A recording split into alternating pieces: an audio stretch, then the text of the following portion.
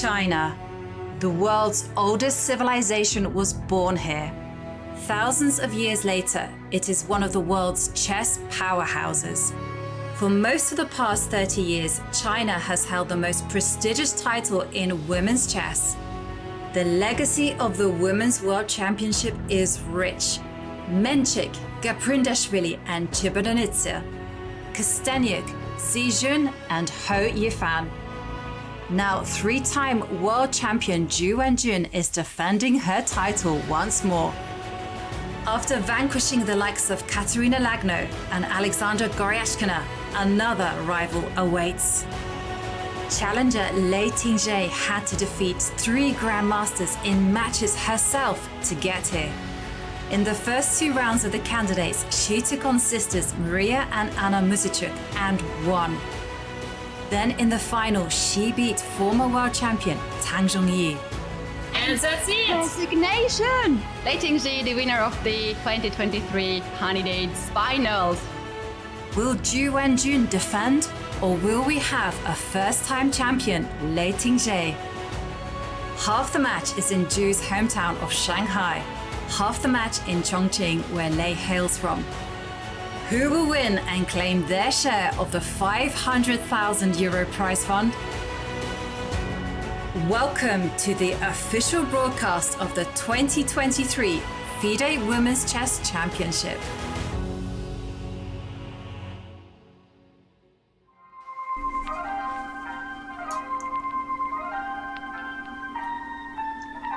Hello everyone, and a big welcome to Game 7 of the Women's World Championship Match 2023.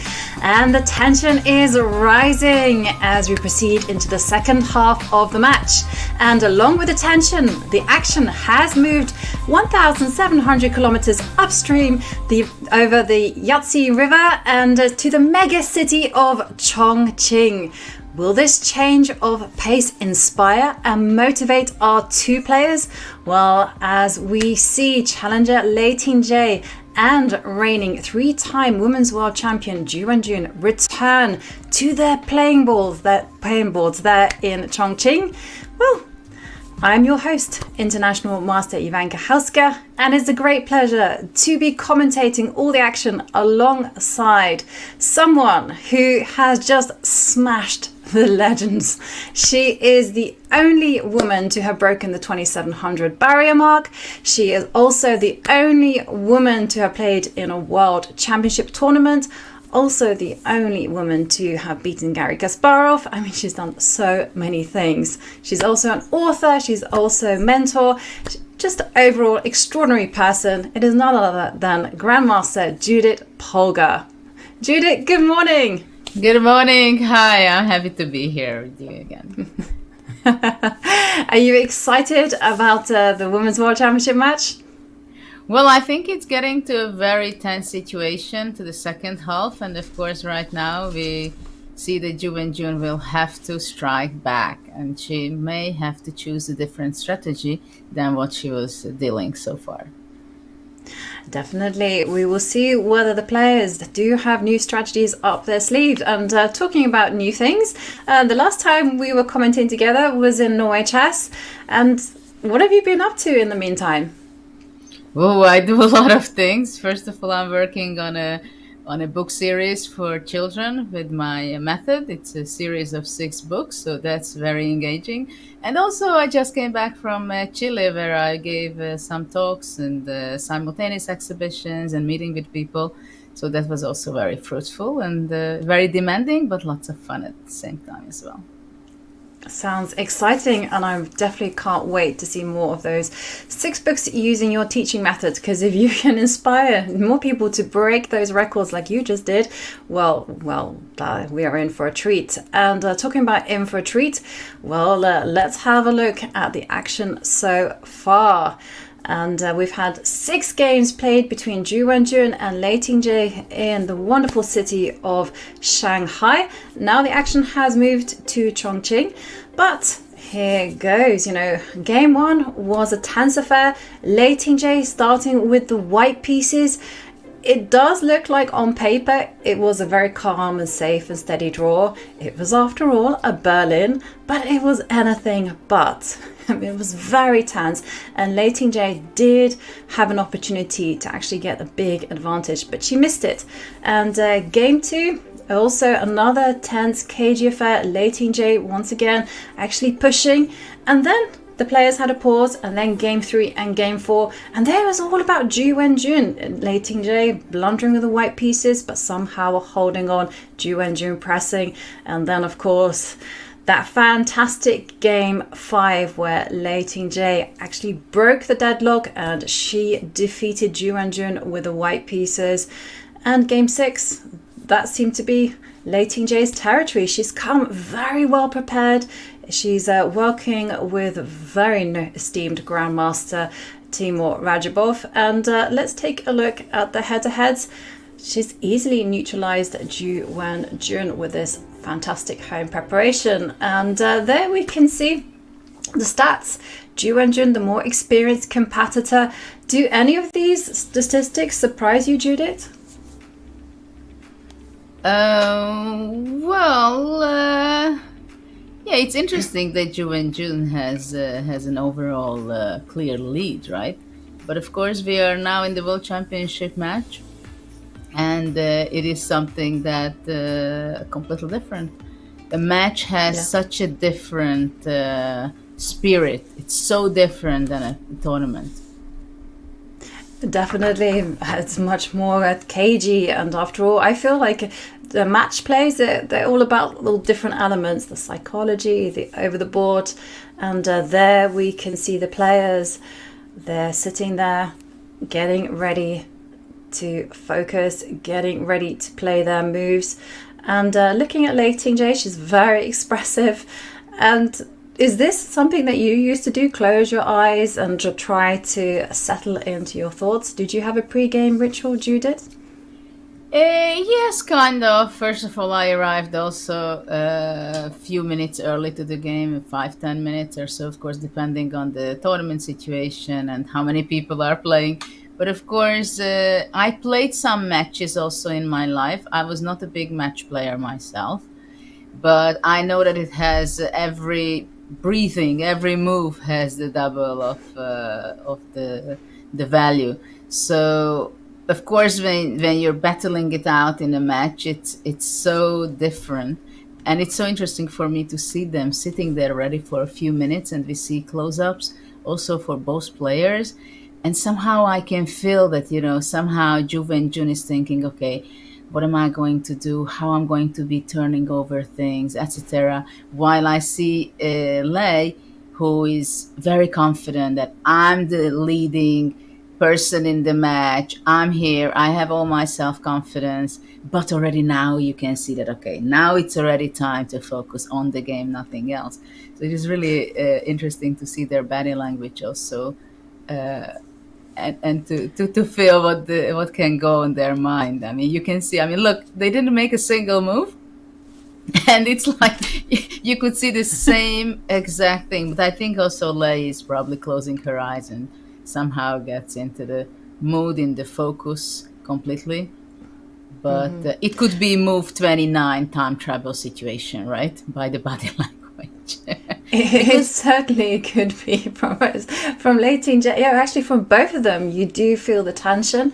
And talking about tension, the players have had 2 days rest, of course, because of the change of location, and to get over all the tiredness and that changing location brings. Do you think that this will have an impact on the players? I mean, for Ju Wenjun, she's used to this. All of her previous World Championship matches have involved this break. The first time in 2018, it was exactly the same. First half Shanghai, second half in Chongqing. And when it came to her match against Alexandra Goreshkina, it was the same. It was Shanghai and then Vladivostok. And there we see the players shake hands. And for Lei Tingjie, this is her home city. We are going to get some action. Well, I think it's also interesting when you play in your home city, how does it affect you? Oh, hang on, I'm going to have to stop you there, Judith, because big surprise. It's yours. It's your opening. I have never, ever seen Ju Wenjun play the Caro-Kann. And wow, it is my opening. And certainly this has Hare Krishna's finger marks all over it, because, of course, he does play the Caro-Kann. And Lei Tingjie herself has dabbled in it. What a surprise. Look at the impression of Lei, what she thinks. I mean, it was a full confusion, right? So it's a great strategy, I think. I don't know what will be the outcome of the game, but you can see the impression. I mean, it tells a lot.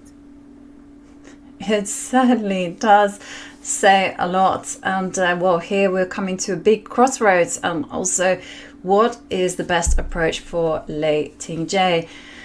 Because she can choose to play strategically. I would say that this opening is quite risky. She can advance the pawn from e4 to e5, but you do have to know what you're doing. And in the sense that once black has completed the development, if white hasn't put any pressure, then of course black is ready for the counterattack of c5. But that's why Lei Tingjie says, no, you know what, I'm going to play my knight out to d2. And now we have the main line. So it's going to be an interesting idea. So bishop f5 played. So they are battling in the old main line. Knight f6 instead of has become very, very trendy. And after here takes, but that has been well worked out.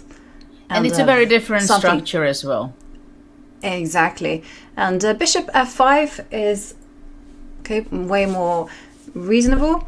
And now we could be seeing 17 moves of theory. And the knight now is coming back to g3 to attack the bishop. And this is white's point. White absolutely has to chase down that bishop if you want to get an advantage. You know, it's funny that when I see this opening, since I first visited China, which was like it was long time ago, 15 years ago or something. 2001 or something like that, more 20 years ago. And I was making simultaneous exhibitions as well. And at one point, I had such a tough simultaneous. And one of the little girls, you know, this very lovely girl, smiling, long hair, tight, done on both sides. And she was just making the first 17 moves of this exact opening, this classical Caro-Kann. If I would have been playing with Bareyev, you know, and I'm looking like, where am I? And I was playing in a small city, you know, and, you know, like, what's going on? Like a little 8-year-old is just, you know, instantly, and, you know, with full of confidence, making the first 17 moves of the Caro-Kann. So each time I see this position, it comes to mind. Yeah, there's a lot of theory in this, and again we reach a crossroad because the whole issue is whether the white knight will be allowed to jump into e5. So you can play e6, you can play knight f6 and allow that jump, or you can go knight to d7 and prevent it. Big moment from Ju Wenjun, and I'm very excited to see how she will handle this variation, because it can get very complicated. But I think the main idea for Ju Wenjun that she had the courage, she understood that she has to take a different path in the match, because I think this is one of the most important, especially in the match, to try to confuse your opponent, try to bring her out from the comfort zone, because it's clear that for Lei Tingjie, it was, okay, I'm in the lead, this game 7, second half of the match, I'm going to be playing whatever I decide to play against your Berlin, right? It's me who is choosing, right? To go in whatever line in the Berlin, or go to the Italian, or play the Scotch, or whatever.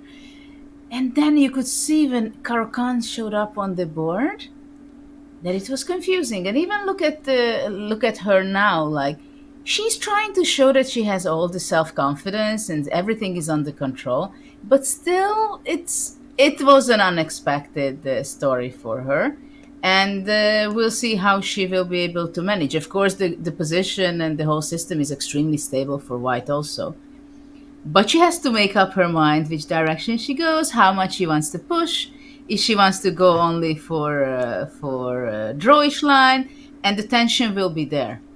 The tension will be there. Definitely the tension will be there. And one thing that I know about this type of position, a lot of it is based on experience. Like, for instance, there's a lot of ways you can trick your opponent just by understanding the plans and also understanding like what endgames are good. So for instance, if the line that I always liked was to actually put the knight to d7 while the Ju Wenjun is considering what to do. But okay, this does have an element of risk. I'm just going to put the knight there, and then after h5 here. And then what you're going to see is these like long lines of theory. Hang on, where's my knight? Oh, because the bishop will come to d3 first. And then after the bishops get traded off, this position is very, very sharp, but white will castle queenside, and black perhaps can also castle queenside, but invariably tends to castle kingside. And then you have this issue of like whether white can get this kingside attack, and that's very sharp. You do need to know what you're doing there. But often I found that I could trick people, you know, by making small little moves. Like for instance, instead of going bishop e7, I would go bishop d6 at the right time, and just utilizing the long-term ideas that this h pawn could be a liability, it could be a strength for white. And we'll see whether Ju Wenjun, you know, she has been studying this, especially in those 2-day pauses. Will she be able to like master all these kind of new little nuances or not? Well, I believe that she should have been preparing this before the match itself. If she came up with this system just in 2 days, that's a very risky story, because this is, you know it the best, that you have to understand the ins and outs of the position of play of the Caro-Kann. It is such a special structure. There is not even another opening which comes similar, I think, than this. I mean, there are some. I mean, sometimes the French can transpose, but not here, because from the French, the famous trademark of the French having the bishop on c8, right? So it's out there. It's being hunted. So yeah, but the pawn structure is very similar. Yeah, but generally speaking, in this position, white can get advantage very difficult if you know what you're doing with black. But at the same time, you have to understand the middle game patterns here. If you don't understand the middle game patterns and the small details in it, then you can get easily in huge trouble. Yeah. You absolutely, no doubtly can. And instead she's gone for a very solid line, putting the pawn on e6. At the same time, it's a provocation also, I believe, that she does not want to go knight d7 to the classical solid h5, bishop d3, which you showed just before. But okay, so what do you want? Are you going to play knight e5? You're going to be active? You want to be very concrete now? So it's kind of asking questions from Lei Tingjie. And I do believe that Lei Tingjie will put the knight on e5, but then again the mind games continue, because if you have studied this line, then knight e5 is the first move that you look at, and knight e5 on the board, bishop coming to h7. Oh, and now bishop d3 is a very normal move. You can see Lei Tingjie how she's like searching in her memory. Bishop d3 played, and usually white tries to say, you know what, you used a lot of time to get your bishop to h7, let's trade off light squares. And and she's also walked away from the board. And one of the unusual thing about this World Championship match is that both players have been very present at the board. You know, even when one of them has been taking a very long think, doesn't matter, they have had company. They do actually have resting rooms where they can go and they can just simply get some refreshments and also just pace. But nope, that hasn't been chosen. So what are we going to see? Bishop takes bishop. Yeah, I believe here there can be a blunder with black by playing queen d4 and knight f7 after that. Yeah, we have to show that one. So this one is very tempting, and everyone could be asking us, but why not play this? But this would not be a mistake. This would be a mistake because after knight takes f7, then unfortunately you're gonna get into problems, and bishop takes d3 doesn't really solve anything because you have knight takes rook at the end of it. So you don't want to be falling into that trick. So let's show it also why king f7 was not possible. Yeah. Okay. Yes. the fun part of knight f7. Yeah, I forgot. I was so I'm still in shock actually at the Caro-Kann being played. It was not what I was thinking about. So knight takes pawn, king takes knight would be a terrible mistake because the queens are facing against each other, but there is a bishop in the way. But if the bishop can remove itself with check, then bishop takes, whoops, the queen falls off the board, and that would certainly be a disaster, especially at the Women's World Championship match. So that's definitely not going to be played by Ju Wenjun. But I'm kind of surprised that the Ju Wenjun is thinking at this point. Isn't bishop d3 is the main move? Yeah, that's the main move. I mean, I think I have seen knight d7 played, but that's a kind of a weird one. But bishop takes d3 is the normal one, and then you back that up after with queen. Sorry. So this is very standard, and after queen takes d3, knight d7, you challenge the knight in the middle of the board.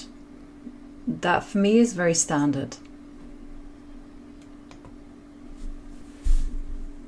Yeah. It's interesting. I find it interesting that she's thinking right now. Yeah. I'm also, it just means that once again, perhaps Ju Wenjun launched the first surprise, but Lei Tingjie carried on the pattern. So, yeah, I'm just, why is she not taking? Why is Ju Wenjun hesitating here? It's a bit of a mystery.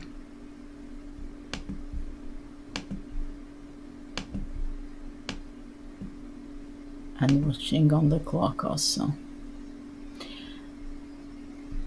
Well, it's a psychological game. Mm-hmm. Also, I believe. It is okay, well, we see Ju Wenjun. And has that ever happened to you? I mean, actually, let me just ask this question. Judging by what you see now, do you think that the Caro-Kann was something they prepared before the Women's World Championship match? Okay, bishop takes bishop on the board. I think that they had to talk about it, and some preparation must have been done, because this is simply too dangerous. And especially knowing that Ju Wenjun is a world champion for 5 years already, and she has a clear experience how to deal with different situations in a match.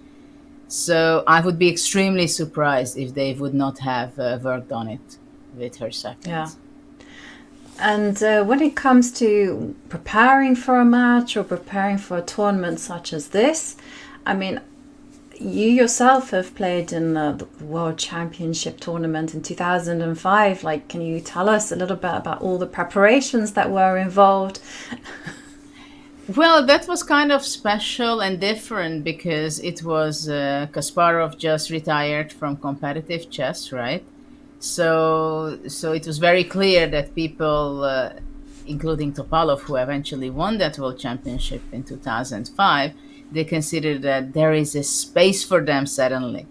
And I was preparing for that event, and I remember very well, my son was born just a few months before, so Oliver was something less than a year old.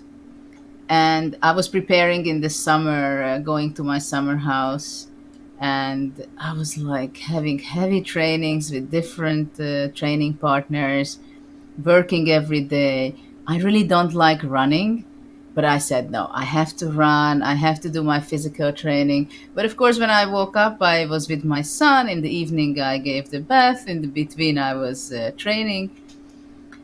But somehow I did not work the right way. That was the problem. So I was not efficient enough and I didn't choose the right openings. And I think by the time I got to the event, I was also exhausted and I didn't give myself also enough days before the tournament to recover from every way. And of course, everybody else was preparing crazy as well before. So it's very difficult to make the best preparation and a good timing for your form. And things did not work out on my way. The opening preparation, especially against Anand in the Caro-Kann, I lost in a very, very bad way with very unnecessary mistakes. But of course, the World Championship, everybody is preparing so heavily, chess-wise, but also mentally, psychologically, and physically as well. Yeah. So you mentioned that you're preparing, but you didn't feel like you prepared in the right way. What is, in your opinion, the right way to prepare? Well, I think the right way is to, first of all, to stabilize your knowledge, your preparation. So the basics, like you're going to do this. Against e4, you play this. Against d4, you will play there. Against English, you're going to play whatever. And also with white, you have a very clear vision in which direction you want to go. So you're prepared on the concrete stuff. But also mentally, you have to be extremely resilient to be able to switch whenever things go wrong. How can you switch? Can you switch? And also mentally, that if things go wrong, how you can exclude from your mind that you made some serious mistakes, let's say. And that it's not hunting your brain all the time what kind of mistakes you were doing.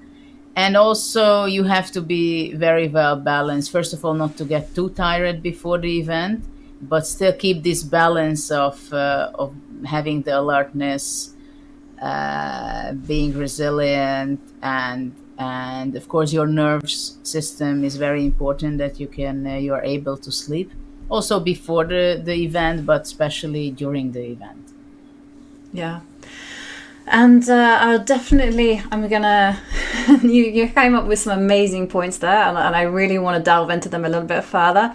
But I just wanted to mention, just before we do, that up until move 10, knight to d7, the two were actually following that famous match, the famous game between Vishy Anand and Magnus Carlsen. And in that game, White actually didn't play Queen e2, but instead played f4, and after Bishop b4.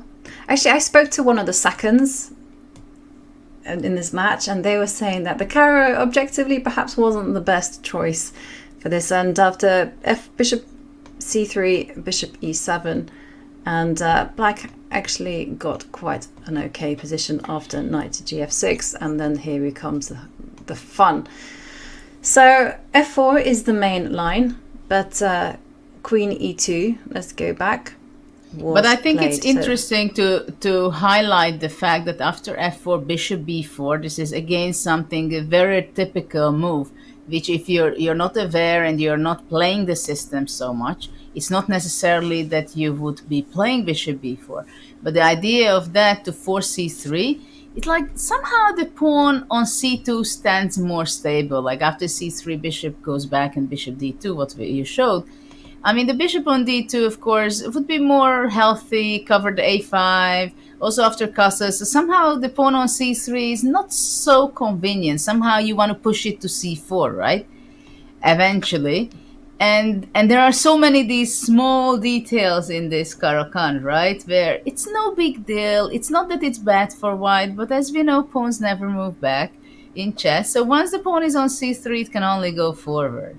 And it can give a little weaknesses around white's king after long castle.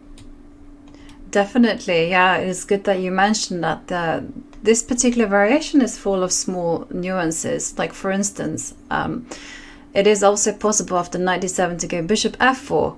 And one possible response to this, and again, if you don't know it, you wouldn't perhaps a dream of playing it, is actually to go queen a5, check. Again, with that small point that c3 isn't going to be accurate because white wants to castle queenside, the a2 pawn will be loose in that situation.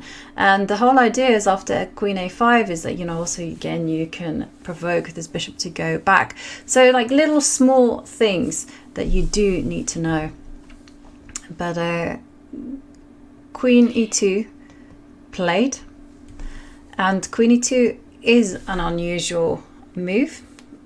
Well, it's not unusual, but it's not the main line. So Ju Wenjun probably is going to be out of preparation. Personally, if I were Ju Wenjun, I would be quite happy because f4 is always appeared to me the very scary lines. And Lei Tingjie has moved away from her direct style of play. That's where she's in her comfort zone. Knight f6 is the main move. Sorry, but this is going to be very interesting. Like, for example, when you get a surprise, you can tend to go into the safer area, and this is exactly what can be disturbing for white, I think. And this is what Ju Wenjun maybe starts playing to make a confusion in Lei Tingjie's brain. That am I playing for a win? Am I playing for initiative? Or I'm okay going solid and I don't want anything special. I have the lead of the match. Because once you get this in your head that I'm leading in the match, and maybe she can have a lot of fans out there in her home city, it can be 6 game is still too much to celebrate. Okay, so it can be disturbing. I've seen this before when Leiko was leading against Kramnik. And he had a clear lead. He had clear opportunities to make an extra draw. Really, he was like from one hand away to become a world champion. And somehow it was like, okay, I have the lead. Draw is enough. I don't have to win, and so on. So these are the things which can give extra confusion and extra chance for Ju Wenjun to be able to turn around things or equalize the match. And this queen e2 is like showing that I'm on the solid side. So probably if Lei would have been very well prepared and knew that Karakan will be standing on the board, there is a great chance that her choice would be f4 because of her style. Yeah, I agree with you. I think it was Boris Spassky or Tigran Petrosian, whenever they were faced with a novelty, they always said, we treat it with respect on the board, but at home, we are going to tear it apart. And queen e2, but I just also wanted to stress to everyone watching, queen e2, it is a more solid choice, but it is not a passive choice by any means. I'm just looking at this database here, and I can see Nepomniachtchi has played it and won. Cheparinov, who also is a big opening expert from Bulgaria, has also played it. I mean, white's idea is still very much to play bishop d2 and castle queenside, because after all, white has played h4, you kind of committed to this queenside castling plan. And the question for Ju Wenjun is, once she's completed development, does she kind of go knight f6? I mean, this is really like, say for instance, bishop d2, does she challenge immediately in the center with c5? Again, she has to be ready for all the complications that's going to be involved there with the opening of the D line. Does she perhaps play it a little bit more solidly with queen c7? I mean, again, she has to navigate this. And where is Ju Wenjun going to put the king? To a familiar Caro player, I mean, they will know. But to someone trying this out for the first time, it might not necessarily be apparent. Because if you castle kingside, well then white still has a ready-made attack of putting the knight on e4, g4, g5 is coming your way. And also, let's not forget f4s, and also let's not forget piece sacrifices on h6. So which way are you looking to castle with black? To be honest with you, I always really like the c5 lines. I like going queen b. I really do like going queen b6. This is an approach that I'm a big fan of at times. But again, you have to well time it. Like queen b6, queen b5 is something that I love doing. C5 is my big preference, because I feel like c5 says to white, well, you're not your king. So for instance, play could really explode. So after castles, c takes, d4. First of all, you have to know, you have to be prepared to give up. White for sure will win it. And then, you know, just say, well, your king on c1 isn't going to be so safe either. That's kind of like my whole essence. And then where possible, I will put my king as quickly as I can to the king side. And again, say, yes, there's something happening on the king side, but I will be quick down the c line. You know, I'm not sure that Ju Wenjun feels very comfortable right now. Well, I was surprised, to be honest with you, that if we were to go all the way back to move 4, I was surprised that she chose the bishop f5 line. Because this one is very theoretical, and yes, it's not really popular at the minute, but it is the first line that every kind of every player for the white pieces, they learn all these kind of lines. And I do remember sitting next to Hari Krishna a long time ago, and he was playing the Caro-Kann with the black pieces, and he tried knight d7. And I was like, oh, okay, this was an opening I used to play a long time ago. And then just for everyone at home, this is like a public service announcement. If you meet Queen E2, do not play knight gf6, because oh no, knight d6 will come with checkmate. I have also seen this happen like live on a tournament, and it was against Richard Report, and Richard had the white pieces, and he finished the game in like 6 moves, and off he goes and enjoys the rest of the day. This is not what you want. This knight d7 system was a big favorite of Anatoly Karpov. He was playing it against me quite a few occasions. And of course, bishop d3 is the main line as far as I remember. Yeah. And very interesting line actually. Also became quite theoretical with time. Knight f6, knight g5 and stuff like that. Yeah, but I remember that Hari Krishna had it all worked out, and he beat an international master. He was about 2450 at the time. That was easily with the black pieces, and I remember being very impressed by this game. So I just thought, okay, this was many years ago, but I did think that this one would be the opening to catch Lei Tingjie off guard. But no, that didn't happen. So I'm going to go back to the game position, and actually, we still you know what is interesting, that Ju Wenjun has a 20-minute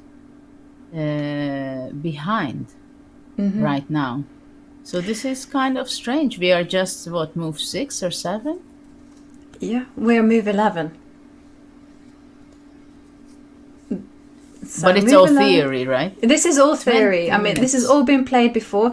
I mean, it is surprising that Ju Wenjun gets into this position and she's using the time to work things out, because unfortunately this particular line in the Caro-Kann, you need to know probably up to move 17, but once you've mastered it, okay, then you start thinking, and at least you don't have that many moves to make until move 40, and you get that half-hour bonus time.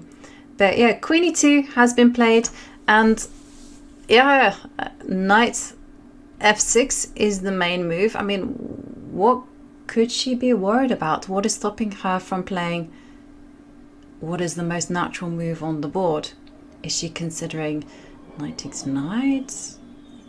Is she, I mean, like knight f6, it is, I'm a little bit baffled, so I'm just like looking at knight f6, bishop d2, castles, bishop d2. I think bishop e7, long castle, short castle, something like this. I mean, if you haven't done your homework, for instance, and you don't want to be playing c5 because you're just thinking black doesn't have the time right now, then as you mentioned, bishop e7 is also very normal, and there white will certainly castle queenside, and then castle queen c7 is a move. What I found interesting in these systems a lot when I was analyzing it with some trainers, partners, that when you have your pawn on h4 or h5, it can give a huge difference in some cases. Because, of course, when the bishop on g6, many times, of course, we have this line, h5, bishop h7, bishop d3. That's the way to exchange. And not having the pawn on h5, it can give extra opportunities for white time to have the knight on h5 in some cases. Or what it can give extra plus for white also if once, let's say, white goes knight e4, or even in some rare occasions, white goes knight f1, knight e3 or something. But mainly when you start to play g4, once you have your pawn on h4, g5 can be much more powerful. Yeah. The knight gets out of his own way. Definitely. Yeah. Definitely a big idea in this line. And also one thing I wanted to say is that with the pawn on h4, there's also the benefit that should black react quickly with c5, that in the endgames, this rook is not tied down to the defense of this h5 pawn. That looks like a really small thing, but it is a huge thing, especially for black's counter chances. And now we do see knight f6 on the board, so we could be seeing this position on the board. And yeah, and there we see Lei Tingjie castling very quickly. So she says no, she doesn't want to go into these very sharp opposite side castling positions, and instead, you see, she wants to go very solid. But when you have your pawn on h4, it's not the most obvious continuation to go solid. I mean, this way the pawn on h4 can be vulnerable. But yeah, I mean, white is playing very solid, don't you think so? Yeah, okay, that's no, I mean, castles. I'm just wondering whether it can transpose into, because immediately as the carry player kicks in and says, well, I don't have to be worried of the lines that you were talking about getting pawn stormed, and on the king side, and there we see Ju Wenjun simply develop the dark squared bishop e7. I think also Ju Wenjun, judging by her pace, will be relieved to see castles on the board as well. I mean, what is Lei Tingjie's idea? Rook to d1? Interesting that she plays so fast. Yeah, but one of the things that we have seen from Lei Tingjie is that she has played remarkably quickly in the opening stages. She's also played very confidently, and she seems to have quite a few lines worked out. And I realize that I'm saying it in a very British way, which means she seems to have a lot of things worked out. Rook to d1 on the board, because the fact that she's playing so quickly, queen c7, I would expect castles. I think I would castle the king.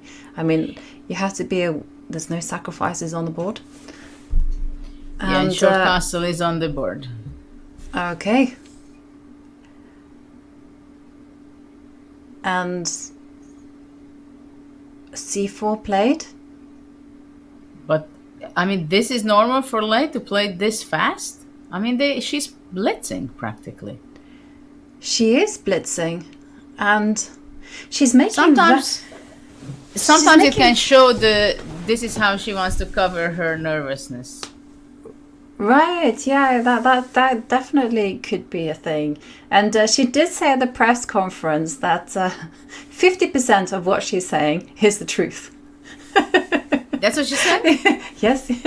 In the press conferences, she comes across as very confident, like everything is good. And then they asked her, you know, how truthful are you both being in the press conferences? And Ju Wenjun, you know, what you see is what you get. She said she tells the truth 99.9% of the time. And Lei Tingjie pauses and gives a smile and says, 50%. Wow. And yeah, so this could be bluff. I mean, she's playing moves like c4, which are very committal moves. And everyone at home might be going, what are you on about, Ivanka? Like, how could c2, c4 be a committal move. And the point is that eventually the d4 pawn in an endgame could be very weak. I mean, black is the one with control, or has the use of this semi-open line.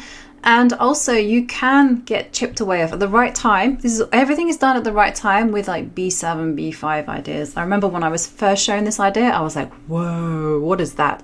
But it's certainly a positional idea. Also other ideas, positional ones that black can have at their disposal is like a5, a4, and then b7, b5. Ultimately, it's all going to be about pressure against this d4 pawn.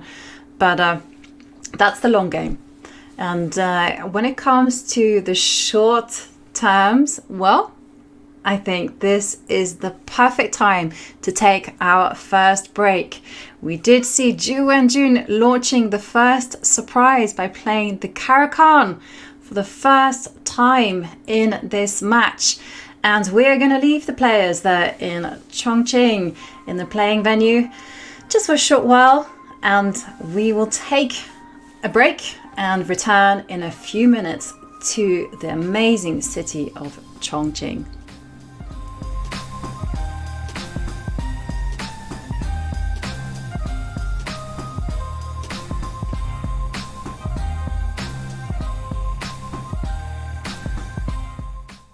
Your subscription makes shows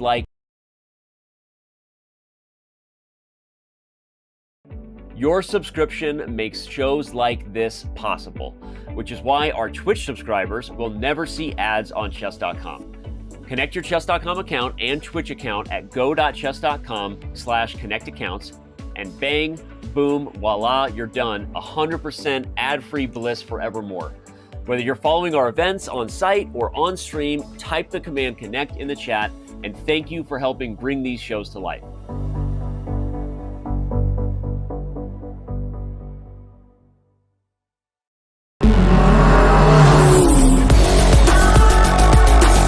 Oh my goodness, knight d8? Whoa. Bishop d5 with mate. No way! It has to give it. Mate! You voted mate! Chance, rook f7. Oh, whoa, no! No! No!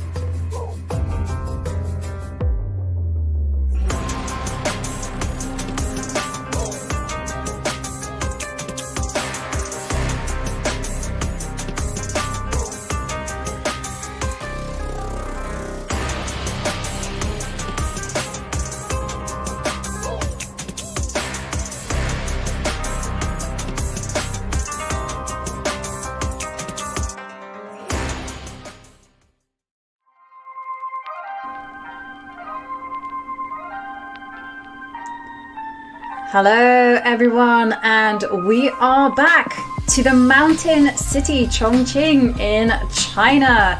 It is the city that never sleeps, that comes alive. There you can see these glorious lights and the nighttime. And talking about action, talking about thrills and spills, well, we are right now in Game 7 of the Women's World Championship match, and there we see reigning 3-time Women's World Champion Ju Wenjun. She is trailing the challenger Lei Tingjie by a point, and we are going to dive in to the action. And after Lei Tingjie very confident opening, even though she was ultimately surprised by Ju Wenjun's Caro-Kann, nothing seems to have phased her, and we see Ju Wenjun now in deep thought after Lei Tingjie's c2, c4. Judith, Well, I think it's very interesting, the speed, how Lei Tingjie is playing, and I think it can be also kind of confusing for Ju Wenjun. And also, of course, the main thing is what is confusing is that she's not an expert in Caro-Kann, to say the least, right? And so when you play an opening where you're not so familiar with every detail, but you prepare, you know what you're going to be playing in the first 10, 15 moves possibly. I mean, you can get okay, but still you have this mixed feelings that, oh, what should I do? Should I play bishop d6, queen c7, a5, queen b6? Can I go c5?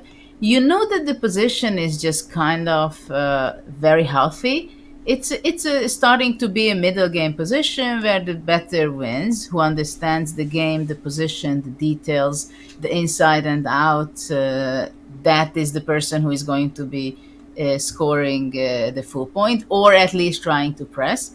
This is a position where with white you should be just fine. I mean, you can, what I would not necessarily advise to play f4. That's for sure that you have to think about it 5 times whether you're going to play ever f4 in this position, having the king on g1 and having specifically your pawn on h4, because this h4 pawn can be extremely tricky, what will happen to it in a later stage of the game. But, I mean, the game is getting into the extra tension middle game. At the same time, it seems the time element will take a big role in the game also. Yeah, because once again, and we've been here before, Judith, many times, Ju Wenjun, she is under 1 hour. Lei Tingjie, well, she's got more time than she started off with, and like you say, that will have an impact later on in the game. And Ju Wenjun at the crossroads, as you've indicated, lots of plans. You can step the queen, connect the rooks, and which pawn break do you go for? Do you expand with a7, a5? Do you ultimately play c5, or do you even play to go bishop d6 and destabilize the knight on e5? And there we see queen a5. Well, that was not a move that was on my radar, but it is an idea in other lines. Well, basically queen a5 can be also a sensible move, of course, to bring out the queen and connect the rooks, and possibly to go rook d8, rook c8, I guess. Mm-hmm. But b5, for example, is not a move that black is preparing yet, and that is one of the main plan, unless you're going to be going rook fc8. But now b5 happens at the end. b5 happens after you've completed development. You're not under any danger at all. It just happens, you know, say the queen of c7, some knights have been traded, and you're like, okay, well, how can I chip away? b5. The plan can be also queen a6 at some point, of course. That can be a very interesting and nice spot for the queen. At the same time, black will have to be careful that the queen is not going to be too much outside of the game, because let's say if white goes bishop f4, which is a logical continuation now, and black goes queen a6 with an idea to play b5 possibly, and also to give this pin, maybe queen d2 and bishop h6. I would be trying to think of these kind of tricky ideas. Give some problem to the black, and I think this can be in a style of Lei Tingjie as well.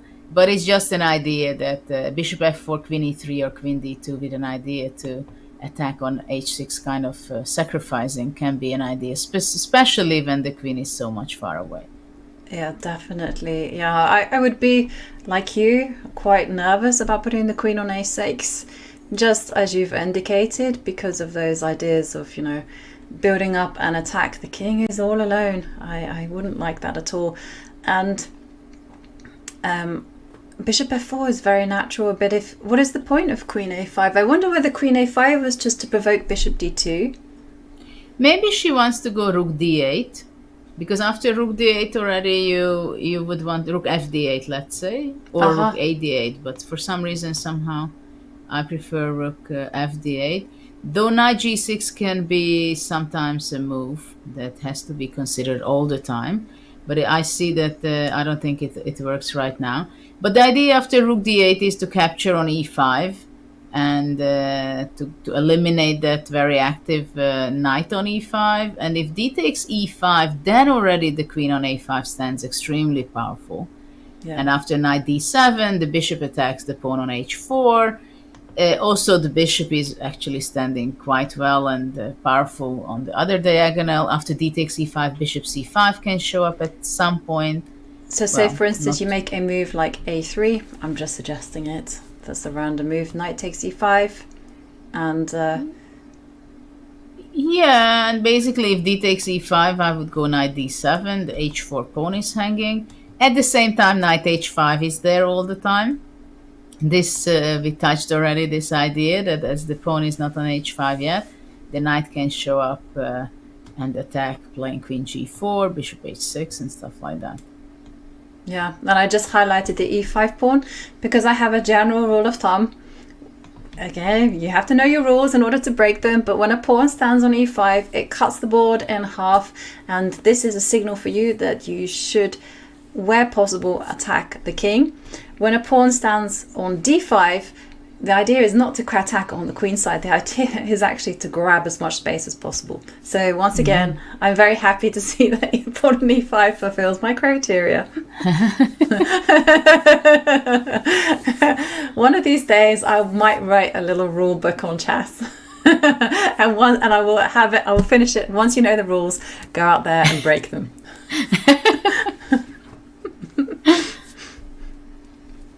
And basically, it's the first time when Lei Tingjie starts thinking a bit in this game. Mm-hmm. Yeah, so Queen A5 clearly coming as a surprise to her. And okay, the more I look at it, because so Queen A5, the more I look at it, the more I like it, just because of this knight takes knight angle and then take control. Queen does stand okay on A5. I mean, are there any other moves that she could be considering? Bishop f4 looks like the most natural move. It's direct. It's very much in keeping with Lei Tingjie's style. Yeah, okay, bishop f4 is the most logical, I believe, but also a3 or also possibly b3 and bishop b2, though that is extremely solid. Because I would prefer to have the bishop on f4 and stay in the c1 h6 diagonal, just for mainly for tactical reasons and opportunities to keep an eye on the h6 pawn. Yeah. But of course, after b3, you can go solid, rook d8. Which rook? This is the eternal question. I don't know the answer to it. Rook f to d8 feels like you're neglecting the king. Yeah, after queen a5, also rook a d8 makes a lot of sense, because probably after queen a5, you're not going to have this plan of playing a5. Mm-hmm. So rook to d8, other one to e8, just to make sure that on e6 there's not some extra things gonna happen. Yeah, and still keep this idea that knight e5 is in there, or to play c5. Though c5 is kind of tricky, because most of the, let's say bishop b2, and c5 most likely will not really work for black because of d5. Yes. It's definitely not something that you want to do, because after pawn takes pawn, you're going to get into trouble. Ooh, knight f5. I remember You see, games like this. this with is the Jobova. square f5 which you don't want to give up in these positions, because knight on f5 is a killer. Yeah. And it's hitting the bishop. Coming towards the g7 pawn. Nope, it's game over there. So you do not want that.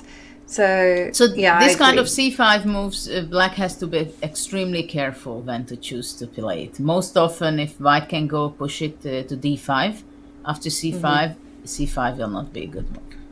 Yeah, so if you can meet c5 with d5, then yeah, that's a very good rule of thumb here. And the bishop is on b2, so I was looking at moves like bishop a3, because in general, in this type of structure, black is saying it's going to be all about the d4 pawn. You know, it's a simple position in that respect. And so I was immediately, that the bishop is on b2, I'm attracted to moves like bishop a3, and borrowing also from ideas in the Slav playbook. I think we can say it's the best move, bishop a3. Just eliminate the black square bishop, and then probably the position is just going to be equal. There's not going to be much at all for white to be playing for. Yeah. Unless some concrete ideas. Yeah, the only concrete line that I can think of is also knight takes knight. And but then... Well, after knight takes knight, rook takes knight. And once you exchange the bishop, and you can have your doubling the rook on the d5. Actually, black is not worse at all, putting pressure on the d4 pawn, right? So b3 is not something I would like to play with white. Okay, so most natural move, we've come to the conclusion, bishop f4 is probably the best. It supports the knight and reinforces. So, Well, and develops. And exactly. You can't ask for more than that. Which is not the last thing that white should be doing, right? Right. And so the rook will come to d8. I don't know which rook, so I'm just literally choosing one. And because we went for rook after d8, I was like, okay. Well, there are some positions, and I think in these kind of positions is a very huge dilemma. And it's one of the biggest thing. If you can, where to put your rooks, because the thing is that rook d8 with playing with the f rook or the a rook, it looks the same because it has the same purpose, right? To control and put one of your rooks to the semi-open file on the d5. But you will figure out, and you get to know only in 10, 15, 20 moves later whether you should have been playing with the other one. And these are the small details which you have to understand and know in the openings you're playing, that where it belongs, that rook. Right. Yeah, completely. And I mean, I haven't mastered this, and I've been playing the Caro-Kann for most of my life. I really don't know when is the best one, because sometimes you want the A rook just to support A5, A4. Sometimes if you move the rook, F rook, then like you say, 10 moves down the line, there's an attack coming your way, and you should have covered the F7 square. Yeah, so, or it could be also the reverse. If you move the A rook into the center, then the F rook is in the way of the king. So it's very, very complicated, and you only kind of come to the conclusion just by feeling your way through them, just by playing this position out many, many times. But rook f to d8. We see bishop f4 on the board. It is on the board. Our prediction game is on. Yeah, so after rook f d8, the main issue can be there's two things. That first of all, you're not going to have your other rook on e8. Secondly, you have to watch after the f7 pawn all the time. And we have rook a d8, I think. That's what she played. So she did not want to give the weakness or give the alternative for white to attack sometime sacrificing knight f7 or knight g6. Which is again very, very natural. Rook f to d8 felt provocative, but at the same time, one thing I just also wanted to point out: sometimes it looks like knight g6 is very dangerous, but black isn't necessarily obliged to capture that knight, and rook e8 can be a possibility to get out of those ideas. Yeah, but for now, next question.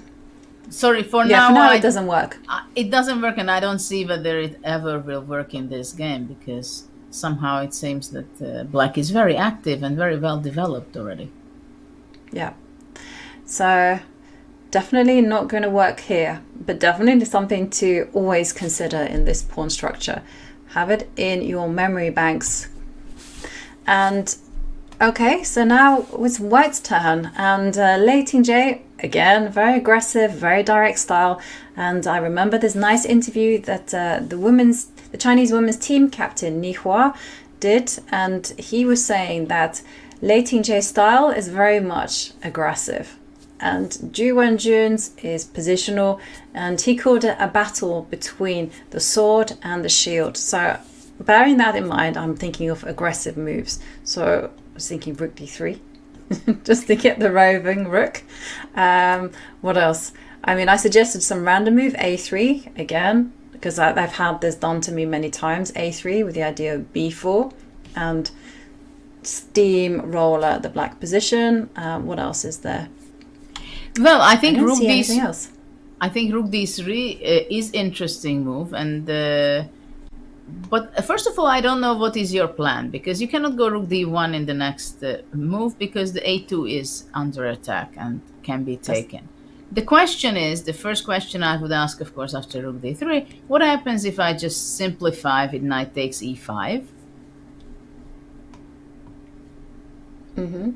I would have to take with the bishop. Well, it's a knight, question with the with bishop. what are you taking, but let's say bishop e5, and if I can go simply knight d7, attacking the h4 pawn. Also, I want to, of course, grab your bishop. Can you take on g7 or not? If not, then I think black is just super fine. I didn't know. I was just I was going to retreat my bishop in shame. That was all I was planning. No, I mean, I don't think, can you take? No, I don't think so, because after I don't grabbing think so. takes knight h5, you simply go to h7 or h8, and white will not have enough attack. But Yeah, in that so let's case, just put it up. And then king goes to king h7 or even king h8, because now the a5 queen is standing very well, also controlling the fifth rank. So the white queen cannot go to e3, because the h5 knight would be attacked. Yeah. No. This was too much. I'm not going to do this to But in that case, Lei Tingjie's position. after knight e5, you have to capture it back with the pawn. Yeah, but then there's this I would take on idea, d3. unless I would take on d3 E as takes well, F- and then oh. after. And after e takes f6? I don't know. I hadn't thought of that far. So I can take the calculation. Rook takes rook, so I can actually move my bishop, right? I can go, as long as I take, I can go bishop d6. Well, bishop d6, queen d3, bishop f4, you take on g7, and rook d8. Yes. Don't capture this pawn on g7, because the pawn on g7 is a fantastic defensive piece for black, not for... Yeah, well, eventually it will be taken off when Yeah. the queens are off, but black is doing fine. So I believe that rook d3, due to this very concrete, straightforward reaction by black capturing on e5, it will not work. And from now Well, in on, that case... yeah. Yeah, but no, because if rook d3 doesn't work and it didn't have a plan, I can always take back. This is one of the benefits of doing commentary, and go for the a3 b4 plan. I will swarm you on the queen side. Yes, a3 is very sensible, I believe. a3... a3... But you know, now I'm thinking of playing also queen a4.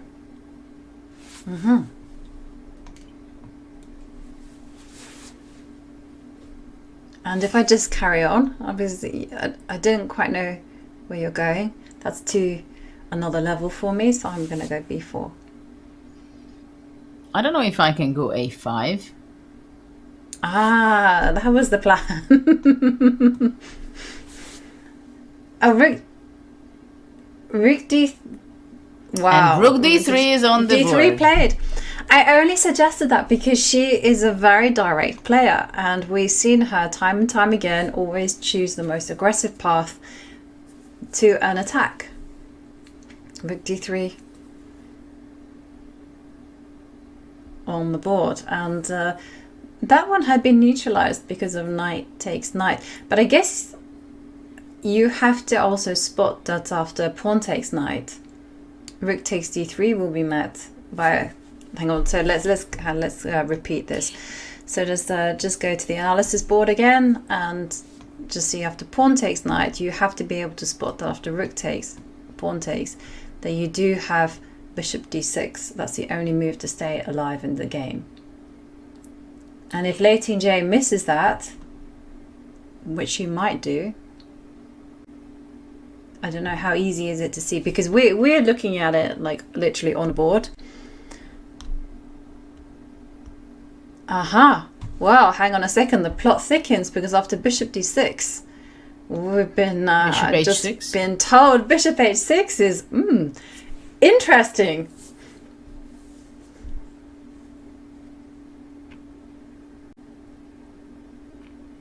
Yeah. Looks scary to me. You have to move your rook, right? Yeah, but somehow I don't feel like to give you this opportunity to have your bishop on g7.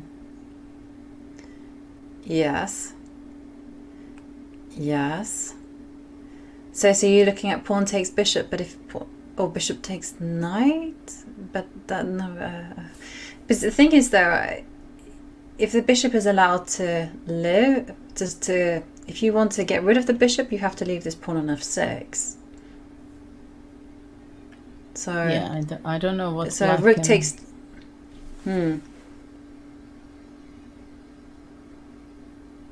Knight e5. Things are speeding up. Okay. Well, this position is certainly But interesting. also- Shall we go back? Yes, because also after d takes e5, I think knight d7 is something to check on.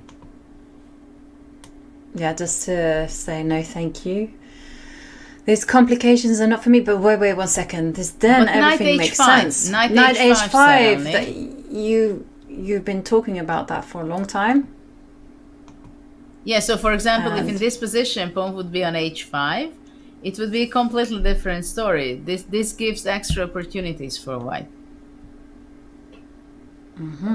And now, of course, rook d3 makes a lot of sense because it can show up on g3, which is very annoying for black. Yeah.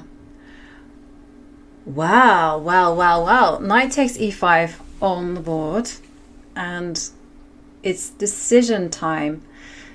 So hang on a second. Just by deep diving, we should really deep dive into that bishop h6 variation, because we could well see that happening. So knight takes e5, d takes e5. You have to go rook takes rook. Rook d3. And then this is where white gets all fancy and goes pawn takes knight. And after bishop, I don't see any other move other than bishop d6 No, bishop d6. is forced. Bishop h6 gets the interesting evaluation. And now, like, d5 pawn on the takes board. pawn. It is on the board. Okay. And somehow because we're a few moves ahead of them, I don't know whether to kind of go back to the live board and just watch their faces, or kind of like try to analyze out this position. What do you think, Judith? Should we try to get to the grips with this one? No, I think we should try to figure out what black can do here. This bar Yeah. on this side is very confusing. That it shows that black is fine, and I don't see why is it so good for black. Actually, I don't see Well- the next move of black. Okay, so we go rook takes knight. That's one move. Okay, so but if rook takes knight, pawn takes rook, and still nothing Yeah, we have- changes in regard that black cannot take on h6. And there's also bishop takes. I'm doing the whole CCT. Like these are the options: bishop takes, and there's also rook d4 with the idea of rook to h4 and getting out of there and just being ice cold and saying, or maybe if you're ice cold, let's go rook d4 and let's just be like, okay, bishop g7. Maybe bishop g7, just rook d8, and you look at that queen on a5. Look at that. Gives what a powerful defense on the 5th rank. If it would not be there, queen h5 and game over, right? Exactly. And this rook on d4 covers the g4 square, so there's no dangerous stuff happening. Well, it's becoming very interesting, this game. So maybe not. You know, there is a very interesting line. What do you think about... Ooh. Oh, but wait 1 second, because this is... No, what I wanted to say, just to point out, sorry, I'm just excited about it. If after d takes e5, rook d3, no, after rook d3, queen takes d3. Yeah. Because rook d8 is not possible now because of ef6. Nice one. And then rook takes queen. Yeah. You take the bishop, and that pawn cannot be stopped, and it will become a new queen. Yeah. Yeah, but this means that my question is that maybe that's why rook d3 was not good, because not ef6 but queen takes d3 was the good move reaction because of rook d8 not possible. Yeah, that's a very important point. So the queen takes d3, rook d8 not possible. And knight d7 is not possible, so... And after knight g4, queen e2 back. So in this case... but I don't like knight on h7. Well, now, if we go back to the position, because we've had a few moves, rook d3 played, knight takes knight, as we predicted, pawn takes knight, excellent move from Lei Tingjie. And now, no rook takes rook, but... knight to h7. So white basically it's a matter of the hallmarks of the attack. Sorry, it's a matter of one move, right? If the knight would be on h5 already and white has the time to play rook g3, game would be over for black. But after knight h5, black is capturing on d3 with the exchange. Knight on h7. Knight on h7 looks like a tricky one. At the same time, the h4 is hanging. And white does not want to push h5, that's for sure.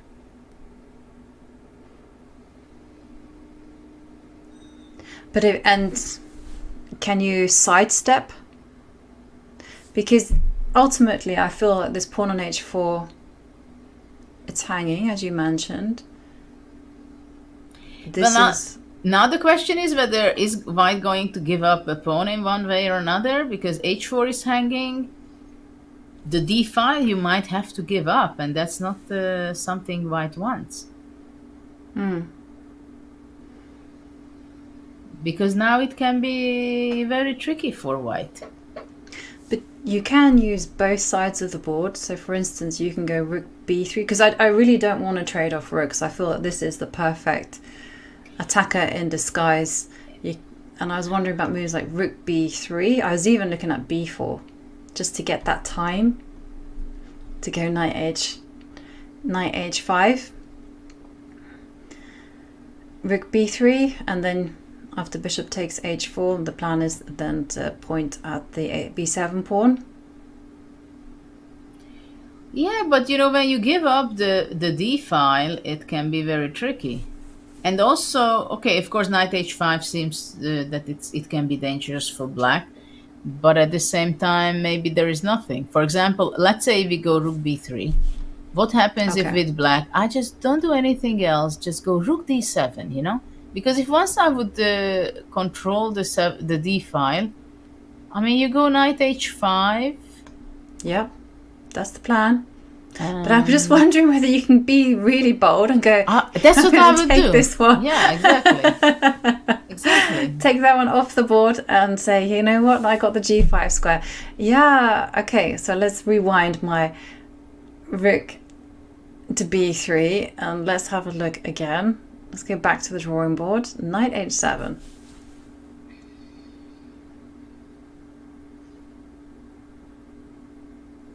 I think white has to be very careful what her choice will be. Knight e4 is something to consider. It looks a very logical and very appealing move.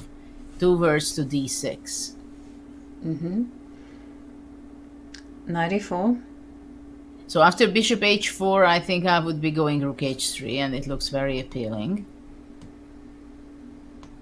Extremely dangerous h3. for black.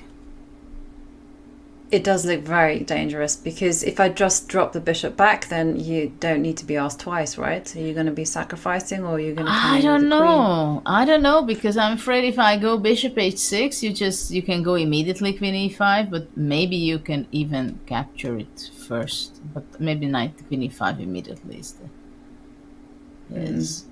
the best reaction. queen? Yeah. So the question is, after bishop h4, can you do something else? Or like just position a pawn sacrifice, that if you go back rook, bishop h4, then knight d6.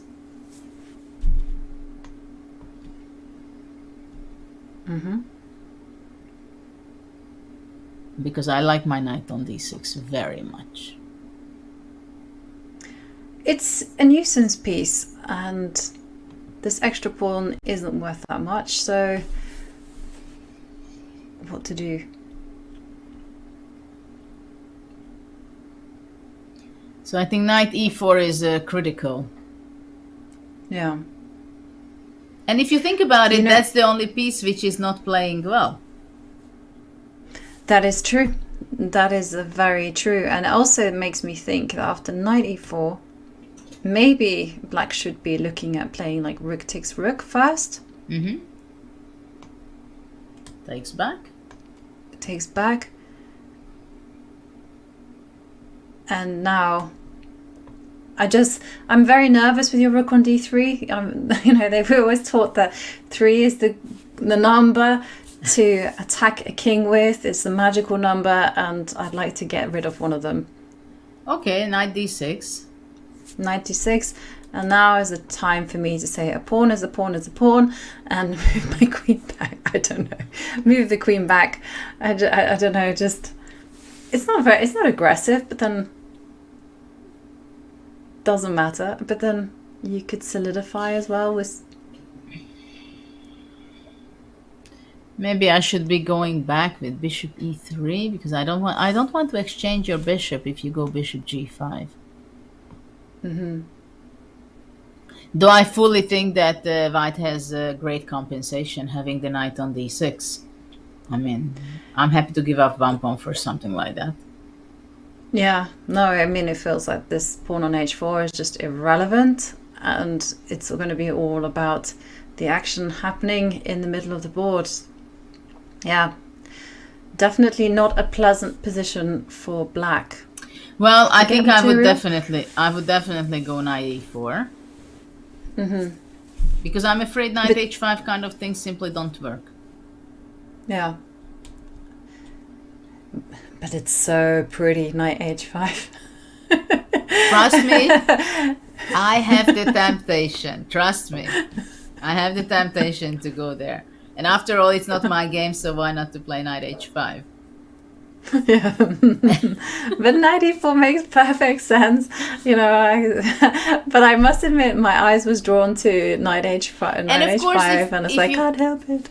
If you play with black, that's the first thing you have to be looking at, because if after knight h5 your king is in trouble, then there is no way out. So that's the first thing you have to think about. But knight e4 after d takes e5, and what an outpost for the knight on d6, right? Yeah, no, but it becomes a positional sacrifice. Yeah, and well, these days with Alpha Zero, showing us all that positional sacrifices are nothing to be feared. It's all about space. It's all about gaining control. Then I think that Lei Tingjie will find knight e4, and big moment here. Knight e4 seems to promise white a very good position. At the same time, Whereas, it's a pawn sacrifice, right? So you're plus up on the match, and these are the very, very difficult moments and decision to be made in such a match situation. Because of course, if it would be 50% like equal, nobody's leading, then you go knight e4. If you're behind, you go knight e4. But it's so difficult when you have the lead. Basically, it's the opportunity of his life, right? She can become a world champion. She doesn't want to miss this opportunity. And then the pressure, it can be really on your shoulder that every decision you make. So if it's in back of your mind, this is a big question, how much you can eliminate this sensation during the game. And can you focus and be in the game only and not to think about all these things? Yeah, that is a big issue, and I just saw a question there from chat, and I would just like to answer the question first because it's also very relevant. So we were looking at moves like rook takes rook, knight h7, knight e4, big move, and maybe this can happen, and then bishop takes h4 and knight d7, and we saw kind of situations like this, and you wanted to drop the bishop back. And the big question from chat was, can the bishop just simply not capture the knight and just remove this piece? Well, I guess I would like to go either b4 to start with or rook d1. Yeah. And Maybe the problem b4. is that you do get rid of the knight on d6, but you replace it with something which could be potentially even worse, which could be a protected passed pawn sitting there on d6, 2 squares away from queening. So it's, yes, sometimes it can be the best decision on the board to capture that knight. Other times I would be very, very wary about it, and I would only advocate it if, for instance, black had some kind of control over the c5 square. Better to let that knight stay there, sit pretty on d6, and then black simply holds. For black is all about just being tight, just not allowing white any opportunity to infiltrate the position. And going back to your point about mental resilience, you were talking about these are the kind of moments where you have to have the focus. And you mentioned that for your world championship match, you were training on this. I mean, how does one train their resilience? Oh, that's a very tough question. Basically, I think it's something to be resilient in a tournament. It's a matter of experience, mostly, because when you have a tournament and things are going your way, you're experiencing that what can you do accordingly, what kind of form you are and how you play. But also you have to experience and learn about yourself, how you're dealing with difficult moments and how do you bump back in those cases. Because this is the question also for Ju Wenjun, that can she play just ignoring the match situation? Well, she's actually been in that situation before. She's in the match against Goryashkina, she was down by 1 point and she responded by winning 2 games in a row. So Ju has that experience, but she's never had the experience of not winning a game. She's always gone through the second half and there's always been one victory here or there. And now she's meeting an opponent who's very well prepared. She hasn't been able to break through. And now we see dramatic switches, like for instance changing opening, and it's kind of, but the thing is with experience and developing resilience is that you have to place yourself in those kind of situations. And you can't keep placing yourself in world championship matches. For most of us, it might be just like that one shot. Yes, but Ju Wenjun has that experience, right? So this is for this reason she has an advantage in that. Yeah. And, well, we will see. This position will certainly require the players to be focused, to show their grit, their resilience, their ability to pivot if needed. And it's the perfect time to head towards a break. But this Monday, something amazing is gonna be happening, because it is the Bullet Chess Championship, where 16 of the world's greatest speed chess players will contend for the Bullet Chess crown. Will Hikaru defend his reign? Will Firouzja block his path and take back the title he held just 2 years ago? Will Magnus's Bullet Chess Championship debut shake up the field entirely? Submit your Bullet Chess Championship bracket now for the chance to win 6 months of Diamond membership. Use !fantasy in chat. Bracket submissions close on July 17th when Game 1 of the Bullet Chess Championship kicks off. And with that, we're going to leave the players for a while, but don't go anywhere because the action will continue right after this break. Yeah, there are a few. I mean, one for sure is interviewing the Holocaust survivor in 1956, French women's chess champion Isabelle Schockel. Started out as a podcast for Ladies' Night in the Grid, and it turned out that I got a chance to travel to Paris and actually meet Isabelle herself. That's a little piece that's going to be coming out on Chess.com soon. That was just magical. I mean, I'm Jewish, and seeing the rise of anti-Semitism is really disturbing. And to be able to talk to somebody who was almost slaughtered in one of the worst atrocities of all time, but is still living 80 years later, and really not just living, but thriving, like providing so much inspiration to everyone around the world. I mean, it's a magical moment. Like, this is like one of the reasons why we play chess and why we create art, for moments like that. So I feel really lucky to have met Isabelle and thankful for that. Also, another moment that really stands out for me was when Judith Polgar visited my US Chess Girls Club.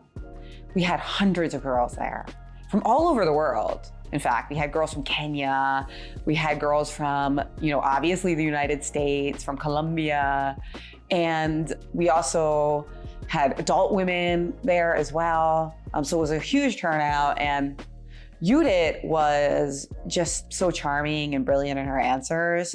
In particular, I noticed that a lot of girls asked her similar questions on a variation of like, what do you do if your confidence is shattered? What do you do if you lose a few games in a row? If you're scared, if you don't know what to do? And it's funny because Judith's reply was so striking to me, because she was just like, oh man, these questions are tough for me because I've always been so confident.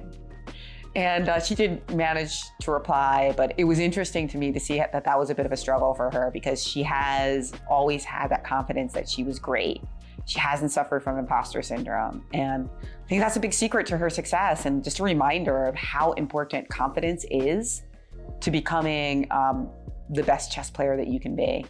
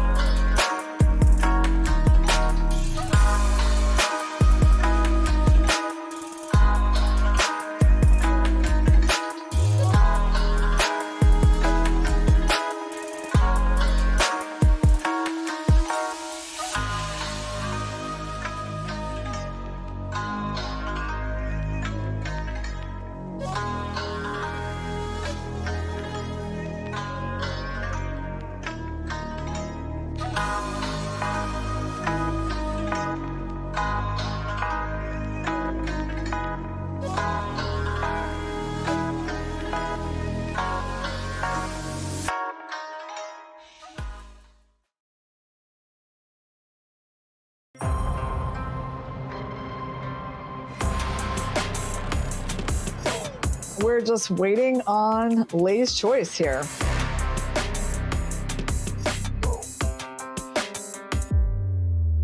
Oh no! She didn't play that!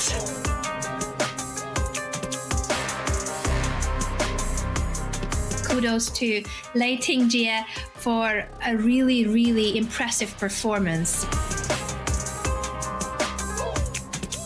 Lei Tingjie has won this match. Huge congratulations. What a performance. Great games. And that's it! Resignation! That's it! Lei Tingjie, the winner of the 2023 Candidates Finals. Congratulations to Lei Tingjie and her supporters.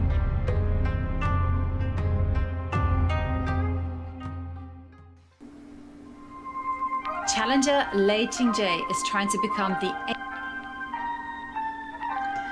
Hello and welcome back. And there we did see the way that Lei Tingjie found herself in Chongqing, her home city, facing off against reigning three-time Women's World Champion Ju Wenjun for none other than that coveted crown. And there we see Lei Tingjie deep in thought. We are waiting on her decision.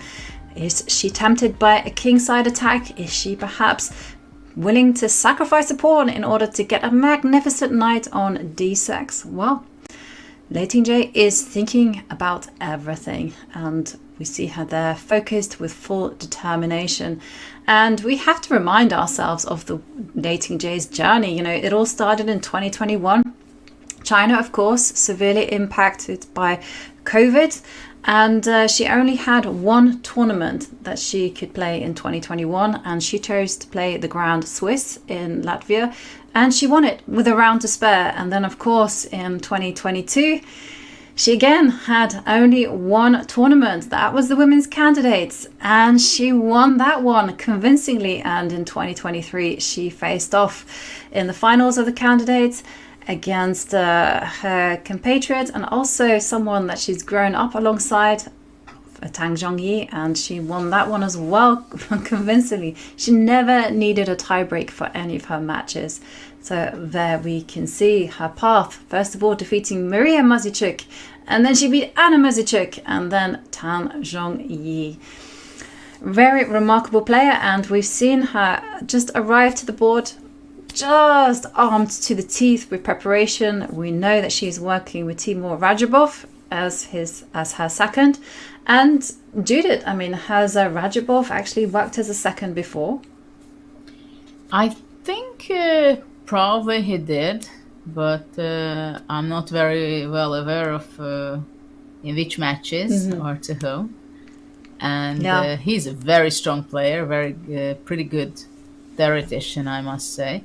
And it's interesting for me to see that the ladies have very strong team, probably, but at least what we know, the leader of the team of second, it's Rajabov, and Hari Krishna on the other side for Ju Wenjun. And I think it's very important for not only for preparation, but also from mindset side, that I'm sure they put the ladies in the mindset that they have to be focusing already from the very beginning in the opening to take the advantage, take the lead, take the initiative.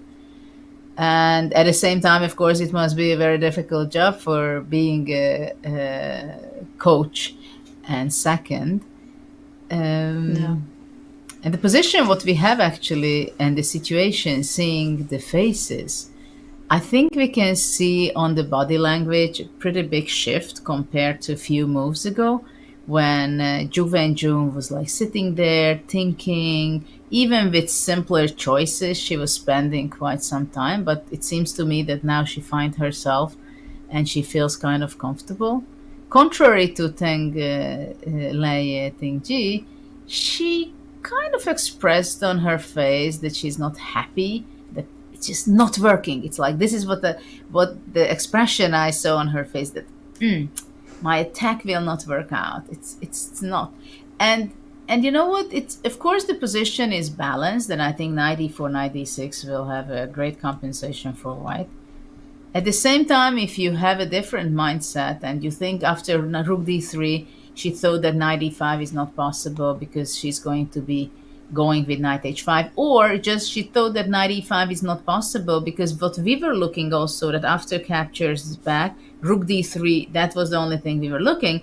And maybe she saw this tactical, which is very good in tactics. So she saw this, that rook d3 is not possible after queen d3, rook d8, because of this e takes f6 and f takes e7 tactical idea.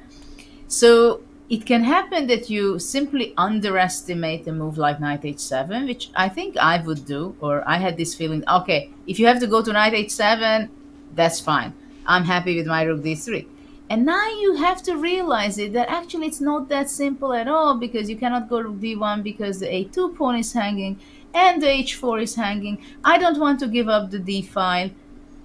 So this is again a moment where you have to show your resilience and be able to switch your plans, and realize it also that after knight takes e5, d5, simply the whole structure changed, and you have to have different ideas and look for new opportunities. What is the plus for white after having the pawn from d4 to e5?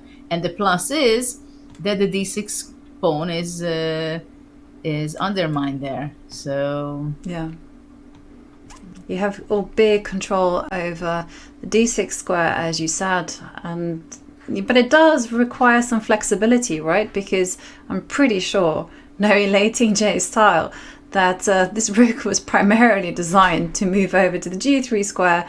The knight was going to come over to the h5, and it was going to be checkmate faster than you can say the word checkmate. But no, instead, as you mentioned, that's very double-edged to play just on the king side, because there are counter-attacking possibilities in the center. So, huge moment. And I also think that it's very important to show and talk about it, that just like 3-4 moves ago, Lei had 20 minutes more, and now she's behind. She's 4 minutes less than Ju Wenjun. Yeah. So these things can be annoying, and you realize it, that something is happening, and some things have changed in the position and also clockwise and psychologically. Yeah, and there we see, because I have to go back to that position. After c4, I remember Lei Tingjie had used hardly any time on the clock, and she had 1 hour and 31 minutes. She had more time than when she started. And then fast forward to knight h7, and we see that she has 50 minutes on the clock. But are you surprised that Ju Wenjun has not really left the board, and that she is also seated there? But I think this is more or less what's going on in this whole match, right? They're sitting at the board, contrary to the match with I remember when in Dubai, Carlsen and Nepomniachtchi was playing. Basically, they were, especially Nepo, but I think also Carlsen, was simply most of his time in the relaxing or room where they had a screen to watch. But I think that was also a fact of the COVID, where they used to the computer and screen so much that they felt at least as comfortable to see their game on the screen than at the board. But I rather see the players at the board, because we can see the expressions, their body movement. And this gives a lot of information to us commentators, but also for the viewers, because this is part of the chess game. This is what we used to when we compete. That we feel the other one, we see the expressions, how they behave, and many times you can read a lot from their faces. And we have knight e4 on the board. Yeah, you were spot on. That knight is heading to the d6 square. Lei Tingjie has abandoned the h-pawn to its fate, and instead it's going to be a battle between control over the d-line and black's extra material. This is going to be a very intriguing fight indeed. And I'd like to, whilst we're waiting for Ju Wenjun to respond, whether she will trade off rooks, whether she will capture, or whether she will capture on h4. That arrow was a bit off kilter, and whether she will try to do that, or she would just try to control the d6 square, but she cannot do that. So I suspect she will take the pawn some way or other. And going back to the seconds and going back to the World Championship match and the preparations, So have you ever been a second? Family second. Family second. Yeah, because your sister Susan, she of course was a women's world champion in 1996. Yes. She beat Zijun. Yeah, was it Zijun or was Zijun. it Galileo? Yes. No, Zijun, yeah. Zijun, yeah. My instincts were right.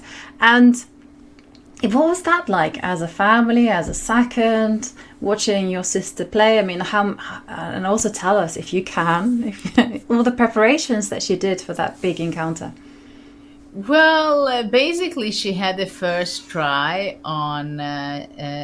in '93 when she decided that okay, she wants to try to become women's world champion after all. And but she was playing at the same time her match with Yossiliane. Then I was playing my match against Boris Spassky in Budapest. Mm-hmm. And there, everything was so unfortunate for her in Monaco. She was leading the match, an 8-game match, 4-2, and then she lost another one, and it was a playoff, and actually it was a lottery at the end. Yeah. And after that, I told her that, well, if you want to try again, I'm going to help you. I'm going to be with you if I can. And then she won a huge tournament in Tilburg. She made the victory. I was joining her, and also I think my mother joined her. So it was Psahis who was her trainer, mainly. And I was more of coaching on two directions. Of course, I was part of analyzing lines, but moreover, I think it was more important from the psychological and emotional aspect, my support. I was the one who was accompanying her to the tournament and before the game to say those last few words that you can do it, you're great, be calm, and those important last seconds just before the game to put her mindset and feelings into the right place. And then I was joining her to her match against Chiburdanidze in St. Petersburg. And I remember very vividly when I met Asmai Parashvili, who was one of the seconds of Chiburdanidze at the time, and he was just shocked that what am I doing there? But actually I got an invitation to Linares and I canceled that. And they were shocked that how is it possible that I was just canceling my participation. So that was a tough match, and also we were training a lot, and but also the emotional part was very good, and also it was good that I was kind of frightening the Chibu's team that we take it as seriously that I'm actually there and accompanying and supporting my sister. And then the final match, I was also there for the whole time. And those small things were important, I think, and I contributed. But it was great because Susan gave so much to me when I was growing up and supportive. So I could give a little bit back to her to support her there. And what was it like as a second watching the games? And I'm also really curious to know like how you trained, and again, the emotions before, during the game. Well, I think emotions is actually very important, and it was very big part of it, especially when she was already in the lead, because I think that's the most difficult to handle in some ways. Because when you know that you're out there at the battlefield and you know that you're prepared, you're going to fight it out, you do your best. You have your strategy to simply fight, and you have to try to strike, right? But once you do that, then you have already new strategies come up, whether should you change anything, should you be playing more solid.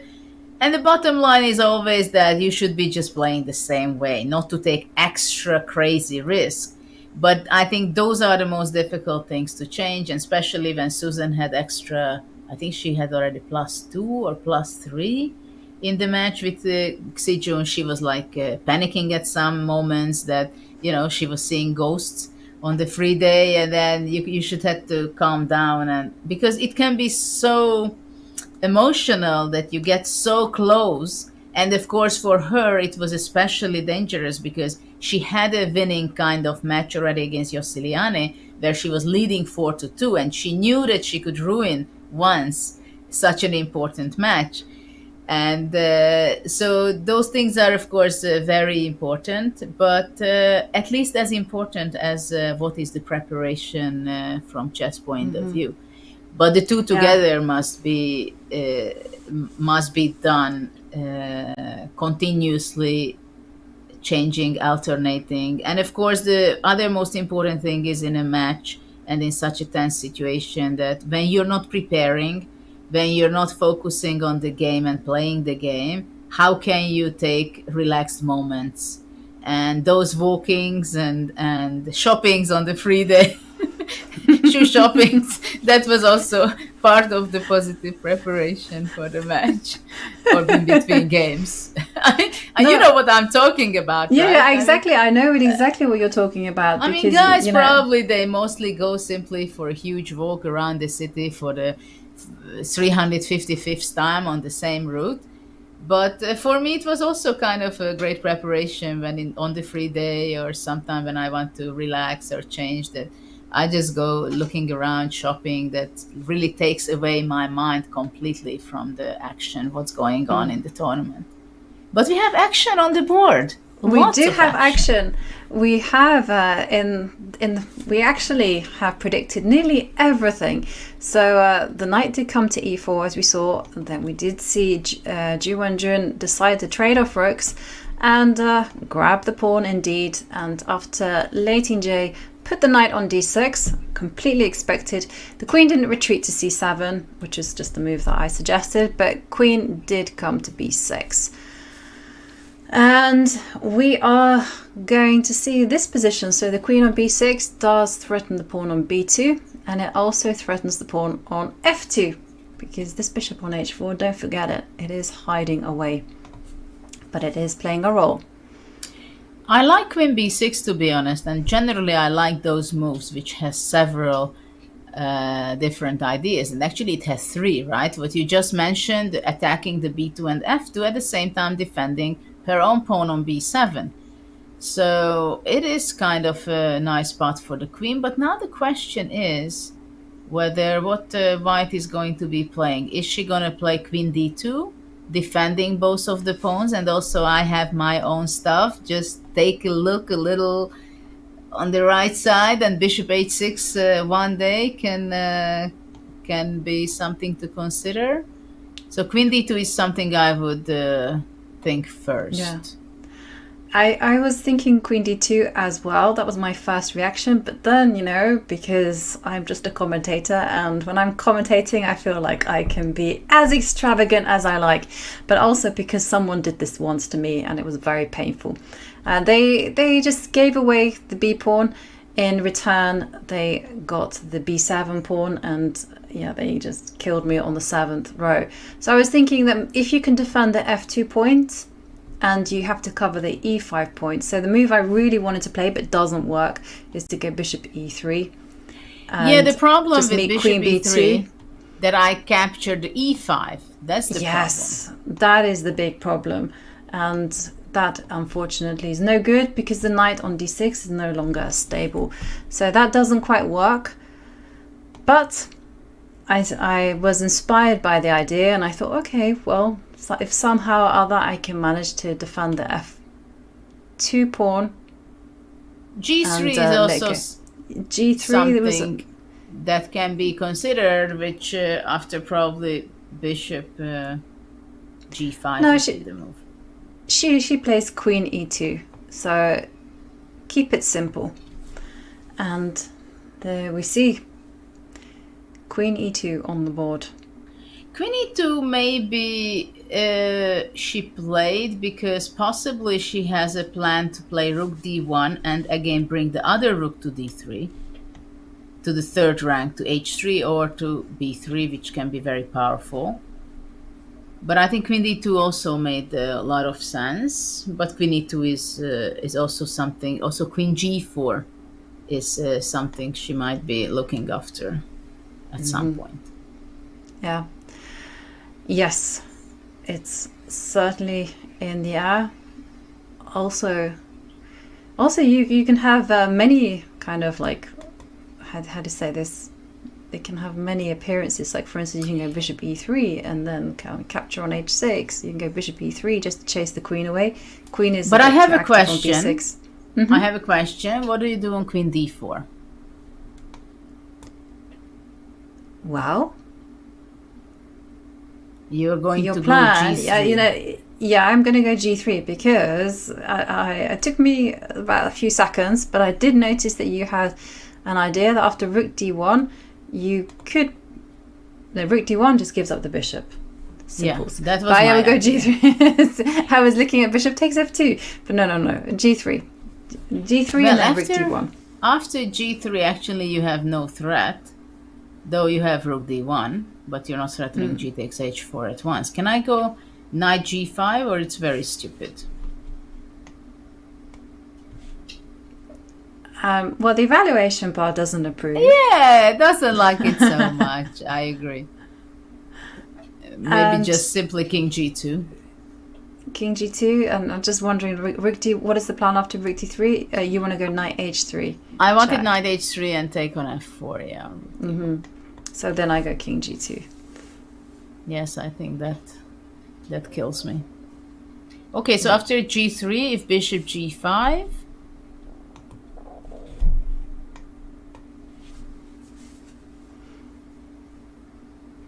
I guess rook d1. Yeah, but then I guess d1. you go queen c. Queen goes back to b6. Yeah.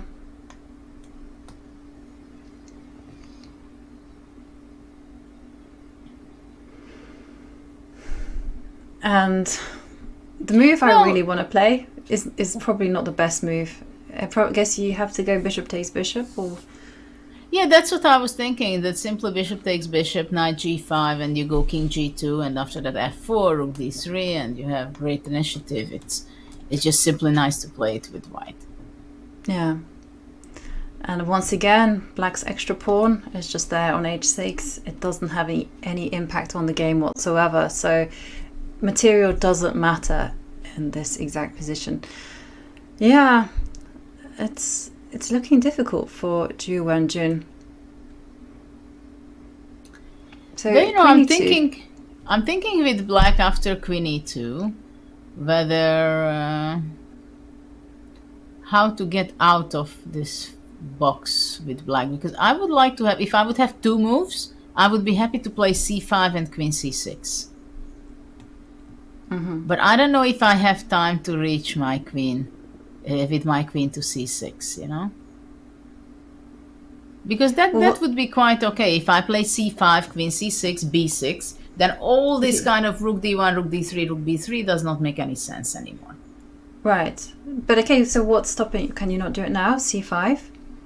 I don't know if you're fast enough to play g3, for example, and a step back with the bishop. Though even bishop e7 can be sensible, you know. Right. Because if I would have time, queen c6, rook d8, I can play takes even on d6, knight f8, f6, e5. I understand that I'm kind of dreaming right now for black, but I just want to show that it's not that white just puts the knight on d6 and nothing bad can happen to her. Exactly. And it's all about the protection and the control of the c5 square. I like c5. I like it a lot. But the question is, what is white doing? Is white going king g2? No, you can't go king g2, queen c6. Rook d1. But maybe you shouldn't play g3, actually. Maybe after c5. Well, you can go queen g4. No, you cannot go queen g4. No, I was just thinking... Queen g4, bishop f2. Yeah, that's why I wanted to introduce the rook to the game. Rook to d1. Okay, rook d1, queen c6. Yeah. And now is the time where I do something fancy and maybe bring my queen out to g4. And the evaluation... It's like the judge on a Pop Idol. You make a move and it moves in one direction. I was also thinking to go back to e7 with the bishop in the previous move. Ah, okay. Okay, so instead of queen c6, you Instead just of go queen all the way back. c6, yeah. And if you go queen g4, I'd be going king h8. What else? Yeah. No, actually, after queen g4, I might be able to take on b2, because after bishop h6, queen e5. So, for example, that e5 pawn, if whatever circumstances, I mean, unless I have to give up a rook in return, but if I can get the e5 pawn, that would be huge for black. Yeah. I have an idea. So maybe not rook d1, but it's just a cheapo, but it is a cheapo that I liked. So after queen e2, you go c5. I was thinking bishop to e3. Oh no, no, I did not like it. I just wanted to go What is your cheapo here? But you know, after bishop e3, but it doesn't even work, f5. F5 can be very powerful. Yeah. Okay, yeah. No, it doesn't even work, and also I'm just retreating bishops. No, I just saw the idea of b4 and trying to get the rook to be what? No, there's nothing. No, okay, it's too early in the morning for me. I'm not coming up with good lines. Okay, so queen e2, c5. Okay, c5. So instead of c5, black can also go bishop e7 first. But I think it's very important if black wants to win. For example, with white, it would be, I think, a great thing to play c5 if she can. At one point.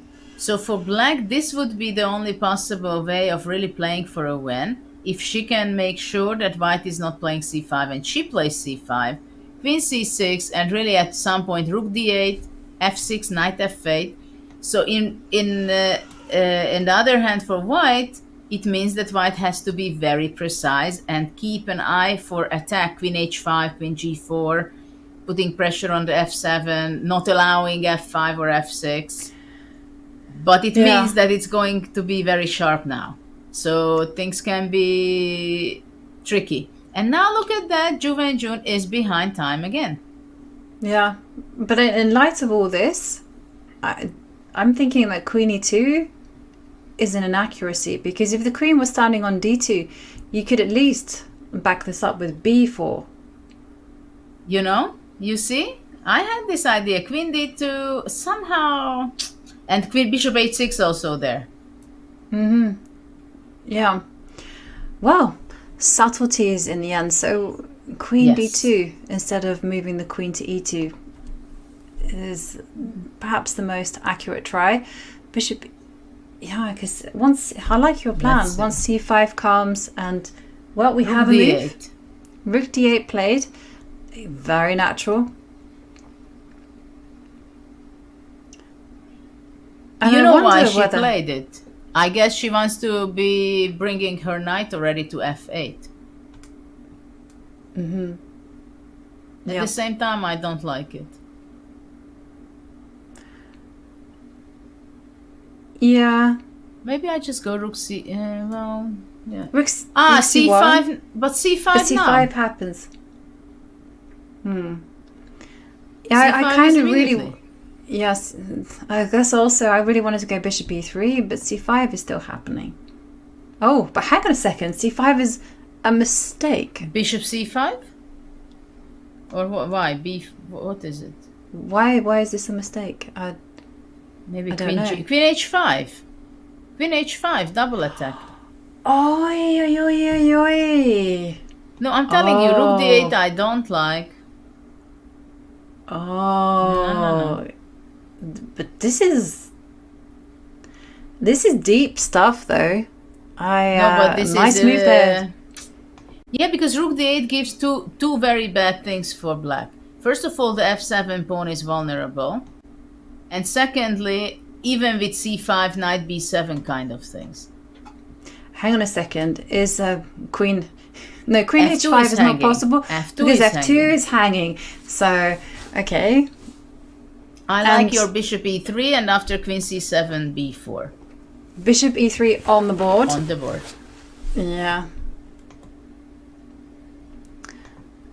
And now white is going to cement this knight onto d6 by playing b4, c5. or just b4. As long as you control c5, then this knight is not going to Yes, get chased because away. you know c5 I like in principle, but at the same time that now after rook d8, black can be fast, play knight f8, knight g6, and one day if she has an opportunity to play knight e5, knight d5, Yeah. that would be not promising for white. That's true. Knight e7 and knight d5. You have to remember, you know, squares are like the currency. Just be careful about conceding them. And knight e7, knight d5. Yeah. So best is to go queen c after queen c7, and there's a lot of complexity, as we saw there, chat saying, because say you make a move like queen a5. Well, f7 is loose, so as Judith pointed out, queen h5 is a huge threat on the board. So only really one. But you know move for what is black. my question? What happens if after queen c7 white anyway goes queen h5? You're in trouble with your bishop. Yes, you could say that. But what can black do? I don't understand. I can do this. I can be all flashy and play this. I and know, The evaluation I know. bar says no, you cannot get away with such nonsense. So the idea was, if you go pawn takes bishop, Yeah, but I I'm was not going going to to go here take that. first, and then you see the Okay. evaluation bar go down. Okay. Great. But I'm not going to take your very nicely offered bishop on f6. I'm going to go after bishop f6. I don't know, even c5 I can do a rook d1, and I'm going to be smiling. That's true. And yeah, And you're not. Or I'm black not is smiling. No, I'm not. I'm not smiling here. But now Okay, I don't with queen understand h5, really. Queen h5. How to save this? Okay, so Bishop then okay, g5, maybe f4. bishop g5 first. Okay, so bishop, yes, and then you F4. go f4, and now I guess I have to go. You have g6. But Oh yeah, I have g6. Yes. but okay, was so what? g6, queen h3. But now I'm going to get checkmated, aren't I? No, bishop. Now I go bishop b7, and I say, do you want to trade? You can take my h6 pawn, but I'm going to get rid of your knight. And queen c7 indeed played board. by, yeah. Very dangerous position for black. It's, you see, I mean, black is playing the only moves right now. Yeah, she is having to walk that tightrope, and Rook we were d8 looking was at a the big move. mistake. Yeah, I feel like these natural moves can't be called big mistakes, but it does. I am leaning towards the fact that it's a mistake. I'm going to But I'm concede sorry. that it's a mistake. But I'm sorry, I don't even understand rook d8. I mean, basically, it does not make too much sense to put your rook on the d5 because it's blocking the d6. The only thing I understand that she wants to regroup her knight from h7, but that was not a priority. No. Now we're seeing it very clear that the f7 point was in fact targeted, and now this bishop on h4 is awkwardly placed. And as you've highlighted, queen h5, big move there on the board. And I mean, what else is there? There's also b4 happening. Oops, not there. b4. But I like your idea of just going queen h5. Well, this is the straightforward which we have to check at first. That's for sure. Bishop g5, f4. You go you go g6. Yep. Queen goes back to h3. Bishop goes to e7. e7.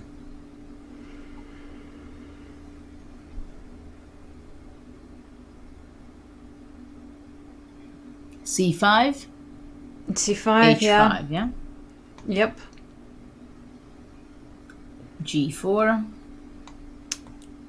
You're speaking my language. Pawn takes. No, I guess I have to go pawn takes pawn. Queen takes pawn. Yeah. The more I'm looking at it, the more I'm panicking. how to untangle. I don't know. King G2, Rook H1, Maybe bishop F8. King G2, Yeah. and you go Bishop G7, Rook H1, Knight F8, right? Yeah, that it's And not you something and I'm you proud pray. of. And you pray. Yes, but praying is That's not a very big plan. important. That part is the most important at this stage. Sorry, but I don't have big hopes for Black's position. Yeah. No, What this about is Bishop not. F2? Bishop F2 and Bishop H4? Yeah, bishop H2. You're breaking it down. No. Oof. Okay. Well. Maybe the queen can come out. One active Yeah, piece. but not yet. I think because Knight B7. Knight B7 is But coming. generally speaking, that's the move I have to look after all the time. That's true. Yeah. So- but still, this is not a picture. Bishop F2. Okay, so I mean, could Black do better? The Bishop H7, Bishop E7 is forced. C5.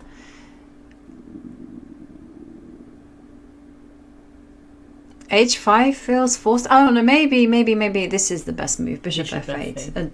Don't allow white any open lines.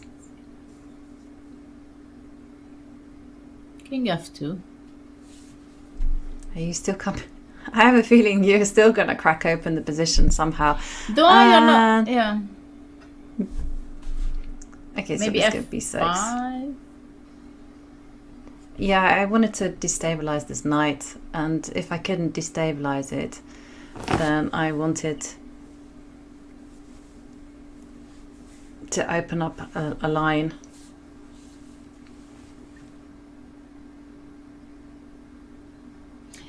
And of course, if during this game, at this point, let's say, if Ju Wenjun starts to have those thoughts that, oh my God, I cannot lose this game, because then the match is over. Those things, when it sneaks into your brain, that you have to avoid. So this is one of the most difficult thing in such a positions, to keep thinking only about the position, what is really going on the board. And well, this one certainly looks double-edged, and I have to say at points it does look quite promising for white.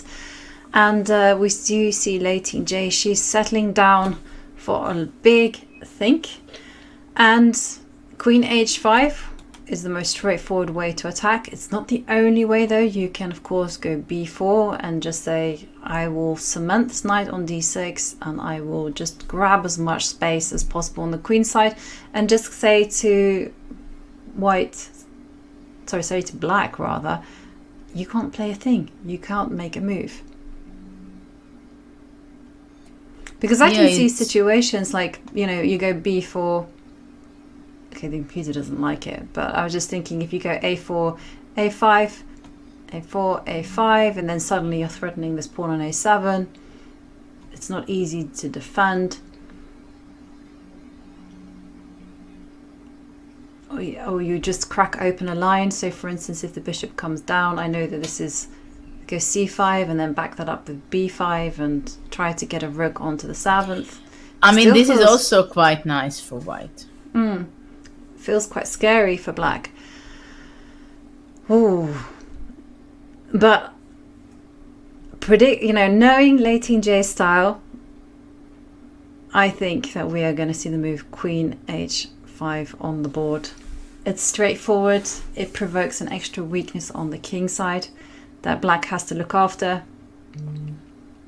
And very important moment here.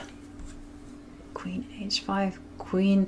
And taking a look at the clock times, we can see Lei Tingjie is under 30, he's just under 39 minutes. So slightly less time than Ju Wenjun. So very evenly matched. Well, it's again a very critical moment in the game, I must say. That Knight e4 was a very important moment, which she played few moves ago. I mean, look, the what a difference the knight makes on g3 or whether it's on d6. Because on d6 it's just basically paralyzing whole black's position to be active. Yeah, it is certainly a thorn in black's side. And it is a nice big moment there for Lei Tingjie. We are seeing her deep in thought, and it's the perfect moment for us to take a break from this very complicated, sharp position, because the action is brewing in the wonderful city of Chongqing, where the show has moved to. And there we see it is the city of lights, it is the city that never sleeps. And just join us in a few moments after this very short break.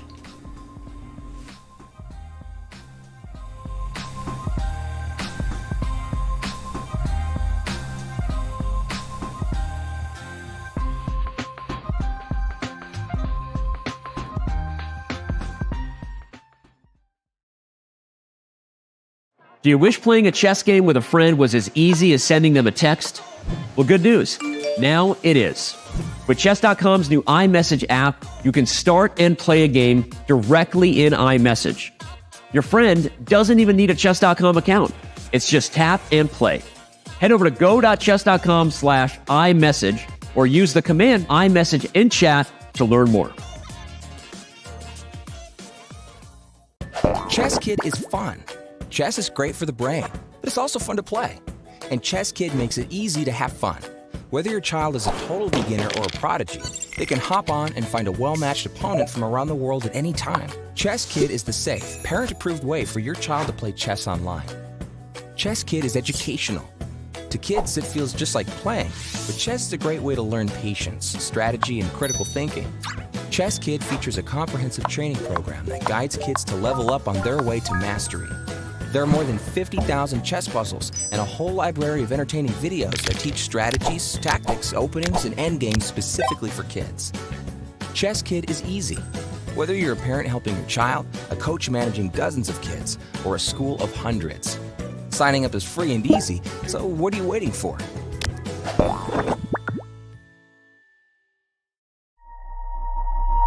Chess.com's game review recently got a major update. Here are 4 key notes. At the end of each game review, you will now see a summary of the game from your coach, your performance rating for that game, and a quick grade for you and your opponent in the opening, middle game, and end game. We've added a new classification called miss for when a move fails to take advantage of an opportunity, but it is otherwise a sound move. We've also changed the definition of blunder. Now a move will only be considered a blunder if it loses material or allows a checkmate. Coach will now draw arrows and highlight squares when you hover over or click on the highlighted words in the move explanations. This should make move explanations easier to follow. Finally, Coach's explanations will now reference specific pieces and threats in explanations, making move explanations much more intuitive. The new game review experience is available on Chess.com right now.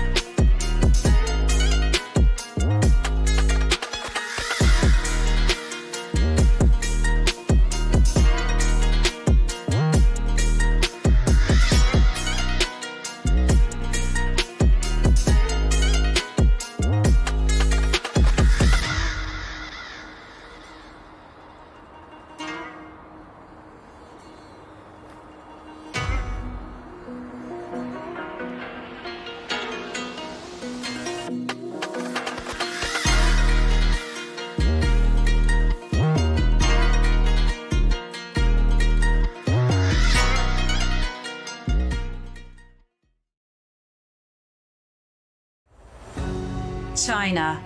The world's oldest civilization was born here. Thousands of years later, it is one of the world's chess powerhouses. For most of the past 30 years, China has held the most prestigious title in women's chess. The legacy of the Women's World Championship is rich.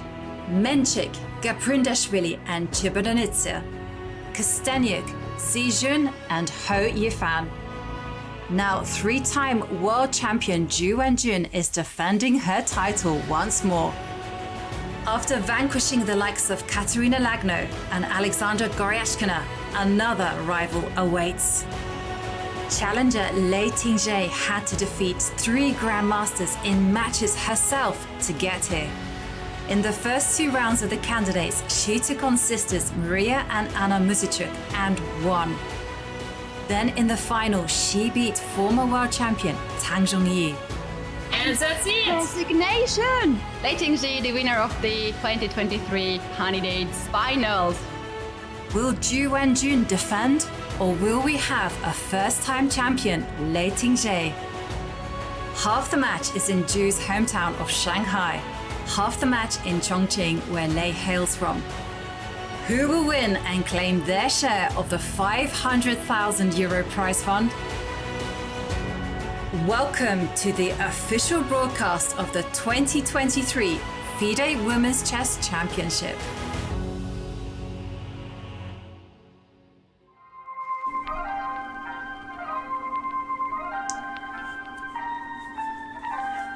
Hello everyone, and we are back, and as predicted, there is now fire on the board in Game 7 of the Women's World Championship match between Lei Tingjie with the white pieces and Ju Wenjun.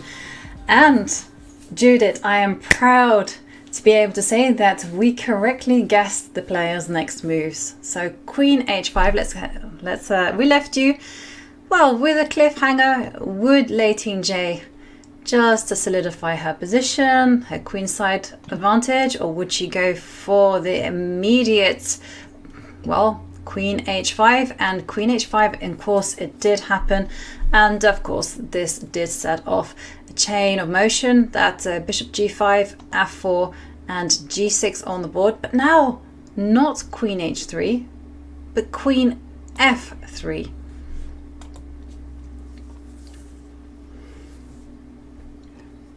Interesting decision there. I guess that Lei Tingjie is saying, well, Queen H3 isn't going to give me any dividends, so the Queen stands well on F3. So Bishop E7 looks, oops, don't know how that happened. Bishop E7 does look like it's forced, and then question.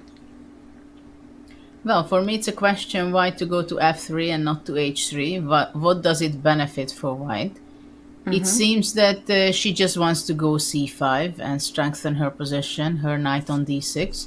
And she thinks that anyway I'm going to be playing g3, king g2, rook h1, or g4, king g2, rook h1. And only in a later stage I want to put my queen on h3. Well, we need to guess no more, because after bishop e7, c5 was the immediate response from Lei Tingjie. And you guessed it once again, the idea was just simply to cement that knight onto d6.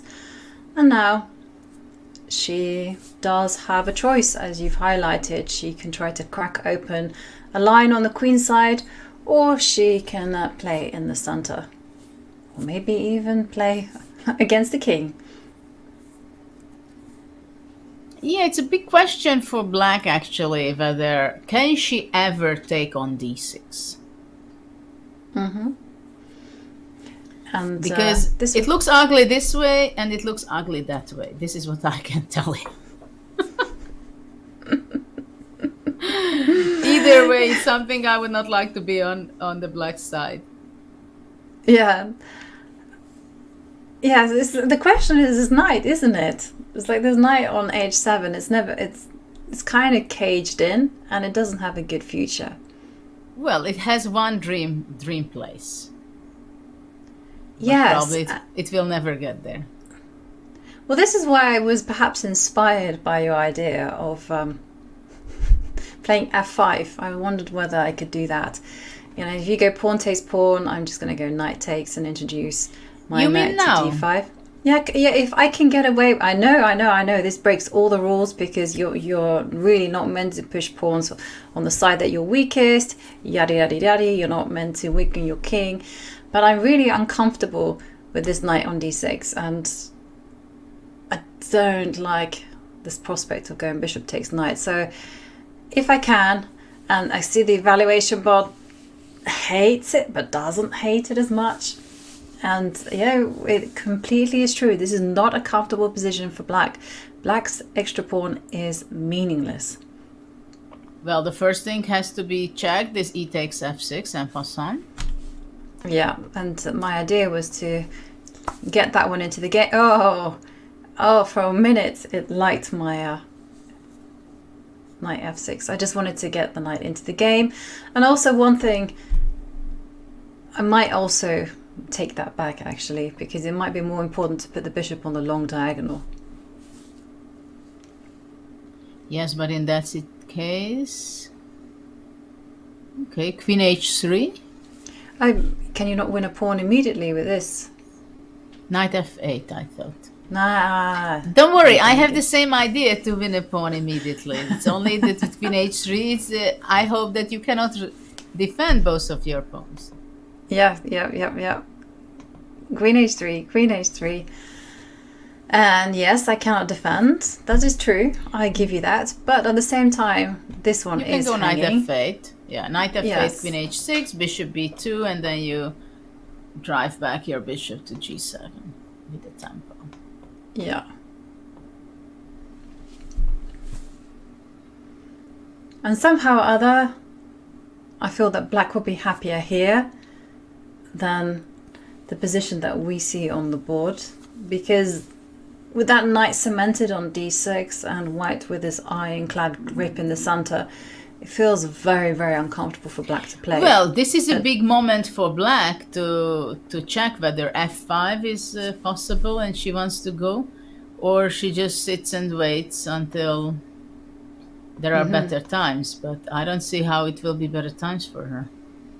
Okay, so f5. Let's try to refute that one. So f5.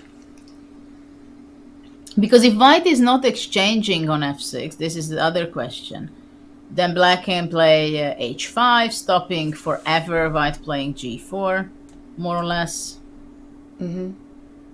Unless you're doing g4 now. Yeah, g4 now can be something serious. At the same time, I don't know if after bishop d6, what do I take, with the c or with the e pawn? Probably with the e pawn should be better. Yeah, my feeling is the e pawn, but now with f5 on the board, the queen can swing over to g7. Yeah. And to French dream of defense knight style. f6, knight d5. I One keep day. dreaming because that's really dream stuff for black. Yeah.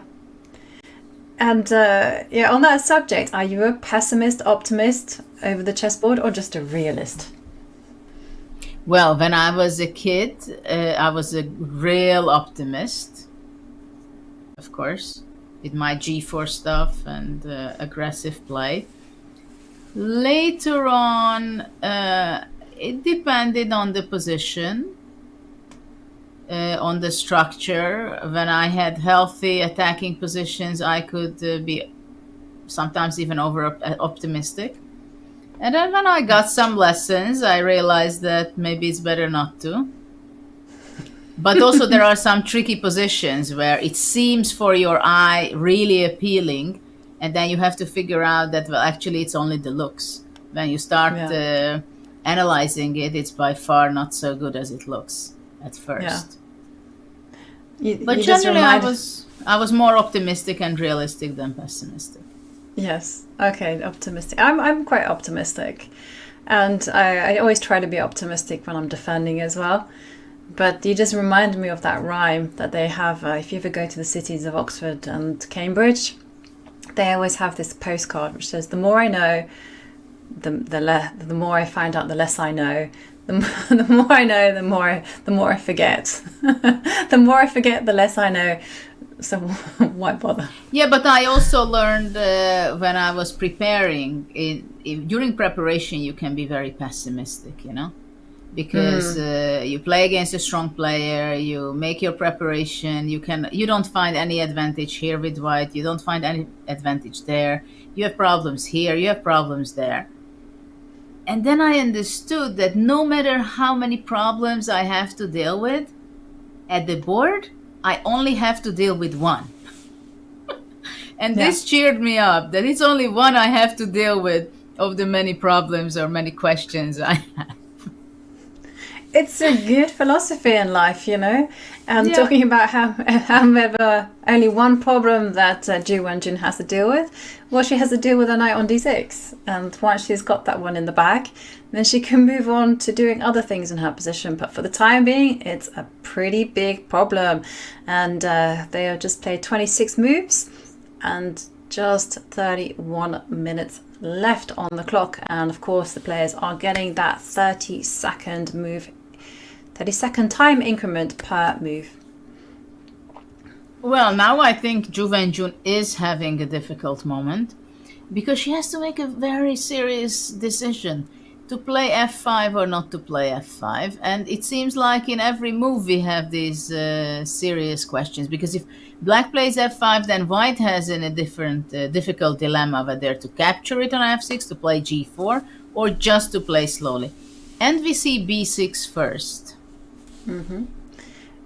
B6 I thought it was a good move as well, because if white did want to play b4, then you do have the opening of the b line to contend with.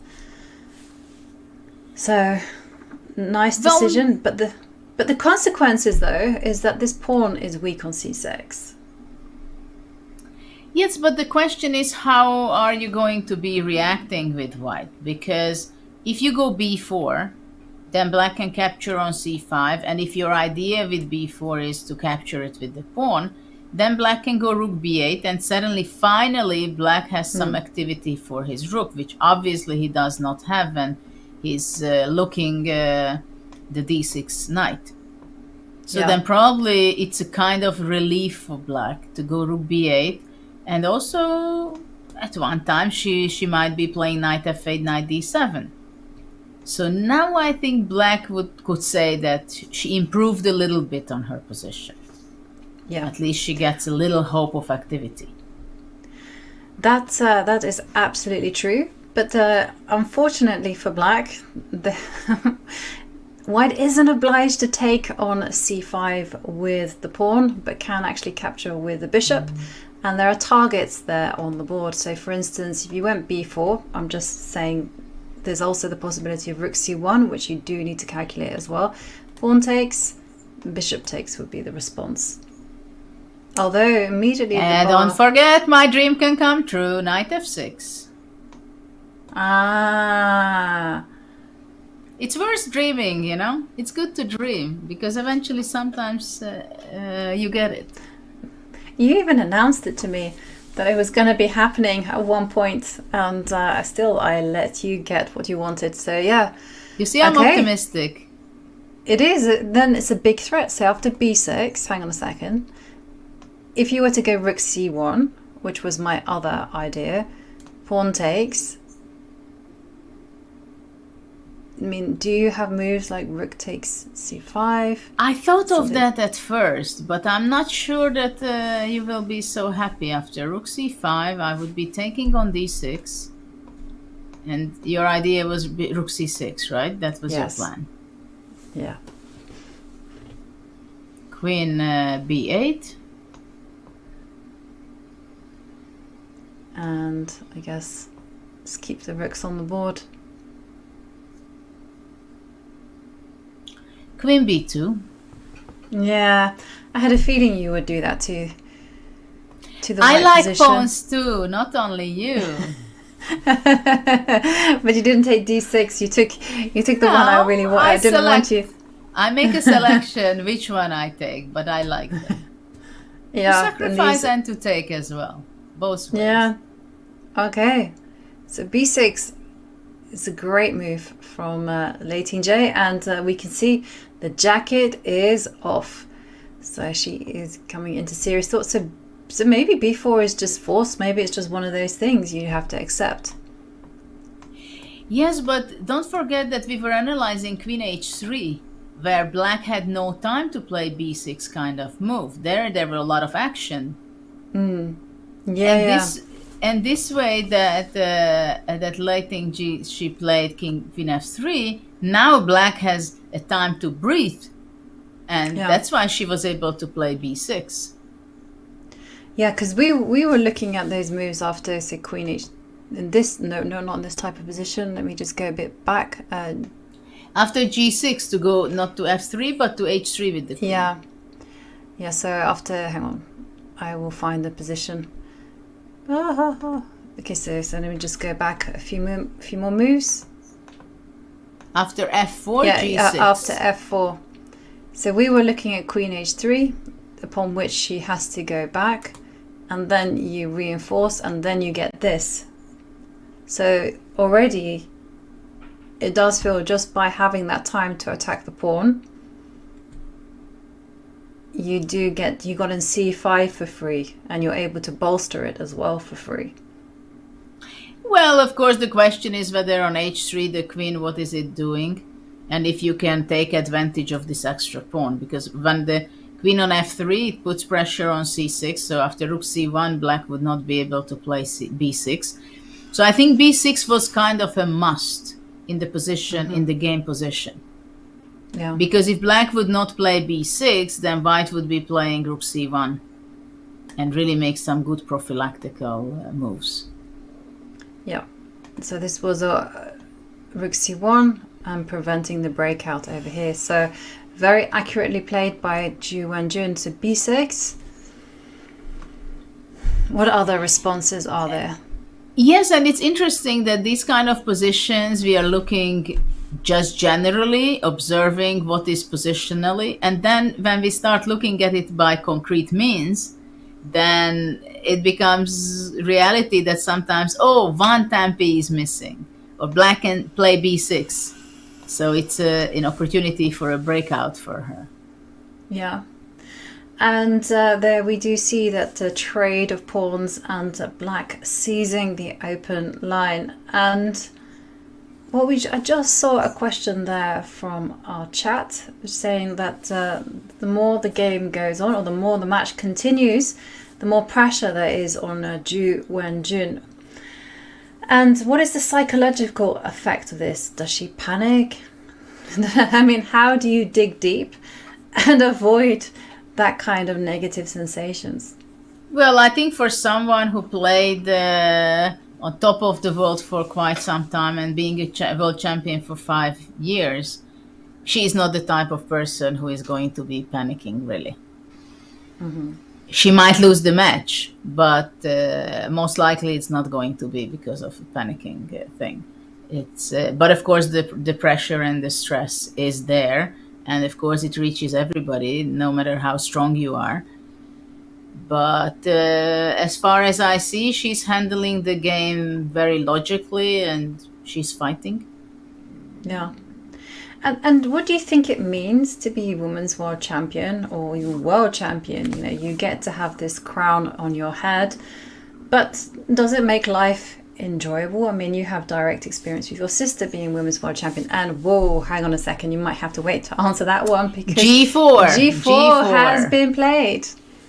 And my instinct is I'm not sure about that one, and I'm someone who loves to push pawns. I'm also not sure about that at all, that G4 will be very beneficial, and if White is really in that situation that this should be the move, it can be tricky. It can be tricky because rook on B2 will show up. And if the queen also can show up at some point through A5, break into the... It's very tricky because F5 is not the end of the world for Black at all. The knight from H7 can break out from there to G5. Yeah. Shall we deep dive? Because I'm very excited by this position because, well, it looks like black might be also counterattacking. So say, for instance, you go rook b2. Why not? Yep. Put that rook on an active line, cut off the king. And the only thing is, the question is whether you really attack there, or bishop d4 and I'm pushing you back.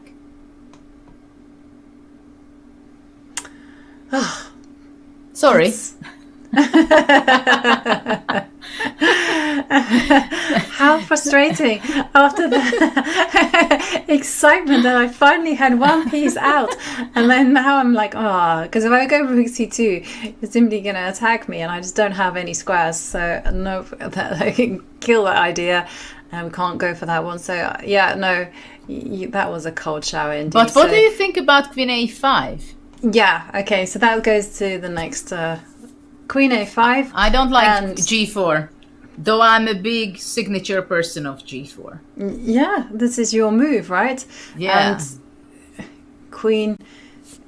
So first of all, queen takes pawn. You don't touch that one at all. That one will not make you well, because the queen comes to c3 and attacks the bishop and the rook.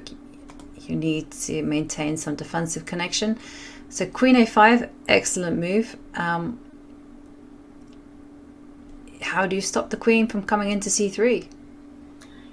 Well, first of all, I can say that in the last 3 moves, black made a huge change in the position. This we cannot deny. And I think g4 was a very risky decision by white, because I'm not sure she realized that suddenly 2 of black's pieces is going to get activity.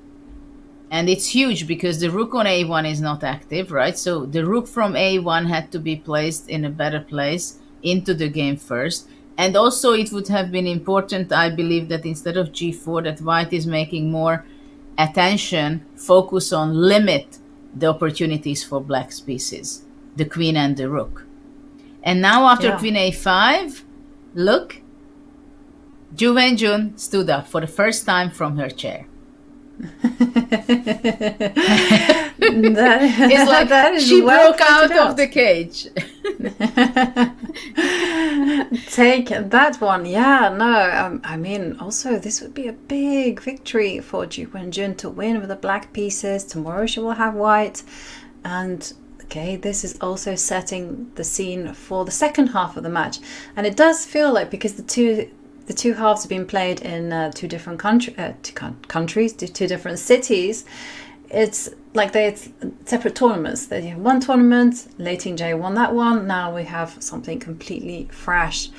And queen a5, the idea I think of this queen can to be, c3, this rook can be to a b2 turning is point coming. of the game. It's definitely a huge moment. And look at the white king. It's in big trouble here. I completely agree with you. This is a big moment, and I feel that white has to play very accurately in order to neutralize this. So for instance, you can't stop rook b2 happening. You can't stop queen c3, you can stop. The problem is that g4 doesn't make any sense, you know, because you cannot go g5 because you're slow. After g5, not only g5, sorry, f5. Because after f5, this incredible, typical, powerful move, queen c3. Exactly. And it's like the rook falls, the e5 pawn falls. And yeah, you just don't have time. I mean, say for instance, you go, in for the penny, in for the pound. I think bishop g5, killing all your ideas of tactics. Yeah. So I think maybe bishop g5 is not even the best. Knight g5 is also possible. But what I want to highlight and say, that in this position after queen a5, it's one of the most difficult thing to realize that, oops, I simply allowed something which I shouldn't have.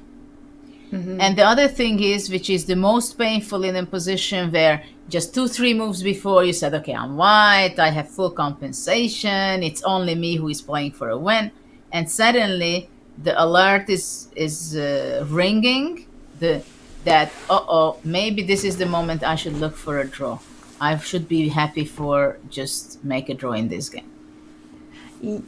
actually, the players, to their credit, have been very good at backpedaling and saying, okay, now I've gone too far, I need to start looking out for ways to draw. Let's see. But here, Maybe. you know, you feel like it's not that easy because you've weakened the, well, white has weakened the king, and this rook is coming, this queen is coming to c3. I feel like the queen coming to c3 is very, very dangerous, and I don't know, like I saw someone suggesting bishop d4 as a good move for white. I was thinking about bishop f2. Sure. I was thinking bishop f2 as well. The reason I wasn't keen, I wasn't sure about this one, is because it does leave queen to d2 as a possibility. Maybe it's okay for white, but I also had the instinct to protect the king, and bishop to d2. So queen a5, bishop to f2. I think it's very important somehow not to allow black to go to c3 with her queen.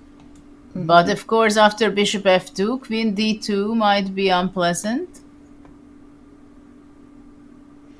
Yeah, still, there's no aggressive intentions.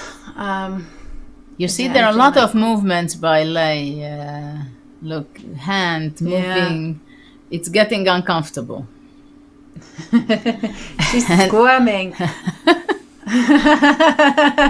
Wriggling in the hot seat. Rook to d1. Okay, the evaluation, but just like, no. What are you doing?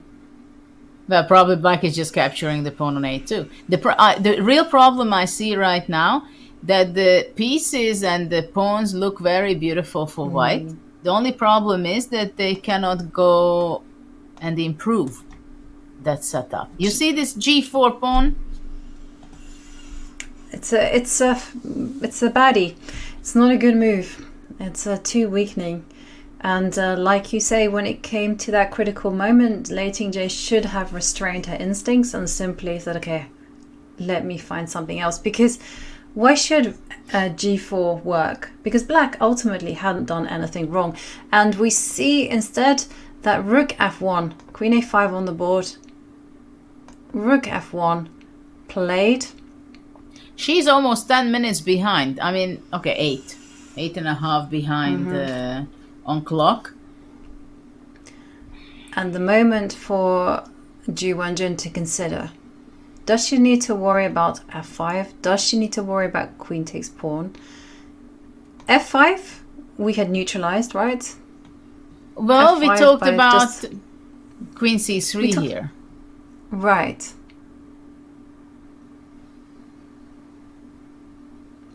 So queen c3 being, so say queen c3, you play that move. Just But to my stop question, the queen from but coming. sorry, my question is also what happens if queen a2? Because that should be the first move we consider. Is it queen c6 white wants to play, or f5? Yeah, I mean, give me the pawn. You know me well, Judith. I'm taking that one. Sorry that I even considered something else. F5 kind of felt like you could neutralize that one, but queen takes c6. But okay, I should wind my neck back in and also show, because f5 will be scary to lots of people. But I think queen c6 is good because after queen e2 you can come back to f3, and unless the d6 knight will be eliminated, the c6 is very powerful and there is no good way for black. So I like your queen c6, and that's why probably I would not go queen a2 but play queen c3 to stop this queen c6 option. Yeah. And just to kind of, what is the way to neutralize this attack for black? Well, I would start thinking of e takes f5. And let's say gf, and now maybe bishop g5. Yeah. Because with my a2 queen, I defend very well, not only attack on the second rank. Yeah, and this one looks very shaky for white. This is the perfect Caro-Kann counterattack. And okay, so queen c3. Okay, we do have. Yeah, this is the most important right now for black, to be active and make prophylactical moves. So white cannot take on c6, cannot play f5. Then things are really good for black. Because the d6 knight right now, if you look at it, is just standing there beautifully, but it's not blocking much of the black's pieces, because they just simply went on the b file. They went around. Yeah. So the d6 is very beautiful, but actually it's not doing much, because things are going to be happening on the second rank and the third rank, where Ju Wenjun created for herself this opportunity to break out with b6, opening the file, and then rook b8, queen a5, queen c3. Mm-hmm. Yeah. Yes, and most certainly. And the question for white, though, is how are you going to continue? Because obviously you can't go queen takes c6, rook b2 is coming. I think f5, there is still a nice line to show that queen e5 is not possible because of knight f7. Yeah, that's a very nice point. And if king takes, pawn F takes, g6. And queen f7, king checkmate. Checkmate, and whoops, that would certainly end the game, as checkmate always does. And now the queen e5, not possible. Queen e5 is not possible, but what is possible is bishop g5 or knight g5. These are the two very aggressive reaction onto f5. Mm-hmm. Though you can go bishop g5, bishop takes g5, queen f3, rook f3, knight g5, and then you swing to a3. Yeah. And after rook b4,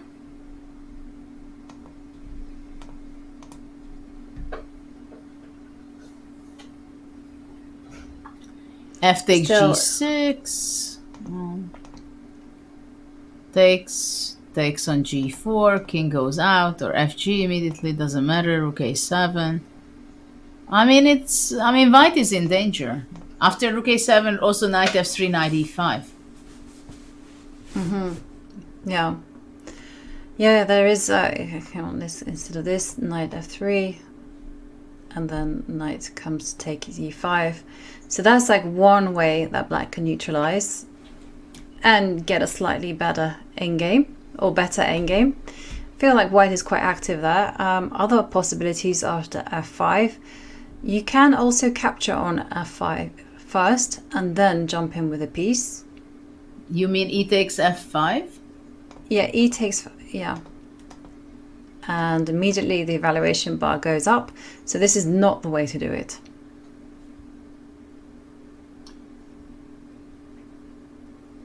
Yeah, I don't know exactly why. But yeah, because the g4 pawn was something that we were taking with the rook. Yeah. So, okay. And on e6 it gives a stability for black's position. Keep the pawn there. But the other idea was knight g5, which we can consider and check after f5, which also makes sense. Yep. Let me just go one move back. Though after knight g5, maybe white can go also queen g3 to try. And no. We have a move from Lei Tingjie. She's no f5. And instead she attacks the queen with knight e4. Moving back. I don't think that move even occurred to me. Moving the knight back from its prized square of d6. But the problem is, what else did you have in mind? I mean, we were checking f5, which probably not the best. Yeah. And then what can you do? You wait and sit and wait until black goes rook b2 and queen d3, or becoming more active. This is when things look good, but actually it's not that good. And it's huge danger for white that black will control the second and third rank with her pieces. Yeah, that's true. That is very true. It's very important to be able to pivot in your thinking. And I was completely fixated on keeping that knight on d6. But okay, once the queen moves, first of all, does the black have to be precise, for instance, and play queen b2 just to keep the connection with the e5 pawn? What about queen d3? Yeah, queen d3. So at least you keep a connection with the bishop. And now... It's not only that, go. but what I'm thinking about to play rook b1 at some point. But you can't go f5, so that was for me. I think you can just take, and I'm going to guess you can do this. Oh, it's this bad already? Well, the knight's no longer Yeah, on d6, because I before you understand. could go knight takes f5 and go, yeah, well, you're in problems, and now... You know what? What So is your F5. bet for the outcome of the game? Let's make predictions. I think black will win. You, This you feels took like one my of those typical prediction. I can't say that then. But I No, also... you can. I can? This really, but this really does feel like a typical Caro position where, you know, white has had the space, but black has broken out. And with those two active pieces, they can harass the white king. And I feel like it's very difficult for Lei Tingjie. And also, it won't suit her strengths as well to defend a position with her king so exposed. We've seen her play endgames, we've seen her survive heavy pressure from Ju Wenjun, but it was a different type of nature. Her king was never in any danger, and here it just feels like things can go wrong. Yeah, I also And have it will go wrong. not a good feeling for white, but maybe she can save it. But it will be a very difficult game for her, this part. But I understand your Well, one feeling thing- completely. Yeah, I mean, I don't know whether it's kind of heavily influenced by the fact that Ju Wenjun played the Caro-Kann, and so I have some kind of emotional attachment there. But yeah, Queen E3 on the board. Queen D3 on the board. But to tell you the truth, like 5 moves ago, I would bet on. I would put more on Lei Tingjie. I would say before Yeah. b6, like if she would go queen h3, let's say there in the after g6, I would put my money more on white's position. Yeah. I mean, this position looked fantastic for white. I mean, it looked like action was brewing. It was just a question whether white could break through. And when you compare this to move 24, where white is in full control, it's about to cement a knight on d6, to this position, it really is like, hello? What happened here? What went wrong? And well, if Lei Tingjie manages to turn this one around, if she manages to hold on, I will be very impressed by her resourcefulness. And she has just over 17 minutes on the clock. She's challenged now. And it's a huge game right now for the match. It is. It is, because the players, they've moved location, they're staying in different hotels, they've broken their rhythms. This feels like a new tournament for both of them. And Lei Tingjie starting with the white pieces, it's a nightmare to lose such a game. So Queen D3, she has some choices. What she cannot do is blindly continue with her attack with F5, because there is no attack. The only person attacking there is black. Other possibilities for Lei Tingjie, maybe she can chase away the rook. To be honest, I don't know, because I think white has a huge difficulty right now. Because after rook d1, the problem is rook d1, black is playing rook b1 and immediately exchanging the rooks. And that's not the biggest problem. The biggest problem is that after exchanging the rooks, the a2 pawn is falling off. When it rains, it pours. Yeah. So rook d1. So rook d1 is not a kind pos- of losing already, right? F5, Right. F5 cannot be played. But then what can you Yeah, play? exactly. I mean, what are you going to play? Is bishop c1 the best move, trying to exchange the queens with the better circumstances, or what? Or you go king g2, and after rook b2 to play rook f2. I thought king g2 and try to just scurry away with the king. But no, but if you go rook f2, well, maybe you have some chances at holding this. But after rook f2, I can go. What about rook b4? Okay, you have to go knight d6 back, right? And then maybe bishop h4. But also instead of rook b4, rook b1 could make sense. Yeah, so go back to rook f2. I mean, one thing is sure, white should be fighting for a draw by now. That's very clear. So and it is something you don't want to admit. But it also, what happens if you're very clinical about it? Black is a pawn up after all, and just grab that. Bishop. What about bishop f2? Bishop f2. You have the better queen. Let's come in to here or something. Queen d5 also you had an option. Yeah, well, but I saw the a2 pawn. And you're hunting again. It. Okay. Yes. Got it. Got it. Yes. Yeah, queen c2 is good. Yeah. Okay, maybe you can hold me. I mean, whereas there is no breakthrough, and the knight does come to d6, so there is. Well, knight f8 maybe. And then knight d6. Bishop h4. Oh. Oi, oi, oi, oi, oi. That's so easy as well. No, this is, and then the c5 pawn is just going to fall off. Knight d7 is coming. White is in a complete bind. So and remember, Ju Wenjun's skill. I mean, her strengths are the positional, and she's made it clear. She will go into an endgame if given the chance, and she will just massage out every single advantage. Yeah, unfortunately, Queen d3, King g2 is going to fail to rook b2, because if the best move after rook f2 is to capture it, there's absolutely no way that Ju Wenjun won't go into that endgame. Yeah.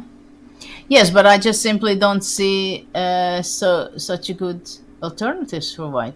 Because look, the d3 square also so powerful for the black queen. That is true. That is true. What about moves like, can you bail out with a draw like this? Like Queen d5. Don't judge me. Queen d5. Queen d5. And then come back and then draw. And the a2? You forgot about grabbing that? Yeah, I forgot. Oh, God. Yeah, and I've literally done nothing with the position. So, okay, that is not. After Queen d3, this is the position on the board. Lei Tingjie, just over 12 minutes on the clock, and she has played King g2. 12 minutes on the clock. Look at that. So things are really going badly. You can see on the body language, on the clock, and on the board. Yeah. And also reading Ju Wenjun's body language. Yeah. Look at that. Like, this is I have an opportunity. I'm gonna win. I can hunt down now. There we see it. And rook b2 is the move that we are expecting. But Ju Wenjun certainly enjoying her position. Rook b1 also very tempting, I must say. Rook b1. Yeah. Why not? And if Ju Wenjun wins, I'm really looking forward to the press conference with Lei Tingjie, because Lei Tingjie has been really quite charismatic. They don't say that much during the press conferences, but Lei Tingjie, with her expression, she's always like, And then she's very revealing there. And she leaves everybody to guess which one is which 50%, yeah? Exactly. So I would like to see a press conference where Lei is not happy with the outcome. And rook b1 could be a move. Rook b2. Yeah, rook b2. Okay, so yeah, rook b1. Let's have a look at that. Trade off rooks. And yes, because now, of course, the question is, it's basically black can exchange the rooks in different ways, but just the difference is the circumstances, what she prefers. And if Lei Tingjie says, no, I will live by the sword and I will die by the sword. Rook F2, what is it will happen. Actually, isn't Rook E1 quite good? Isn't that I don't know, but something on the first rank. Kill? And you see, that immediately. After G4, it's basically for white, all three ranks are very weak. The first, the second, and the third in different ways. Yeah. Lots of weaknesses for white. And also sometimes bishop h4 just for the fun of it. Can ruin your day. You certainly can ruin Lei Tingjie's day, not my day. For my day is just going to be a lot of fun, basically, analysing with you, Judith.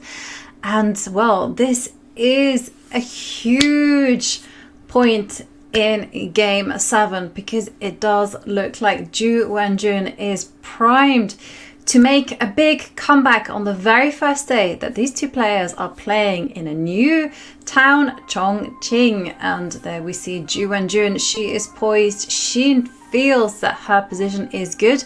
And it's the perfect time to take a break. So everyone, grab yourselves that coffee, grab yourselves a cup of tea in my case, and take a few sips, and we will be right back in a few minutes to catch those gripping moments that are coming later on. So don't go away.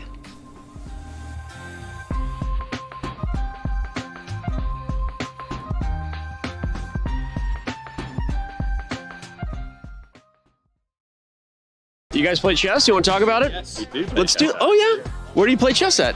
In our dorm. Okay, when I say chess, the first word that pops into your mind. Protect my queen. Hikaru. Intelligence. Strategy. Tactics. Toby Maguire. Oh my God, you saw Pawn Sacrifice? Yeah. If you're on Tinder and you're scrolling and someone has a chess player on their profile, is that swipe left or swipe right? Swipe right is good, right? Yeah. Then yeah. Instant swipe right. Okay, super into that. Right, I'm into it. Yeah. You're into chess? Yeah. Okay. Probably whatever the swipe is, not So interested. you're not interested in chess players? I'm not interested in chess players who are on Tinder. Oh, I get that. In fact, that checks out. If I ask you to name one chess player in the world, can you name a chess player? Yep. No, I cannot. Anna Taylor-Joy. Capablanca. Wow, name another one. Oh, Kasparov. If you name 5 other world champions in the next 15 seconds, I'm gonna give you $50. Karpov, Spassky, Holgar, Carlson, and Anand. Holy shit, he did it! You get $50, dude! Oh my God, we just lost $50. Whose idea was that?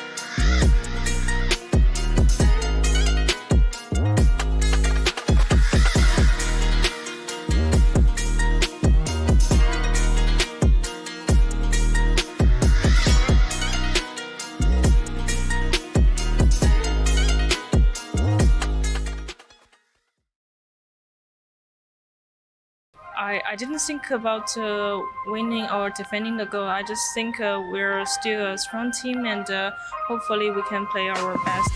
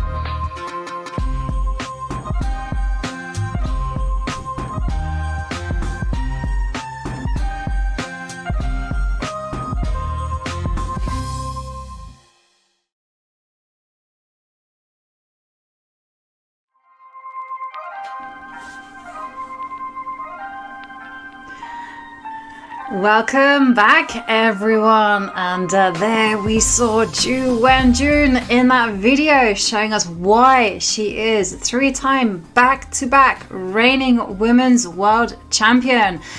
And at the minute in her match against Lei Tingjie, she is trailing Lei Tingjie by a point, but there is a golden opportunity for Ju Wenjun because she has the upper hand. She has what is nearly a winning position on the board. Will she manage to make that comeback and level the score? Well, we will find out. And Judith, in the break, we did see that Rook B2 was Ju Wenjun's choice. What do we think of her chances to get that very needed win? Well, I think there is a huge chance, and if she plays the best, she would convert her advantage into victory. And she knows it, she understands it, and I think Lei also understands her problems, and that things were not going on her way in the last 4 or 5 moves since b6 was played and the b file was opened up, and the rook break out from the 8th rank to the b2 2nd rank, and the queen from c7 from the 7th rank all the way to the 3rd to d3. So black's pieces are simply standing the best possible locations on the chessboard. The only bad piece in this position for black is the h7 knight. At the same time, I can't say that it's so bad because it's a prophylactical piece there. It controls pretty much the f5 opportunities, breakthroughs for white, because then bishop g5 or knight g5 can be brought out. So white is in huge problem right now because it seems to me that she will have to exchange the rooks by playing rook f2. And after all, she has a pawn down. Before she had a huge compensation for that. But now it's more that we see that it's only a pawn down, not so much compensation left. Yeah, and the reason why we think that rook f2 is kind of forced is, well, we can eliminate them slowly one by one. So king to g3, that one would be the worst one of the lot, because if you play king to g3, the rook can come to e2.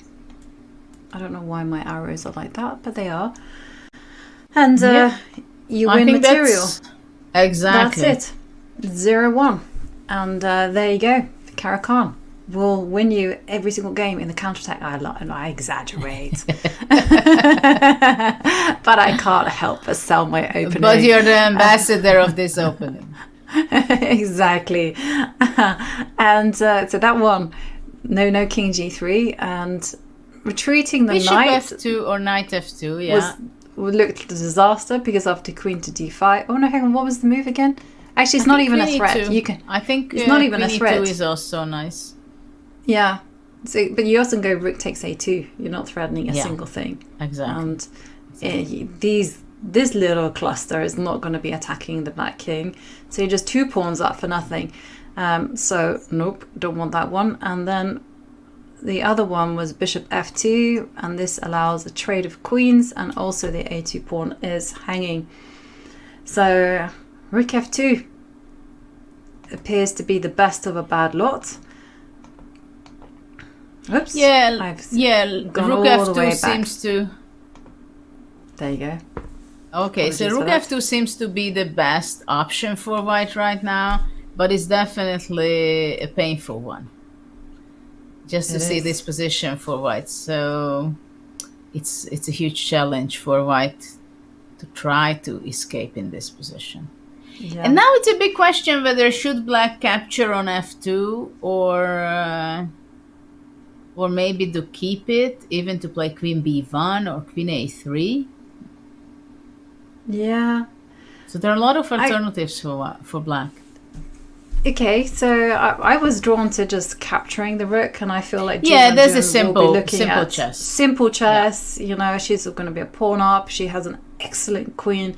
It's just all about moving that knight to f8 and d7. And also, we've seen her in the previous encounters. She's always taken kind of the path of least risk. But queen b1 certainly has a lot to just sing about. After all, you are doing my favorite thing, queen takes a2, pawn grabbing.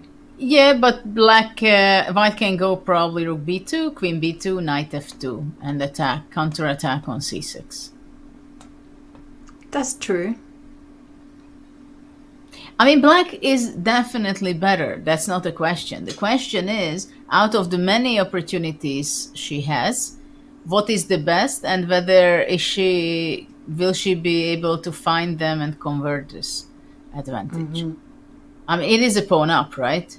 I mean, there is nothing white can say about that. It's just a pawn up. And something that is also worrying, as I just saw there in chat, was take a look at the clocks. Lei Tingjie, 5.5 minutes, and they are on move 32, but bear in mind that Lei Tingjie's position is difficult, and she retreated with the bishop. Okay? Yeah, but this is a decision, you know, that, well, I can still keep in mind that if I have a rook, it's more active. Actually, I like to keep the rook myself too. Mm-hmm. It's probably better to keep on the board the rooks. Okay. Even though if, let's say, queen takes f3, king f3, rook a2, and then white goes rook b1 and getting into the 7th rank. Yeah. So this would be great for white. Again, white has great initiative. Two pawns, doesn't matter. Gets to the 7th rank and possibly captures the c6 at some point. Yeah, and if the c6 pawn falls, and again, you know, black is hampered by the fact that knight on h7 is out of play. But you know what? I have a little rule to help me make decisions in these kind of positions, and that's simply, basically, you judge king safety and whose king is safer. Black's king looks pretty okay to me. White's king, not gonna comment there, but I would keep the queens on the board just because of this fact. Because, I mean, why give white some hope? Yes, so what would you be playing? Queen d5 or queen c4? Well, queen d5 I'm not quite sure about because of, if I go back, I'm slightly concerned about rook d1, but I can see that once I do my favorite thing on the in the world and grab material, that a move that is very much in the air, and that's bishop h4. Yes, indeed.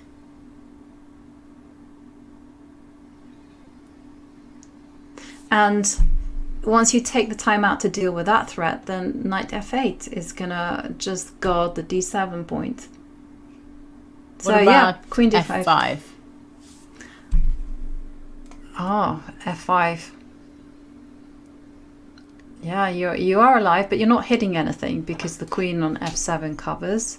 Yes, but I'm gonna take on g6, so not on e6. Mm-hmm. Yeah, I'm just trying to assess like how dangerous your idea is. So it is dangerous if I get rid of my knight. This knight is remember, a knight is the king's best friend. If you ever see a defensive book, if you ever see a book on defense and it does not have that saying, it's not a good book. Okay. I had a friend of mine, he told me he was going to write a book on defense, and I was like, yeah, you've got to have that saying, and you've got to have a chapter on how the knight is the king's best friend. And so and he thinks about it, and he goes, obviously he's like super strong, and he thinks about it and he goes, yeah, he agreed with me after like 10 seconds of hesitation. Yeah, so the moves that I'm thinking about. So first of all, I'm also thinking about just being ruthless and capturing everything. And then okay, so that's how you handle it.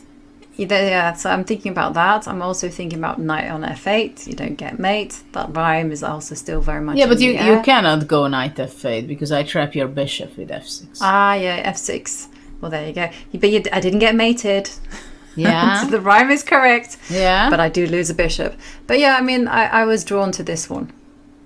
Take that all off. Oh, hang on a second.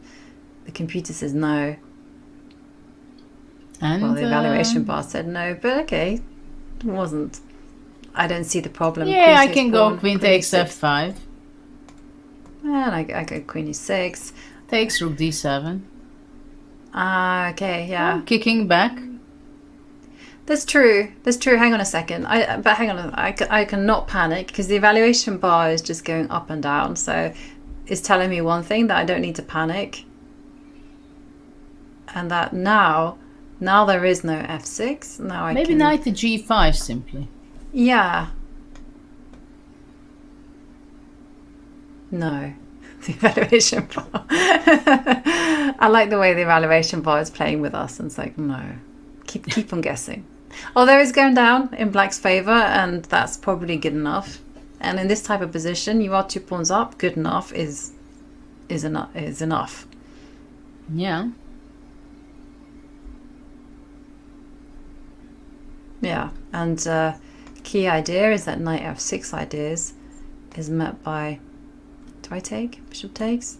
Well, there is no other choice. Takes. Yeah, and then this you can go rook d2 at the end of things. No, that's a draw. That is a draw. Yeah, maybe knight f6 is a problem.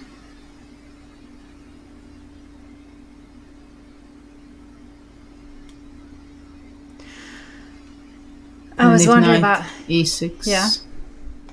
If knight e6, yeah, that. No, but then queen g4. Look at that, queen g4. Oh no. No. Yeah, I was king thinking f8. Yeah, I was thinking of moves like rook g8. Doesn't work. Queen g3, yes. And you get a perpetual because the king is weak on d6 and g3. Mm-hmm. Well, still a lot of danger left for. So if you go back to f5 navigate. After queen d5. So or what was it? Rook d1, queen a to f5. Yes. Yeah, rook d1.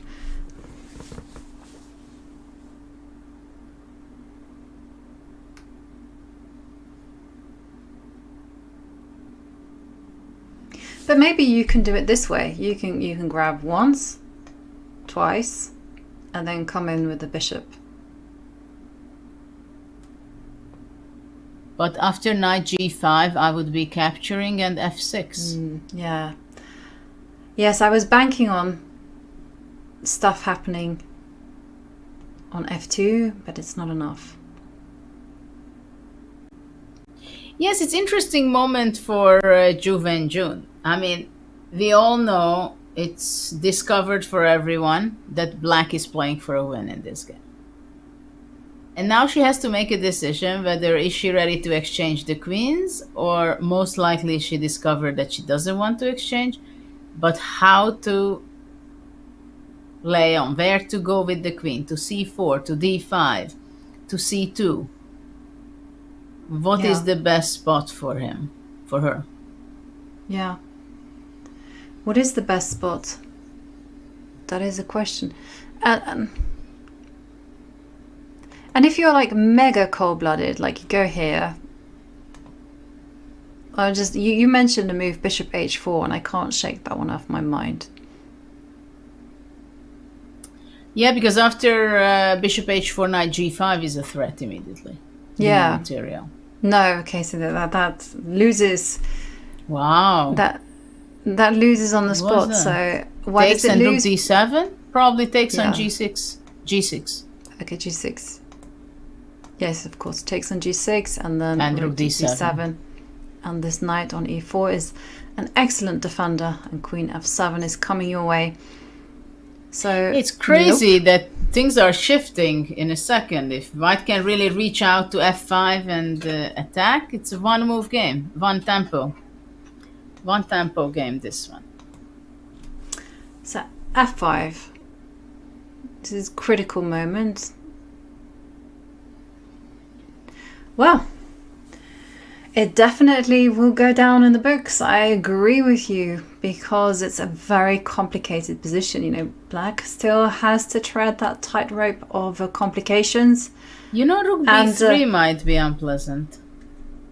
Ah, okay. Just the attack. Yeah.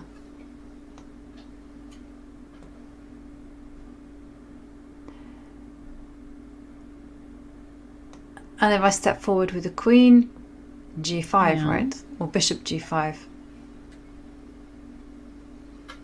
Then what about bishop g5? Yeah. Knight takes. I wanted knight takes.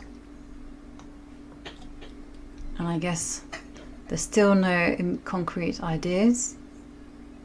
So I can take it. I can give a check. King g7.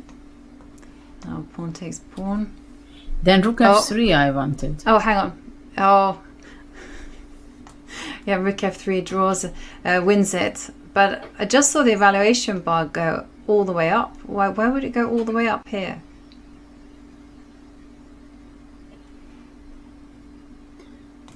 Is it to do with this? No. No. Maybe fe6? And then rook f3. Ah, maybe it's your idea again. Queen takes rook and then e7. Yeah, probably. Though I play knight h4 check, and that will not work. Well, this is a very complicated position. But let's go back to the position that Ju Wenjun is considering. She's wondering whether she should trade off queens. Yes, no. My vibe is no. Queen d5 and just I also enter like the complications. queen c4. Queen c4, okay. That could also be another move that she's considering while she's taking that think. Let's have a look. Queen c4. I like queen c4 again, a lot. Not to allow this rook d1 idea. Yes, because exactly. If rook d1, then bishop c5 maybe works. Nice. And of course, you save yourself of any of the horrible stuff that was happening after f5 and rook d8. Yeah, this looks good. Queen c4. But these are important moments for Ju Wenjun. I mean, we can see that Lei Tingjie is down on time. So it's important to play the right move. It certainly is. And also to bear in mind that after knight d6, which is something to consider after queen c4. Oh yeah, queen c5. You can just queen c5. The pin is mightier than the sword, as Lei Tingjie is going to find out. Yeah, if you drop the c5 pawn, then with it you can say goodbye to all your counter chances. Well, we're going to witness a huge time trouble, I guess. Yeah, because both players are really go down in time. And we go back to the board. We go back and see Ju Wenjun looking at the score sheet, looking at the board, and now down to 6 minutes. It is ticking, and 8 moves for Ju Wenjun to play. Move 33. Lei Tingjie. And this is where the suspense gets too much for me. Like, just make a move. And what was it like? Because you were a second for your sister, as you mentioned. What was it like watching her play? And well, the opening, of course, I knew what was going on because I knew what was the preparation. If there was something that any of the players forgot, deviated, it was stressful, but I was not so crazy stressful, I remember. But I knew that, okay, they are going to be playing. We'll see what happens at the end. I mean, it was very clear that it ups and downs are going all the time, right? So I remember when the captain of the Armenian team, when they won one Olympiad after another, Arshak Petrosyan was telling that, well, in the first 3 hours, he's not even watching the game. First 3.5 hours. Anyway, after that, things will... The turbulence is coming and everything turns out to be different, so why to waste your nerves? You look around time to time. Good idea. Good idea, but I can tell you that when it comes to critical moments like this, it takes a strong character to be able to hold their nerves, and especially if you're privy to what the computer engine is saying, you know, and you feel that your person is maybe struggling, taking too long on the clock. There's still danger on the board. It really is a tough job to be a second. Queen goes to d5. Yeah, but computer was not so much ruining my life at the time, chess-wise, because in 96 it was just the beginning. Yeah. So then we were still discussing it human brains only. And that is, you know, always going back and forth. You blunder something, you discover something, and you analyze also after the game. Wow, what could go wrong? This, that. So in those days, it was a completely different evaluation, discoveries in chess. Now, of course, you go back to the room, or already during the game, the seconds might be checking through with the computer, and they are very smart with the computer, right? So I think also a coach has to be extremely careful not to judge the player by the computer that, come on, you had +5 and you didn't win this position, which obviously a coach will not say this, but also I see strong players, how evident they can take. Of course, this is winning and this move. But if the computer would not show that move and if it would not see the bar, that's also a completely other story. But you tend to think that you see the bar, it goes down, you know that it's winning. But if it's not there, you could still think, well, maybe is there any chance? Maybe there is still something for white. So it can be, even strong players, coaches can be tricked and driven their mindset and way of thinking. So it has to be very, as a second, you have to be extremely careful. How do you give this information to your player that she missed something, how simple it was, you know? You have to be extremely it's a very sensitive way of explaining, especially during a match or a tournament. Yeah, absolutely. I mean, because at the same time, you don't want to ruin their confidence. You need to kind of keep everything shipshape. You have to make them believe in the impossible if that's what required. You have to calm them down. I mean, it's a tough job, and we see that comments shaking hands is near. I'm not so sure about that, because we had actually analyzed this position and neither of us are using engines because the engines are too wonderful, and we thought that after f5 the situation for a human isn't that easy. And take a look at the clock times. Ju has just over 6.5 minutes. Lei Tingjie ticking down to just over 2 minutes. And I think she will play f5 because, after all, what else are you going to do? I mean, I guess she could try rook to d7. That could be another choice. And f5 on the board. let's face it, she played g4 in the wrong moment. So if you say A, you should be saying B at the end. And this was the moment to do so, right? I mean, at least make sense of it that you played g4. So I think it was definitely the right moment to play it. And she has very little time, not much of an option. You can see that Ju Wenjun, of course, she's also very stressful. You can see that the whole thing is boiling. Yeah. And just to highlight to you, like, black's best path, according to the computer, is to go g takes pawn, and after g takes f5, go knight to g5.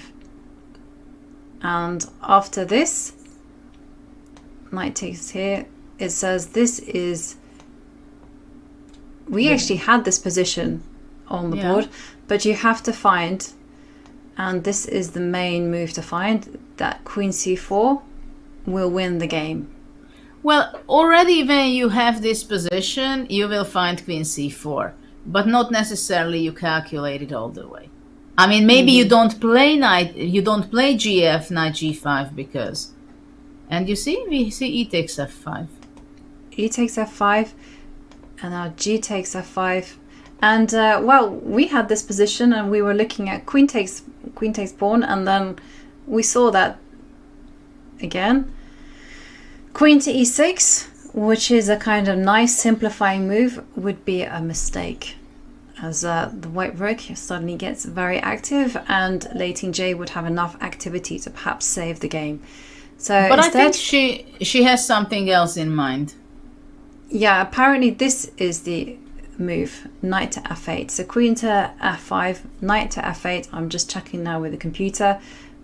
That is the path to winning the game. And after rook to g1, you just simply go knight to g6. Yeah, finally the knight from this very awkward h7 square can replace itself. That will be a big day. It will be a big day, and there we are going to catch up with the players because they don't have much time on the clocks, and it is a tense situation.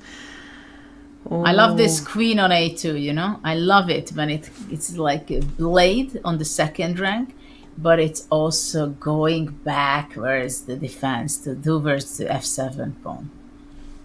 Yeah. And do you think that Ju Wenjun will play knight f8, or will she try to clarify the position and go queen e6? No, queen e6 she cannot play, and she knows it, that it's not enough. But I'm not sure she will play knight f8. Maybe there is nothing really else, so that's why by eliminating the moves, that's how she will be finding it.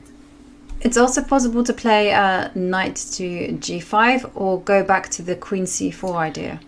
But you know, it's also a very typical thing that what comes to your mind at first. This is a big question, because if you have the idea knight f8, of course you will play it. But if, let's say, you start out with queen e6, then you might panic or something, or you say, okay, knight g5, let's see that, and then you don't like it, and then you don't go all the way because you don't have enough time simply. So your mind, your thoughts are jumping from here to there. And then eventually it's very typical, you're spending half of your time and then you just play something which you wanted to start with, the first move you had in mind. I like queen c4 also. Generally, I think it's a very tempting move to play. Yeah, queen c4. It's a nice improving move, eyeing up the e4 knight. Well, Ju Wenjun has to basically ignore her instincts to simplify the position. The best moves is just to keep the pieces all alive. Knight to f8, use the knight as a defender. And Ju Wenjun now ticking down to 3.5 minutes, and they are move 37. And yeah, for knight f8 you have to have good nerves and understanding. Oh no, I warned you. I didn't believe it that she goes there. because there's been a trend.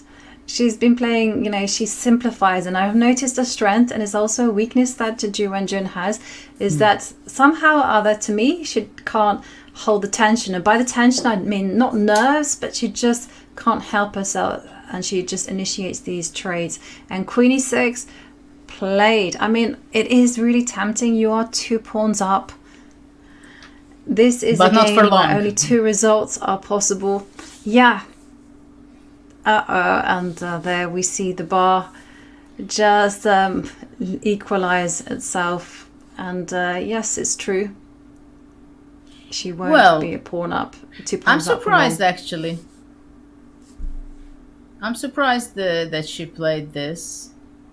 I mean, she's still better, but it will be. I mean, yeah, it's a practical decision.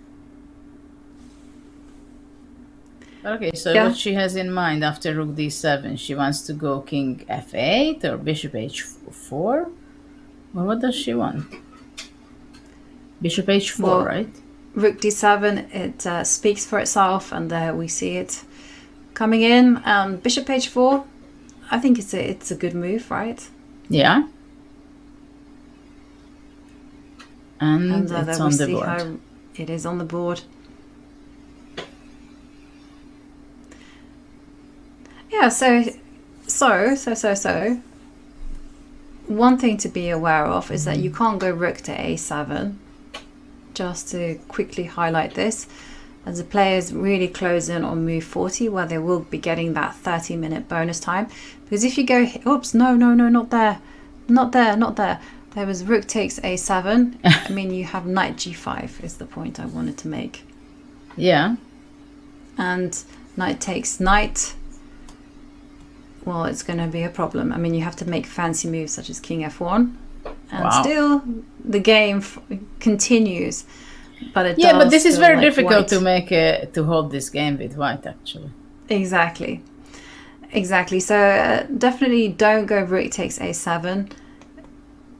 Make another move. Maybe king f1. After king f1, first of all, well, black has to take on f2 and bring the knight, I guess. Yeah, because there is that drawing mechanism. So let me just put that drawing mechanism while they're thinking. Some perpetuate check you have in mind. Yeah, I just wanted to show it to everyone. So that's okay. So say for instance, king f1, and you go knight. Okay, just ignore the moves I'm going to play for white. You go knight f6 check. King f8. Okay, now here you would. Okay, how do I? You play. Let's play not knight g5. Let's play bishop f2, knight f2. Yeah. You go knight g5. Yeah. Knight g4 and knight f3. Yes. Okay. So now just you get to show the drawing it. mechanism. Yes. And it only works with the rook on d7 and the knight coming to f6. You go knight f6 check. King goes to f8. If you go to the corner, it will be Arabian checkmate. So you don't want that. And here, okay, and not that much time. So let's get back to the board. Bishop h4. Now under 20 seconds, and there we see Lei Tingjie playing king f1. And now she can breathe a huge sigh of relief as she's made move 40, and her position is still salvageable, although it will definitely be a big struggle for Lei Tingjie. And now Ju Wenjun, 4 minutes to make her move. There we see bishop takes bishop on the board. Well, there was not much of another idea. And I guess a5 will happen. Well, the white rook is extremely powerful. This is why we always say, when for weaker players especially, that when the rook is on the 2nd or the 7th, watch out. And we can say that the white rook on the 7th is more powerful right now than the black one. But the reason is because white wants to reach out with her knight from f2 to f6. So the pawns on the 5th, e5 and c5, they are very powerful. And of course the knight wants to get to the center, e4 to f6 or e4 and back to d6 the dream position where it was locating before. Yeah, and well, you know, the knight on d6 is very powerful because just say one of these pawns drops, a knight on d6 will control the queening squares, and these queening squares are very important to control in endgames. But now we are over 40, so they got the extra time, both players, and actually I'm surprised that the players are still at the board.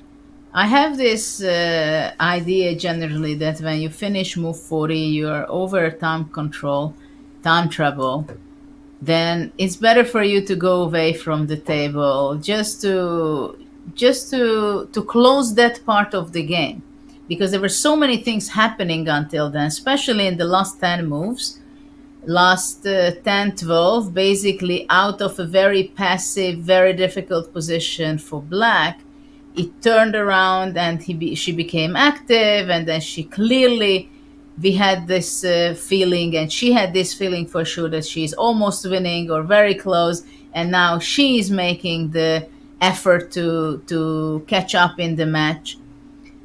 And now that she's staying there, I think even losing 1 or 2 minutes, it would make sense to stand up and get your brain a little new look on the position.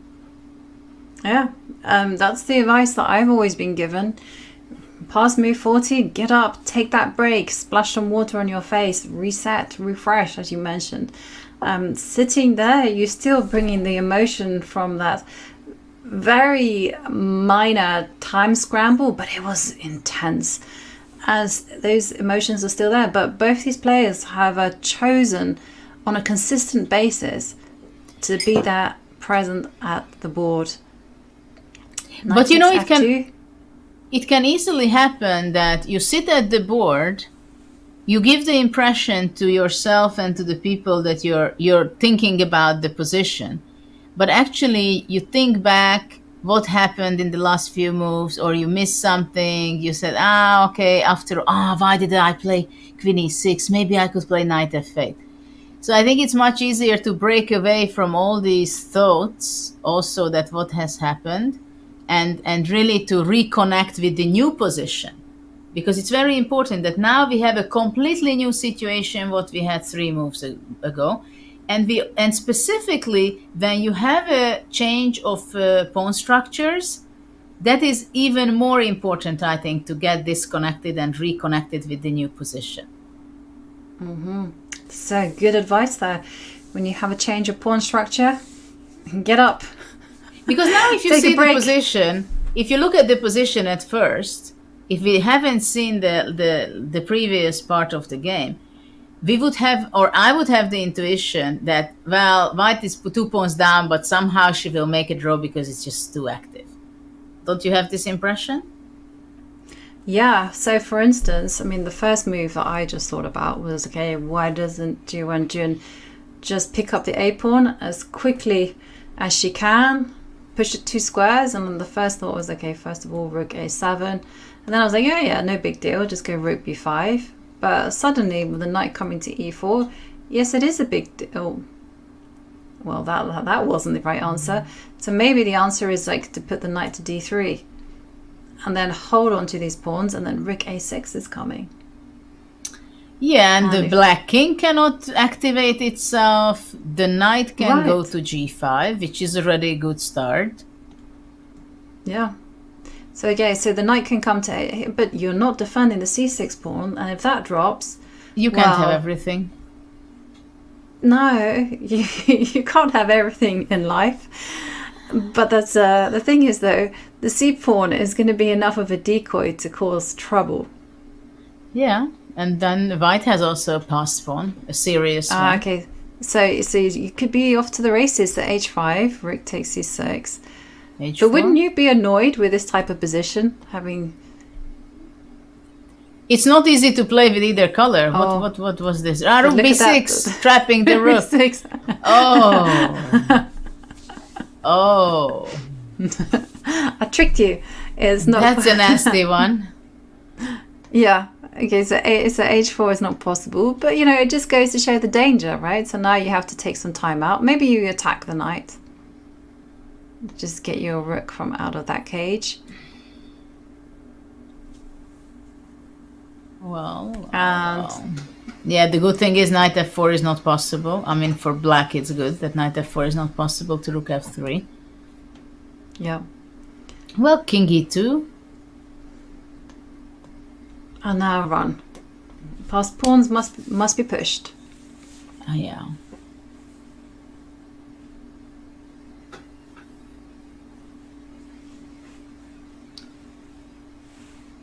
Yeah. But I don't know. This does feel like really.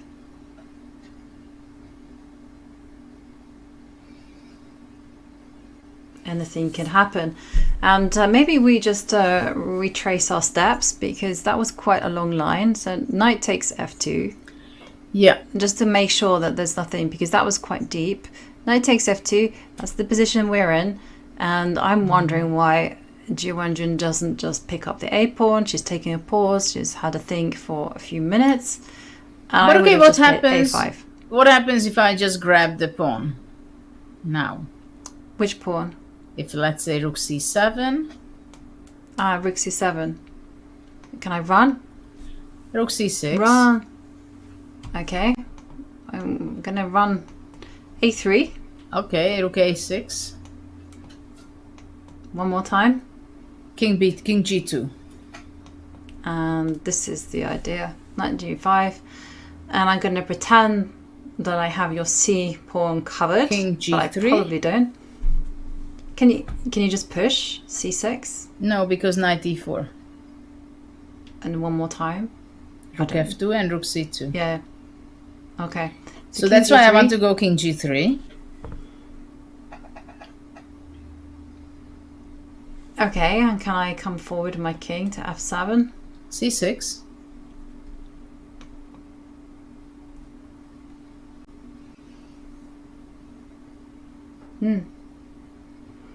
Not easy. No, because, you know, when I have a pass pawn, you have a pass pawn, it's all about calculation, so it's not so simple. And one extra pawn is no big deal here, because there are other priorities. And let's say if there is an exchange of pawns, rook c2, for example. I mean, of course, black is still better, and it's very difficult for white in many of these cases. Let's say there is an exchange of pawns and you can replace your kings through g6 to f5. Then again, it seems like black is on the track to win the game. Yeah. So for black, it's very important to get out from the 8th rank to the g6. Like in this position where if we go back, what is actually the game position? If the king would be standing on g6, black is winning. This is what I say also in my course. I always emphasize in my Chessable course that king is an attacker in the endgame. But you have to work for it to be an attacker. It has to be an active piece. So for now, this is the magic of white's defense, that the king is very passive. This is the most important thing when you look for counterplay. Mm-hmm. And whilst you were talking, Judith, it seemed like the penny had dropped for Ju Wenjun. We saw her lean back. She gave a sigh of frustration as she understood that this is not that easy for her. And we are expecting her to push the A pawn. Don't really see any other alternatives. Maybe she can run with the H pawn. But it is now a bigger task than Ju Wenjun had anticipated, as the players have passed move 40. They're now in the end stages, and as I speak, A5 played, and Ju Wenjun looking to reset herself, just refocus and get ready for the long haul. And I think it's the perfect time for us to readjust, refocus, because we are going to be looking at an in-game grind. So far, Ju Wenjun has not been successful in managing to convert those small advantages in previous games, but this time she does have a 2-pawn advantage. Will Lei Tingjie's counterplay be enough? Well, we will find out after the break.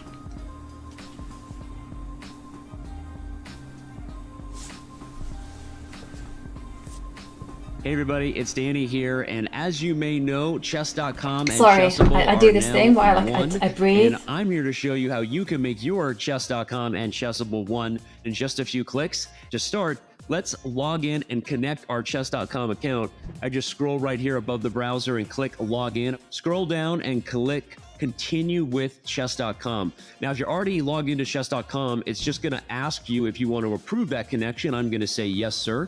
But after approving, it'll bring you right back to the Chessable homepage. Now, the Puzzle Connect feature can be found under Tools, and you click Puzzle Connect.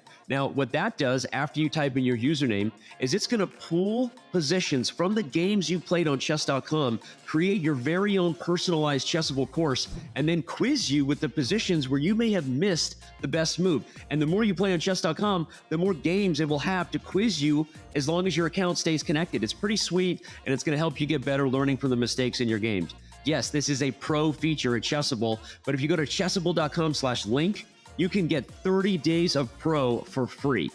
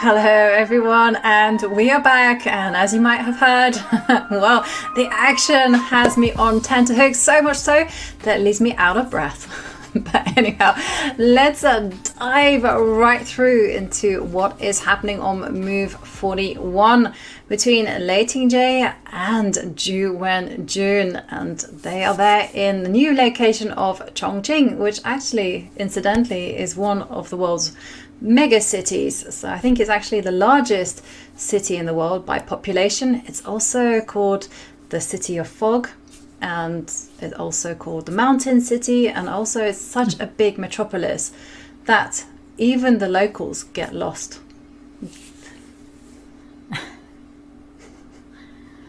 Well, there is a tough endgame going on here in this huge city. A lot of tension, which I'm sure players are feeling right now, because it's a very crucial game of the match. It is incredibly crucial. It's a golden opportunity. But the thought did occur to me, though, during the pause, is that, we've been talking about things from Ju Wenjun's perspective, but of course, Lei Tingjie doesn't know about the bar. She doesn't know that her position can be saved if she plays very accurately. All she sees is she's 2 pawns down. Black has a runaway A pawn, runaway H pawn.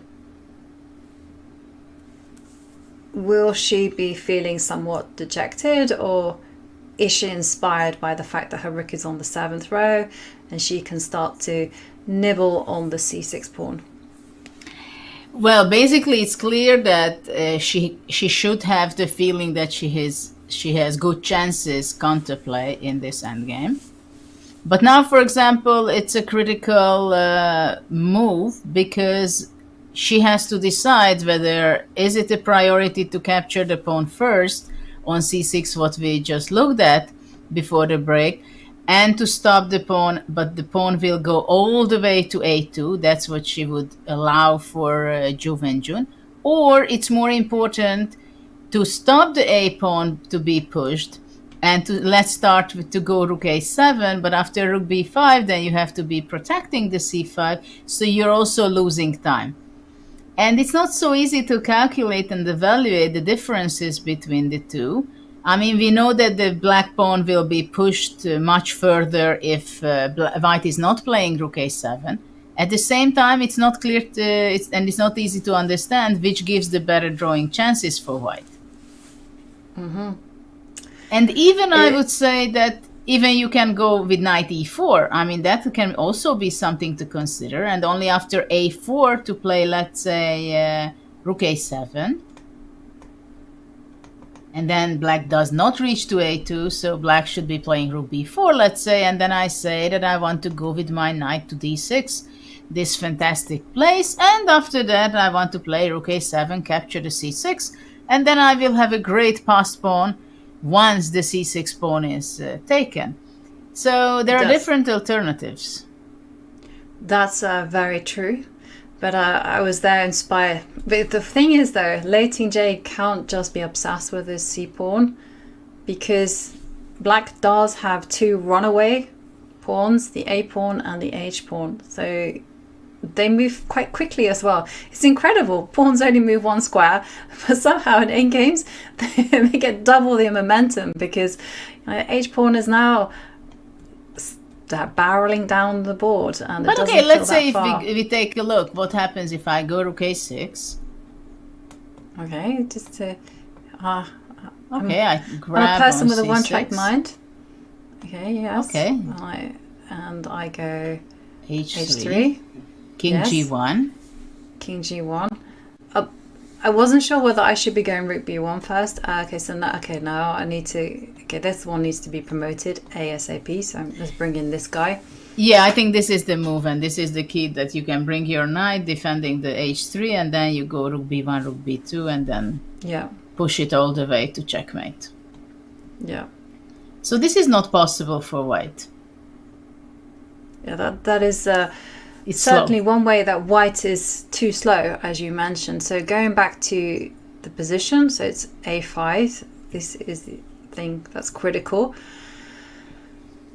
Okay, so let's say rook a7. Of course, that's the most logical move to stop. Sorry. To stop black to be able to push the a pawn. Mm-hmm. Rook b5. Oh, And we this have a is move. on the board. She has played rook a7. Mhm.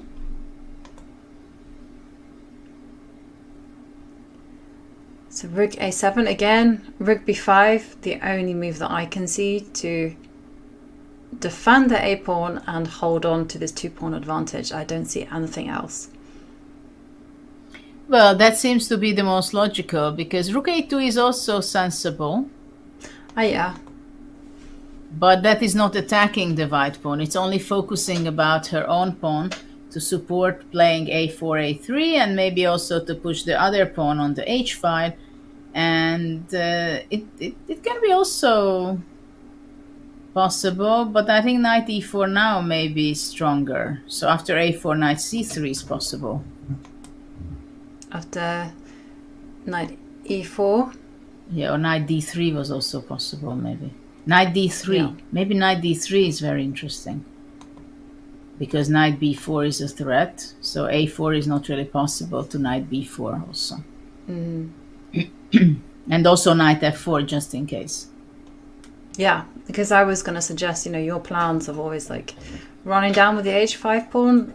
H pawn looks very good. Also, knight can join into the game. Very complicated. And also, white has to be flexible as well. White has to be prepared to switch from rook a7 to going rook c7 if need be to attack this c6 pawn. So white's counterplay is very much based on better rook, better knight, and the ability to attack the c6 pawn. Yes, absolutely. That's all about the defense what white has. So, okay, rook a2 I don't go. I go rook b5 after all. Rook a7, rook b5. Rook b5. Okay, and now knight d3. The knight needs to be stable in its defense of c5 because actually and d5. Knight e4 is a more logical move at first. So this is interesting. Whether is it really knight d3 what has to be done, or how is knight e4? Because it's very easy to go wrong with white, I think, with knight e4. Mm-hmm. Maybe it's because it can be destabilized, hang on, like this. But Knight after to that, knight f6. Yeah, and then you run to the center. Are you running there, or you go king h8? King h8 apparently is the way forward, just according to the evaluation bar. Yes, because after king h8, first of all, you have a very stable g5 knight, which covers the most important square h7. And also, after this, rook c5 is a threat, because king on f8 would be placing it wrongly with knight d7 fork. Mm-hmm. And we have rook b5 on the board. We do have rook b5 on the board, and again, big moment. Knight to d3. Best way to defend the c5 pawn and the e5 pawn. And of course, Lei Tingjie has to do this. She has to find this move. Knight e4 will get destabilized by knight to g5. Okay, so after knight d3, which probably will be fine, but it's not so tempting to play knight d3, I mean, you really have to understand the position well to be playing this. But it's helped by the fact that the pawn is on c5, is under attack. Because you can't really play anything else because rook takes c5. Yeah, and but that you might as well shake hands. But at the same time, after knight e4, knight g5, knight f6, king h8 is kind of not a human way of thinking. That's true. The king. Okay, let's have a look at this position because knight g5 I think is very normal. But knight, because I came up with it by myself, and if I can come up with it by myself, but I was kind of running with the king to the center, and why is that a big mistake? Probably because of rook a6, and you cannot take on c5. Yes, and that's why you need to study your tactics at home for breakfast, lunch, and dinner. Well, in between some theoretical endgames and calculations. little spice it up with a little opening. And that's it. You have got the recipe to becoming a grandmaster. You can use a little more spices than that, but yeah. And rook a6. Yeah, after rook a6. But even this type of position, I mean, how if the king comes forward, and I remember your plan of trying to like snake King the king g6, to f5. Yeah. I will be very happy to have the king on f5. The only problem is that you might have your strong pawns by now. Pass pawn on c5. So you go rook c8 and simply push. Yeah. And I'm just wondering if I can give you everything. But the problem is also my rook doesn't have an anchor, so what I'm panicking about, because sometimes I literally panic about future, is like this pawn will march itself to c7 and then rook moves like rook b8 will come. Okay, and we have a move. Knight d3 on the board. These two are good, and they're very accurate when they need to be. They take, I mean, did you notice that both sides reached move 40? They did not blitz out any moves. They just took their time and they consider all options. Excellent decision from Lei Tingjie. And knight d3. The end is nigh, says our producer Bigfoot. I say no, the end is not nigh. We are going to be in for, I think, a few, maybe half hour, 1 hour of exciting chess as Lei Tingjie fights to save this position. Yeah, now the question is, it seems to me that black cannot save her pawn on c6. There is no way. So if, let's say, knight g5, which is the most logical continuation, white goes rook a6. Okay, let's dive in. And rook a6, yes. And for white, it's very good that after rook b3, white has the powerful good move with the king to e2. Yeah, this is very important that this rook here can be met by king e2. Also, white has another tactical trick up their sleeves as well. Like we saw this idea of rook b6, just forcing a trade of rooks with the right time. Yes, but rook b6 yet, I think it will be not so big problem for black, because king f7, because my rook is protected on b5. Yeah. So, but it might not be. We saw it. So say for it, so we went into a line where we said h5, rook takes, and then say for instance here, this was a big mistake, and then you can see the evaluation bar shooting up in white's favor, and we fell for it once, we won't fall for it again because rook b6. I mean, if something like this would happen, h4, rook b6, the match is over. Exactly. It's not only because the game would be won for white, it's because psychologically you just cannot digest something like that at this stage of the match to blunder such a huge one.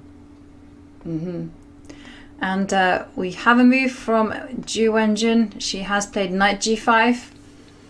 The players are following our analysis, and we're expecting Lei Tingjie. She needs to get counterplay. She can't rest easy. She has to attack this c6 pawn. So rook a6 is a nice move.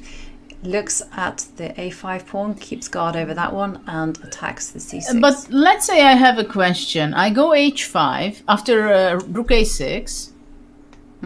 I go h5, and after rook c6, let's say we are not blundering with h4, but give a check on b1 first. Yep. And where do you go with your king? That is the question. It's as either always. g2 or e2. Or f2.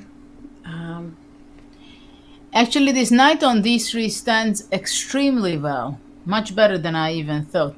Because after king g2, for example, look at that, or wherever you go, there is no check on b2. But more importantly, if h4, I can go rook b6 anyway.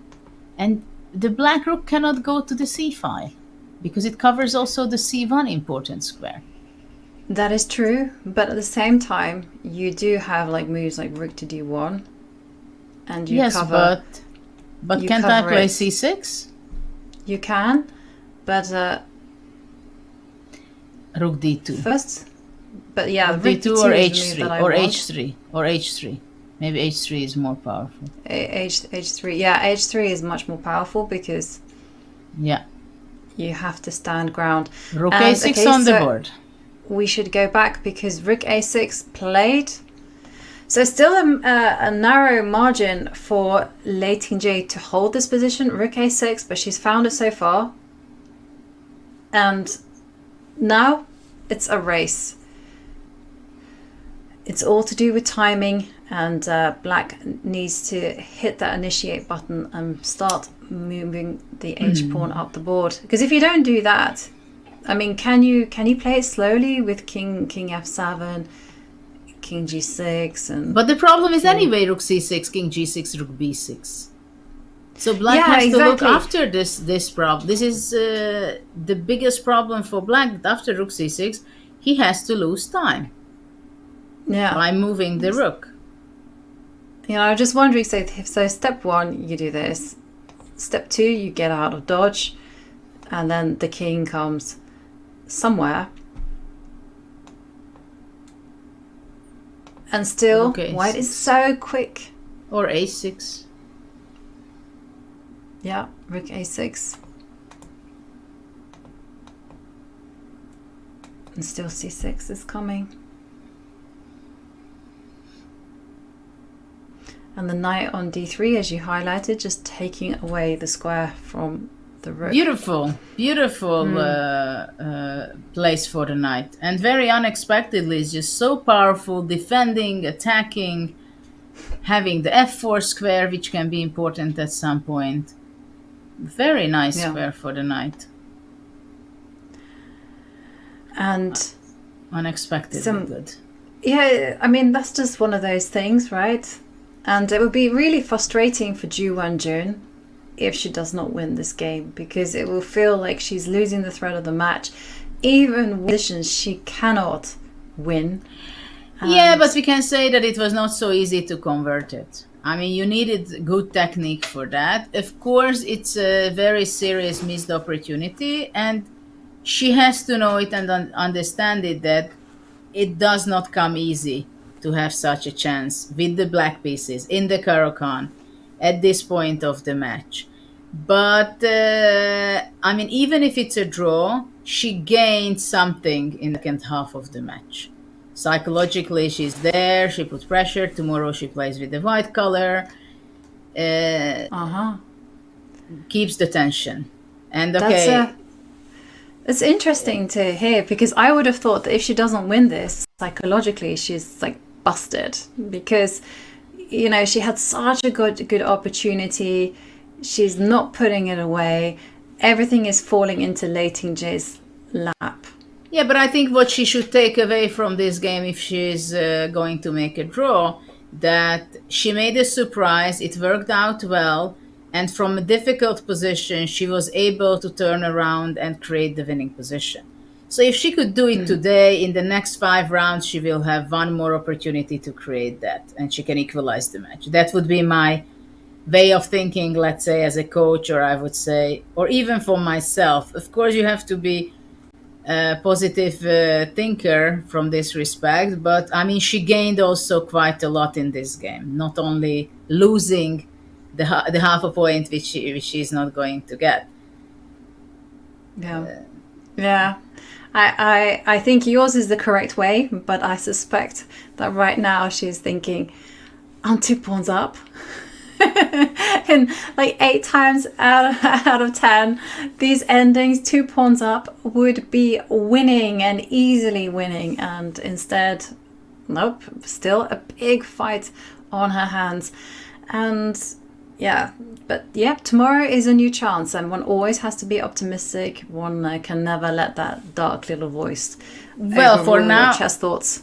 For now, she has to focus here how to create her chances, how to give difficult moments for for Lei at this point, how to torture her a little bit more. Even if she is going to get the draw, she has to fight for it as difficult and make it as difficult as possible. But she went down again in time.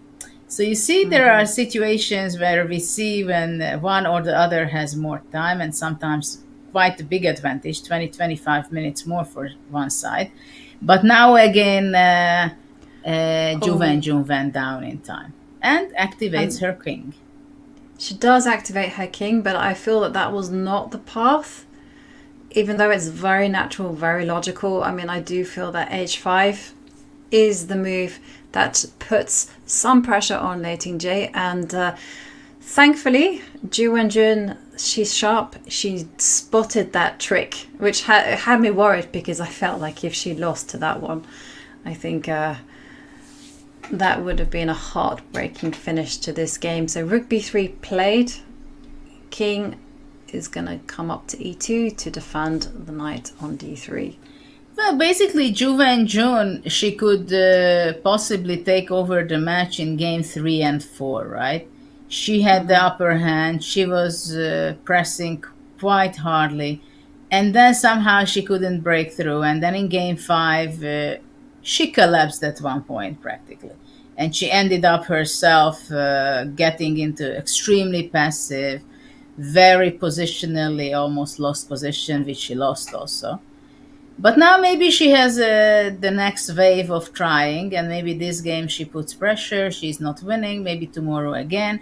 But of course she has to collect all her energy for the second half of the match to try to not only to get the opportunity, great chance, but also to be able to convert it. Yeah, and we can see the emotions on Ju Wenjun's face. She's saying to us she's not happy. And Lei Tingjie, on the other hand, completely focused, completely ready. She feels that this is now within her grasp to draw. And the question is, how narrow is that path? King e2 seems to be very logical. You can also give in a check and also move the knight back. That's what I'm checking.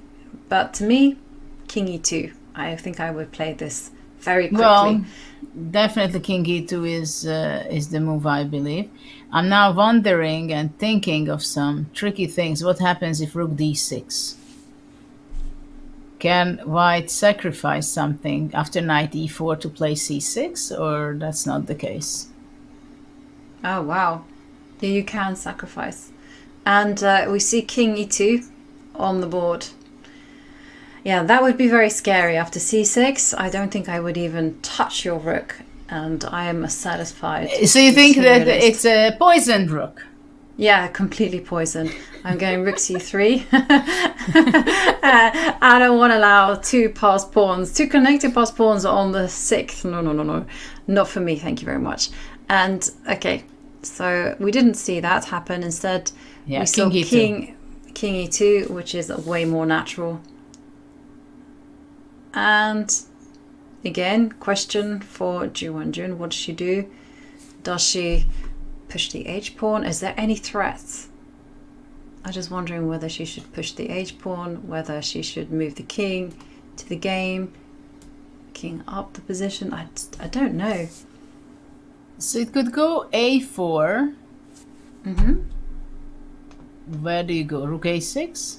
Rook a6, get behind. a3? Pass pawns. Yep. And can I throw in a check? This is what I want to do anyway, first. I wanted to go to g6. Okay. And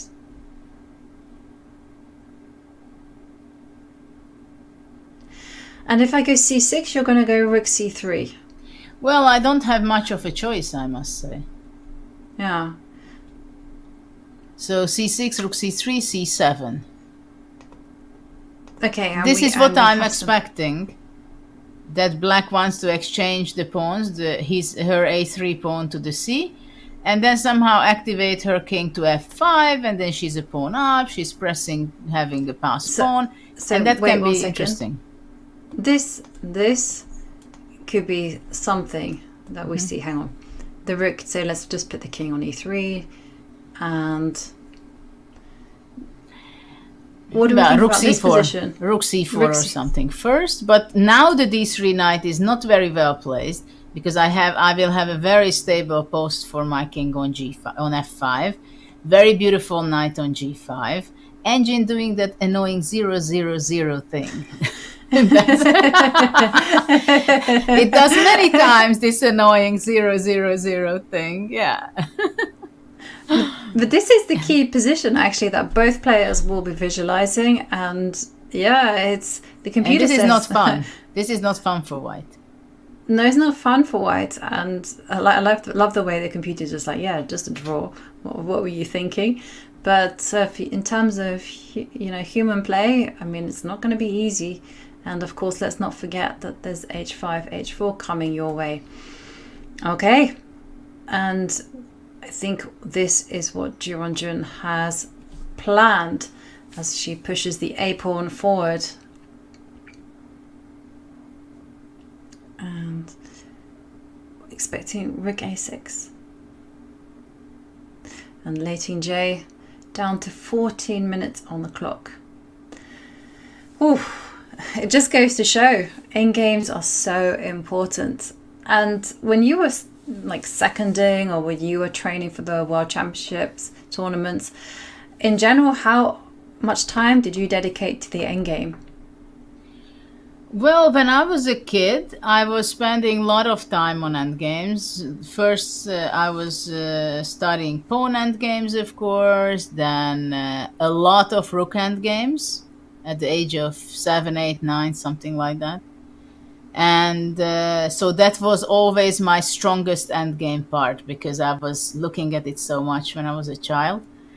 And also later, of course, the bishop endgames, like the basic theoretical endgames, 1 pawn, 2 pawns, several pawns. I remember very well that I was studying the knight endgames. Of course, 1 pawn, you study the winning positions, drawing patterns, or knight against pawns. But also, for example, the knight 4 pawns versus 3, how to win, what are the important milestones in such an endgame, what you have to look after. And also queen endgames, that was always the most challenging and most difficult. But I always felt that endgames are extremely important part of the game. And then for some time, openings took over my life. And all the other things like middle game especially, but also endgame, became very much in the background of my studies. And then later on, I started to work on endgames again, because first of all, I loved them very much. And secondly, I knew and understood that if you don't remember your theoretical knowledge on endgames, then you put yourself in an extremely difficult position when you play in 5th hour, 6th hour. And if you don't remember, you don't know the theoretical ideas, then you just simply don't know what to simplify to. Or you don't, because most of the end games simply you cannot calculate. You have to have a good feeling or knowledge for it, at least to evaluate. And once you can evaluate it well, then you can make sure that whether you remember the concrete patterns or you have to figure it out.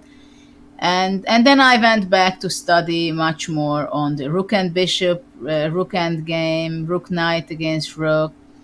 So I always think that it's very important, and probably you know it that I'm a huge fan of composers. So to solve game kind of studies, Paul Benko was one of my trainers, so I studied a lot with him on that. And because I think when you solve composers' studies, then you can sharpen your calculation skills a lot. Also, you can sharpen very well your defensive skills, which is very important in a first endgame, for example. So, and also you work a lot when you solve problems, your calculation in both ways, attacker and the defender. Yes. And there you mentioned that you did a lot of studies in endgame studies, and also studying a lot of endgames. But on average, I'm going to put you on the spot, Judith. How many hours from being a kid, did you study on chess? On chess altogether? No, and on the No, or endgame, endgame. because now we're in endgames, yeah. Because it's quite nice to quantify, like... Well, when I was a kid, a few hours in a day, I think. There were periods when I had 2-3 hours per day, easily went on solving and study endgames with this, probably, you know, this yellow book series in Russian of Averbach. That was that was the main books on endgames, which I studied. Also the Endgame Encyclopedia. And of course, we were very happy when we found some mistakes in the book that, wow, this is not true what they say, the big ones. Well, of course, nowadays it's a different story because up to 7 pieces, you go to the endgame database, the table base, and then you just know the evaluation. But just because you know the evaluation, it doesn't mean you understand the endgame itself, right? So once I was already much later, I don't know, in 2000 something, when I worked a lot on understanding the queen versus rook endgame.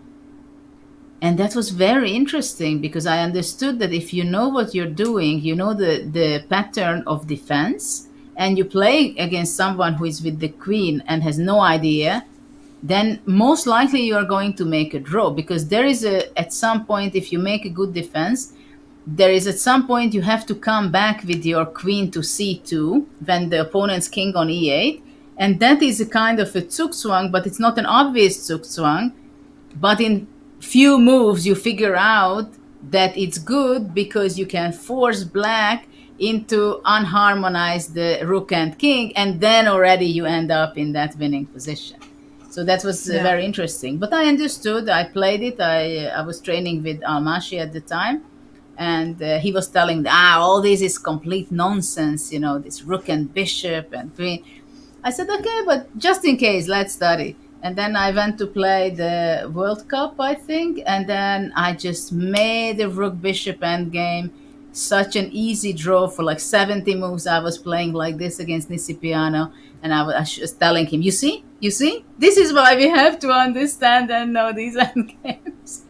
And you beat Lenia Dominguez as well in a that was already later. Yeah, that was 2011. Yeah. That was also a moment when I knew and understood very well the ins and outs of the endgame. But rook and bishop versus rook can be extremely tricky when we have no pawns, right? So usually you train to have on the side, either on the first row or on the last row, 8th row. But when it comes to the side, the same thing, mirroring, it's not so easy to remember the pattern. And that's how I got confused with Dominguez, that I knew that I have a winning position. I never let it go slip out of my hand. But it took me time to discover that what exactly how I win when it was on this side. And well, that was a huge match, one of my biggest match of my life, because it's very tense, very interesting, and big match with 8 games. Yeah, I remember, and I think you won, right? I won that match, yeah. Yeah, you won, yeah, because I remember the commentator was biased for you, and I was also biased, even though I had, I was like, come on.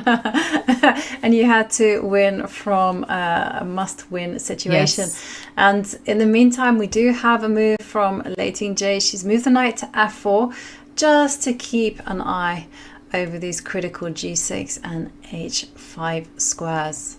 Yes, this is important, or it can be important, and it's very logical that she does not want to allow the black king to activate itself towards to f5.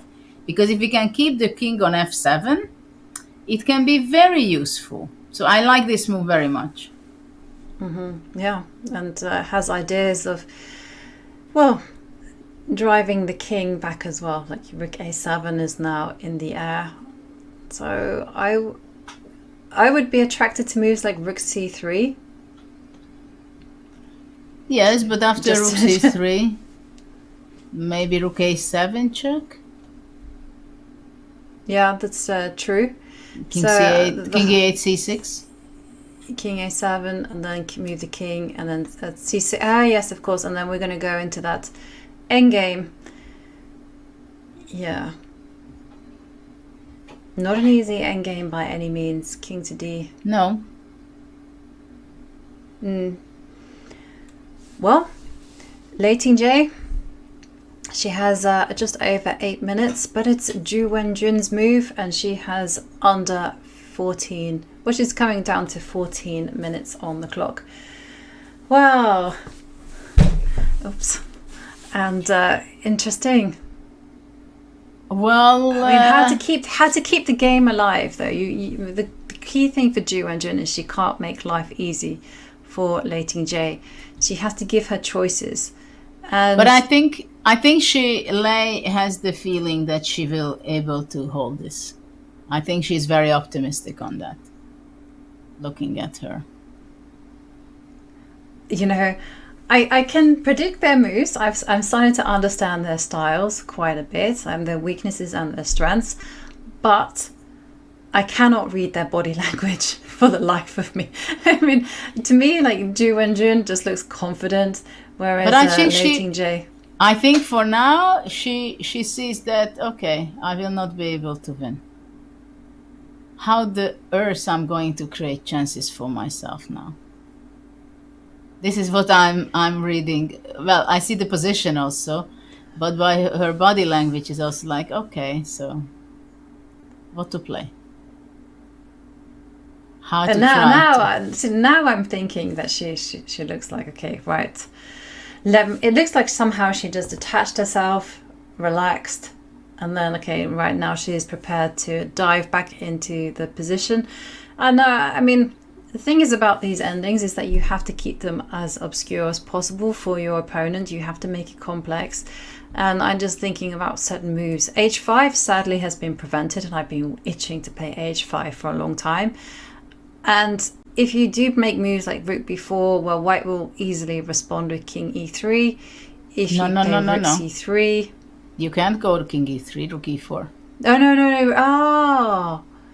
No, Well, you there can't you go go. there. There you go. You have to, the knight will come back. But I think you go, well, either you, yeah, probably you just go back.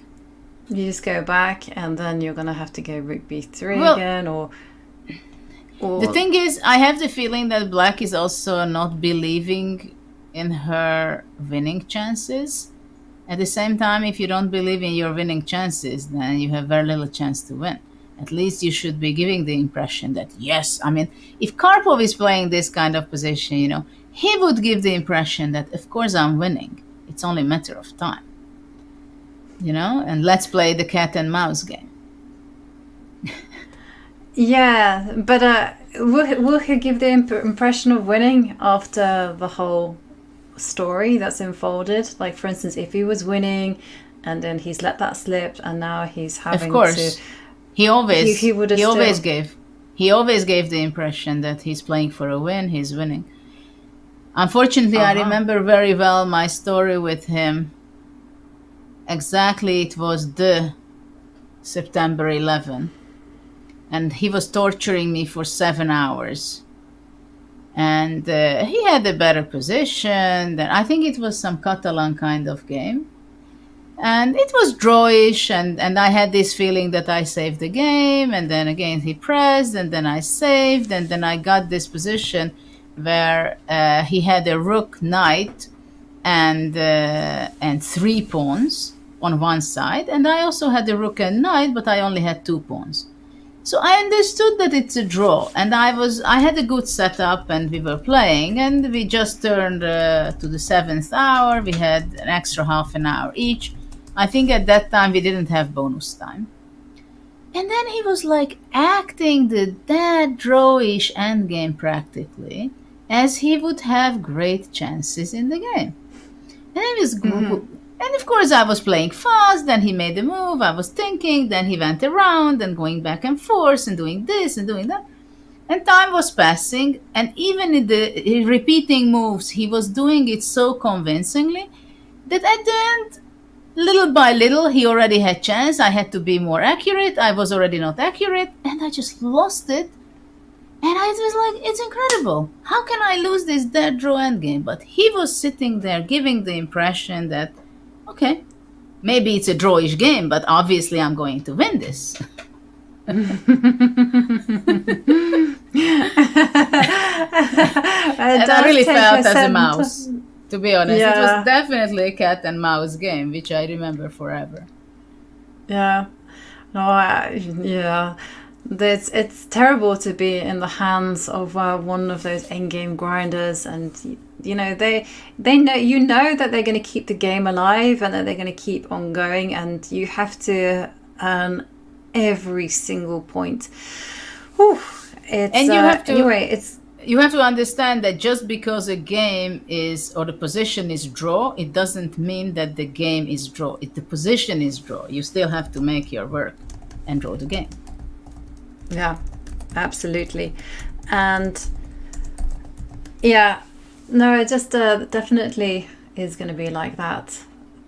Well, Ju Wenjun, she is taking her time, but she can't take too long because she has just under 8.5 minutes left to play the whole game, and still decisions have to be made. Both players now 8 minutes. Now I was wondering about that endgame where the A pawn and the C pawn has left the board. I was just wondering, when should you go into this endgame?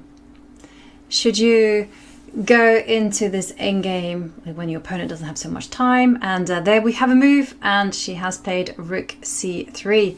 And Lei Tingjie, she is fighting for survival here. Will she get... Well, first of all, let's have a quick look at how she got to the World Championship.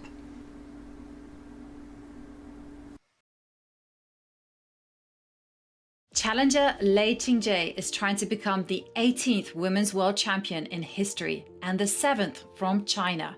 She would join a prestigious list that includes Xijun, Hou Yifan and her opponent in this match, Ju Wenjun. Lei Tingjie has already made history several times. She is just one of 7 women to become a Grandmaster as a teenager. In 2021, Lei won the first ever Women's Grand Swiss, and she did it by a whopping 1.5 points, starting the event an amazing 8 out of 9. With a round to spare, no one could mathematically catch her. That dominant victory put Lei into the Candidates Tournament, one step shy of the World Championship. 3 short match victories, and she would be the challenger. Lei won them all, and she never even needed a tiebreak. For her first battle held in Monaco, Lei faced off against former world champion Maria Muzichuk. Lei won immediately in the first game, then secured 3 draws to advance to the semi-final. Lei wasn't done with the Muzichuk family yet. Next came Anna Muzichuk, Maria's older sister. The players started with 3 draws, partially flipping the script from the previous round. But the match ultimately produced the same result. Lei won the 4th game, and with it, her 2nd match. The final moved to China, where Lei faced her compatriot Tan Zhongyi. Like Maria Muzichuk, Tan Zhongyi is a former world champion. Tan greeted Lei coldly in the very first game, delivering Lei's first loss of the candidates. How would Lei deal with her first adversity of the qualification cycle? By taking over the match and never losing again. She won Game 2, and Game 4, and Game 5. Her 3rd win clinched the match with a game still on the schedule. Just like in the last round of the Grand Swiss, it wasn't needed. Now Ju Wenjun awaits. Has the 3-time champ finally met her match in Lei Tingjie?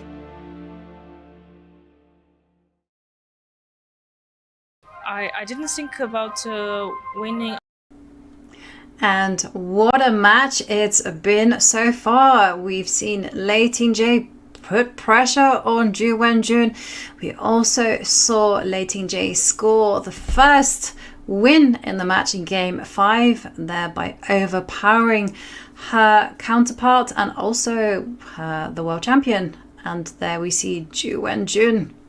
She is a pawn up, but the position is very difficult to win. And even better than that, the players are treating us to what is going to be an endgame fest. With not so much time left on the clock, we are going to see a lot of fast action here as the players get ready. Lei Tingjie still has a big job ahead of her as she fights to keep her chances for the Women's World Championship alive. I think the most important thing now for Ju Wenjun is somehow to keep the tension, to play on and play on and play on. Just give the opportunity to make mistakes for Lei, because they both know that it's very drawish, objectively.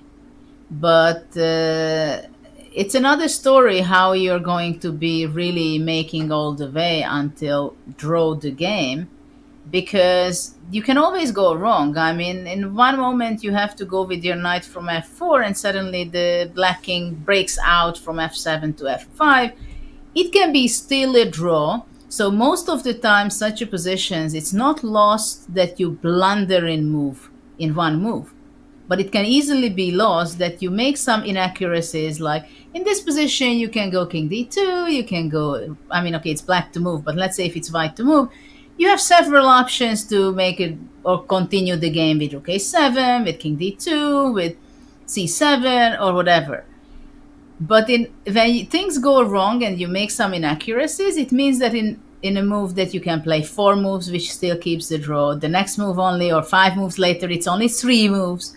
Then another 10 moves, you have the only move to make a draw. So it's like little changes. And then suddenly you realize that when you have the only moves to make and you don't find it, you can go wrong and even lose the game. So this is the way I think Ju Wenjun can win the game. Just play on, fight it out, go, and then let to make mistakes. Exactly, and I really like this last move, king e7. Nothing has changed in the position. If Lei Tingjie wants to play c7, well, it would be the king that is catching up on that pawn. And still, the time is ticking down, and I feel that Ju Wenjun will leave this endgame with those the a pawn and c pawn off the board. She will leave that until the very last moment. Sorry, I have to share with you this beautiful checkmate, how black can lose in 2 moves. Yeah, rook a8. With the idea that I want to force things with c7, and then black goes knight f7. Just by attacking, right? The e5. Sorry, what was the move that you want black to play? Well, I don't want, but I want to show it, that knight f7, knight g6 mate. Knight f7, knight g6. Okay.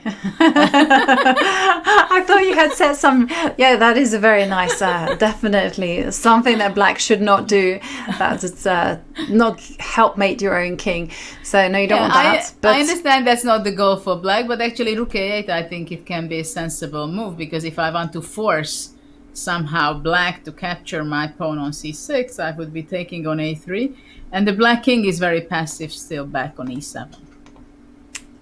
Yeah, this is a nice way to clarify the position right now when the players have 5 minutes left, because I feel if a good thing for Ju Wenjun would be to have this endgame, but say when both players have 2 minutes left on the board, on the clock rather, and then that way there's a higher chance of some inaccuracies. And what are we going to see? Are we going to see rook a8? Yeah, it's white's choice now, right? I mean, white can also go in the game position to go knight g6, but black's idea is to go king d8 and c7 possibly. Yeah. At the same time, it's a good question whether can black go king d8, king c7, because after that maybe it will be easier to, after exchanging the pawns on a3 and c6, the h6 pawn can be more vulnerable. Mm-hmm. And I guess there's also a question, right? What happens if the knights come off the board? Is this just an easy draw for white? Well, it depends where the black king is standing also. If the black king can reach out to c7, then maybe, and also have the h pawn, it can be some zugzwang for white, I think. And, but of course, As they say, all rook endgames are drawn, but king d2. Yeah, king d2 on the board. Well, the rook has to move. Or, hang on a second, it doesn't have to move. There can be a check.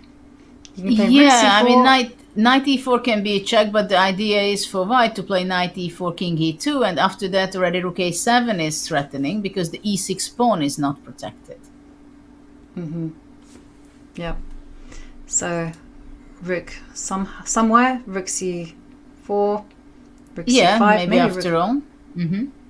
I'm not quite sure where, but your idea is that here, attacking the knight, and if you're careless with where you put your knight, so say for instance, it's difficult to be careless, but okay, I'm going to try it. But say like knight e2 would of course lose on the spot to knight f3 check, and then the pawn on e5 would fall off. So that's why you need to make moves like rook a7 check, knight g6. Okay, well, we have some moves. Rook c4 on the board, and time is ticking, both of them under 5 minutes. Mm-hmm. all rook endings are drawn, yes. Well, yes. Didn't you learn that one when you were a kid? Yeah, I did. But no, I lost a rook and pawn ending, and everyone turned to me and said, how could you lose a drawn rook and pawn? Do you not know your basics? And they made me feel so ashamed that I went and got out the John Nunn rook and pawn endings. Oh, this is Spielman. Well, John, one of these endgame books, and I was like, okay, I'll master them for you. So actually, it was good that they were complaining about your knowledge. if this is what happened afterwards. Yeah, but I mean, shame is a powerful motivator, right? Yeah, nothing but John Nunn has fantastic books. Mm-hmm. He does. Incredible Absolutely. books. I'm not saying that all of them are so practical. I remember back, when? 30 years ago. More than 30 years ago, back in 91. And we played in the same tournament. And after the tournament, he came to Hungary to train with us. And he gave in an envelope a position. And it was like crazy because in those times, he was working with computers already. And it was a rook pawn versus rook, and the pawn was like on c3 or something. So you thought that, okay, it's winning or drawing. No, it was a mutual Zugzwang position. So that was the first time I understood that this rook end games and end games with computers, it can be crazy. Crazy. Yeah. I remember when he was captain of the men's team in Batumi 2018. It was quite funny because he would spend all his time on the computer, like just looking up studies and seeing whether they were cooked. And cooked means if they have like alternative solutions. and this was a big hobby for him. So definitely he's a fantastic player though. Yeah, and very nice person too. So knight d3 back. Doesn't change that much. The king is far away from the entry route to f5, and at the same time the knight protects the e5 pawn. What next? Knight f3 check? Yeah, it's possible maybe that knight f3, king e3, knight d4. What do you think about that? Sorry, knight f3, king e3, and knight to d4. Yep. That's definitely something to consider. And my first question is, what happens rook I was a7? going to fall. If I was going to... Yeah, you can't... just to highlight, you can't go rook takes pawn because that would lose to knight c2 check. And the fork would be deadly. So rook a7. The king is going to move to d8. I don't know where I'm going. I'm just moving it closer. Yeah, because actually I like the knight on d4, to be honest. And Ju Wenjun ticking to just over 2 minutes on the clock. And the position as it stands is they get 15 minutes after 60, right? No. From now on there is nothing? From now on there is nothing. Ooh. The players are playing on the bonus time. And exactly. Wow. And well, no knight to e4 check, which was a really interesting idea suggested by Judith, but the king comes to f7 and it's trying to snake its way to g6 and f5. But you know what? It's interesting. What happens if after... Do you think after rook a3 he wants to take? For sure he wants to take on c6, right? Because I was thinking if after rook a3, what about king g6 first? And then I guess you hold on to this pawn. Yes, and after that once in a lifetime. Yeah, and then I go king f5. And then I wait. This is my one job in life. You just wait. Although you can push the h pawn. Oh, it's not. I don't feel that this is so easy. Why cannot I push the h pawn? I don't know. I'm just. I think at some point. I thought you can go knight b2, forcing things. Yeah. But not now. I thought with the move earlier. Okay. Okay, so knight b2 now. Okay, well... Okay, this is the position we have. Rook moves. takes a3, but of course rook c6. Of course, it's logical that she took it. But after it takes knight f4. And that's exactly what's happened. Of course, she will not allow king g6. No. But how do you break this blockade? Well, rook so c7. One big trick. You go rook c7 first, I guess. Yes? Yeah. No, I just wanted to mention that one trick that I fell into, like a rabbit in the... It was rook c4. You actually have to retreat your knight. You can't go king e3 because of rook e4. So just to point that out again, put it on the board. That would be a big oh dear. And instead, after rook c4, you have to drop your... I would give a check first. Yeah. That's even better. Give check, and I would be really afraid to allow your king to f5. No, you don't want to do that. That's black's dream to put the king on f5. Yeah. So let's refresh the position and let's have a look. This is it. Ju Wenjun has just over 1 minute and a half. Lei Tingjie just under 3 minutes.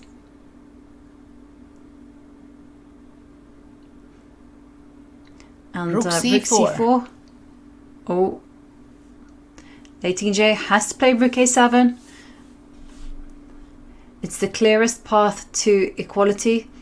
Drive the king backwards. So after rook a7, black is pushed back to the baseline. This is what we're witnessing. I think after rook a7, king g8 will be played. What do you think? Yeah, king g8 makes a lot of sense for the simple reason that you can start supporting a potential advance. And again, time is ticking down for Ju Wenjun. She has just under 1.5 minutes on the clock.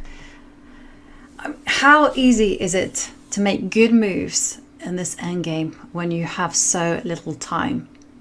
But okay, what about king e8? King e8, that is also possible. Knight h5, right? Knight h5, and then the rook will swing over. Though after knight h... Okay, we have a decision. And the king has moved to f8. I didn't see that one. And again, white cannot fall into this tactic. The rook comes to king can't come to e3 because of rook to e4 check, and white will have to abandon protection of the knight. Well, my first question is what happens if white just goes check again? I think that is the big question in the position, because Lei Tingjie can build herself up a time advantage just by playing rook a8, rook a7 and just keep going. Presumably Ju Wenjun wants to walk her king all the way around. Yes, but how? So rook a8, king e7, check again. Then you have to end up with king. I guess the king will start D8. to walk to d8.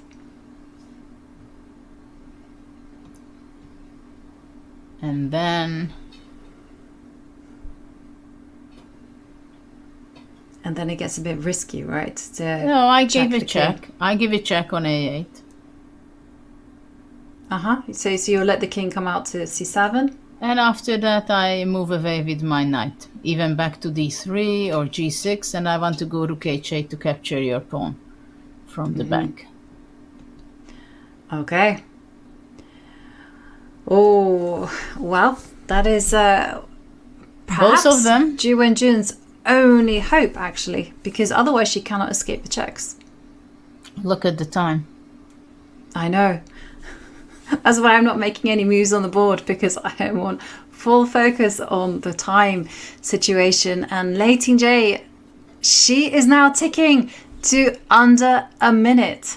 And she has that decision to make. Does she carry on checking the king, or can she just give a check to the king with a white knight, or is she simply moving the knight away to some square?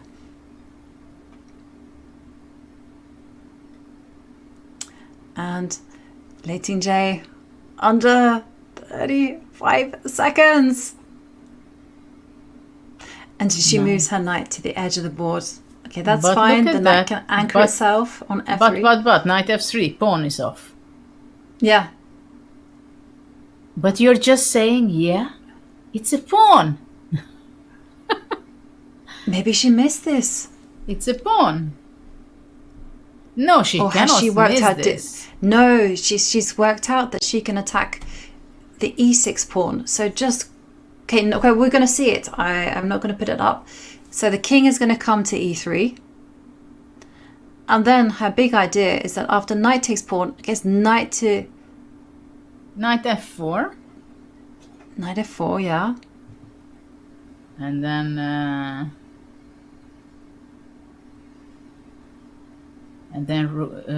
knight... Rook c6. Rook c6 and what? Rook h7? Step up with the king. King g4, but then knight f7. Okay, we see knight f4 played, and Ju Wenjun suddenly 2 pawns ahead, but Lei Tingjie's pieces are very active.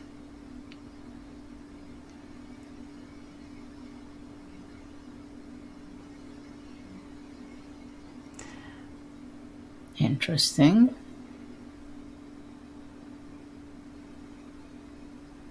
Maybe rook c6, rook h7, but then king g8, and then rook e7. Maybe rook c7, rook h7, what do you think? Because you cannot go knight f7 to knight check and rook f7. Well, we're going to see it because rook c6 played and king e4. That's what I'm expecting from Lei Tingjie. And it's happened. Ah, yeah, because knight f7, knight g6, rook f7. Yeah. Oh, that's beautiful. So knight f7. Knight g6. I'll quickly put it up. And because knight g6, king g7, knight e5. Ah, no, even blunder. No. That would be a blunder. That would knight be e5. And if king g8, knight e7. So actually king e4 is drawing. Nice finish. Very nice not- spot from Lei Tingjie. It's not over yet, of course, so black has to be moving away to somewhere else with the knight to g4, let's say. And then if after check on g6, king has to go to e8. Wow. But you know, if it comes to g4, the game would instantly end in a draw. Knight because there is a big e6. trick. Knight e6, and Yeah. Lei Tingjie, she is sharp. She will spot such opportunities. So just to reinforce that one quickly whilst... And it's funny, if you go knight c4, it's the same with on the other side. That is going to be a draw. She And, played knight there we see- c4, but I Knight think it's the C4. same thing. It is exactly the same thing. And is the king close enough to catch the h-pawn? It should be.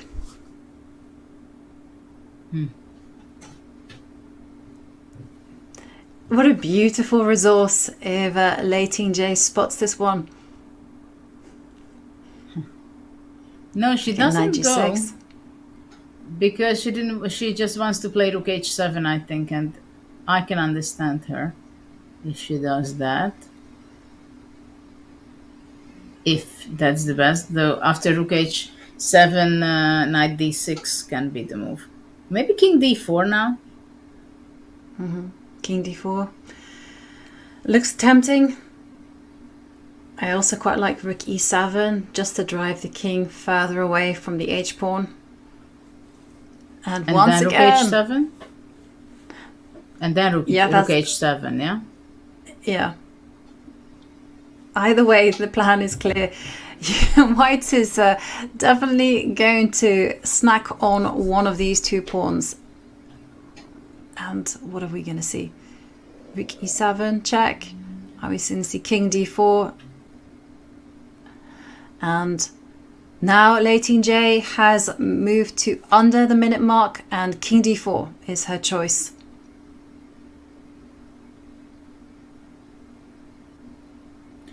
Well, this game can be drawn because of this beautiful rook on the 7th rank cutting away the king. This is why white can afford having 2 extra pawns down. Yeah, this is very cruel, isn't it, though? You get to an endgame 2 pawns up against your challenger, and still it's a draw.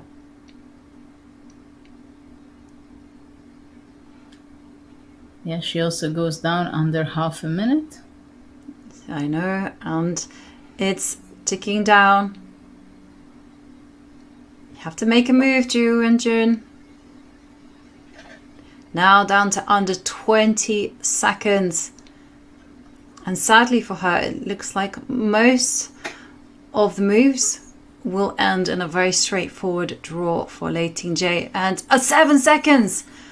Oh, and moving the knight to b6.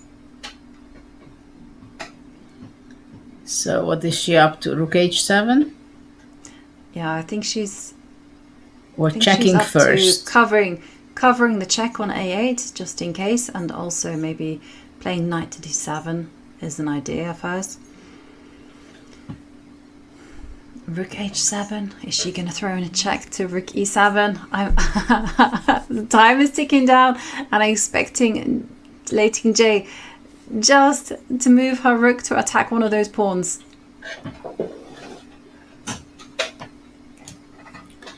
Yeah, small details, and I'm not sure it has a big difference whether rook h7 first or check on e7 first, and only after that rook h7. But once white will want to try to grab the pawns, that's for sure. Rook a6 is also a nice move. Rook e7 check. And still both players under the minute mark. King moving to d8 instantaneously. I'm expecting rook h7. But you know, there is a trick.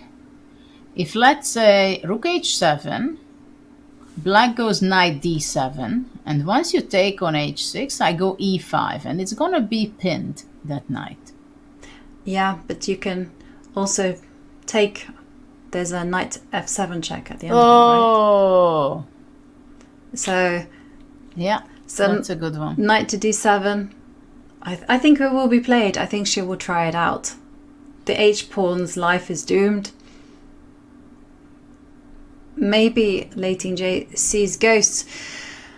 And there we see Ju Wenjun now under 30 seconds. And it's ticking down. There's no way to hold on to the h-pawn. All of Ju Wenjun's hopes are pinned on the advance of the e-pawn. And knight d7 played. And we might see your idea in play, Judith, where white should capture that pawn on h6. It should be afraid of no ghost. And the point is that e5 can simply be met by knight takes e5. And there is a check on c7. Maybe the game will finish like this. Yeah, it's a nice finish. And she took f7. Yes, she's taken. And e5 played. And we're going to see it finish.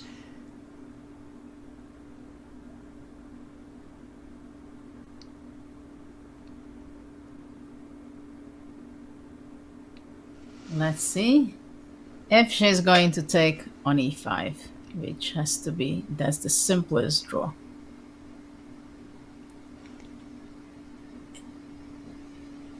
And Lei Tingjie pausing.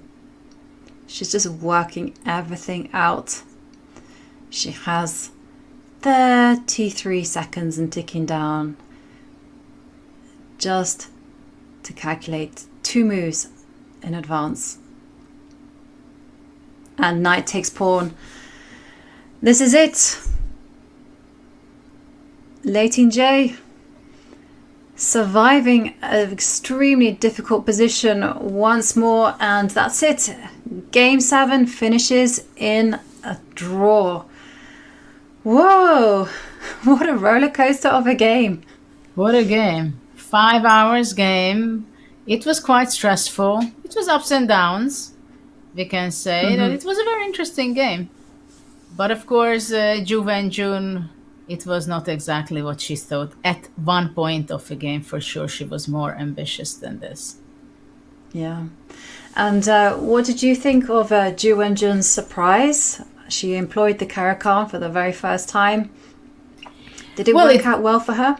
It worked out excellently for her because she made a surprise. She unbalanced her opponent. She created some fantastic opportunities for her in a difficult position. I mean, that was quite stressful, the compensation what white had. But after that, she was very close to get a almost winning position. She misplayed it, but I think she should be still happy with today's game because she still has 5 more games to go, 3 whites, and she can show that she can outplay her opponent. Yeah, and let's take a look at the scoreboard. And you can see after today's draw, we see that once again, Ju Wenjun, she still has a 1-point deficit over Lei Tingjie, and Lei Tingjie now will play with the black pieces tomorrow. It was a very well balanced game. I mean, I was certainly entertained by it all. And going into tomorrow's game, Ju Wenjun will have the white pieces. Can we expect more surprises from her? Well, this is a big question. How much is she ready to make a surprise with white? Because, of course, it depends very much on her preparation, whether she prepared it in advance. Such a scenario that she will have to make huge changes as today. But it also depends a lot on her mood and how flexible she is and how she feels. What is her analysis and estimation on today's surprise, what she did, and how much energy it took out of her, and how she felt during the game, whether did she had the dilemma, okay, what am I going to be playing? I don't see the plan, whether she was a worrying kind during the game, which we don't know. Or she said, okay, I was very confident, I had great chances, so I believe that I should be going out of comfort zone for myself and the opponent and come up with something else. But of course, you're risking also at the same time when you play something which you were not prepared very well beforehand. Yeah, and so that's something that we can say to Ju Wenjun, to take the positives from today. But okay, her challenger Lei Tingjie, she does have that 1 point advantage. What can we expect from her tomorrow, Judith? Well, I think for her it's very important to stabilize herself, to understand that her opponent can do anything. She can come up with the old preparation and the old system what she plays, but she's ready to give surprises to her opponent. She's ready to fight until the very end in this match, so she will grab every opportunity and create new chances for herself.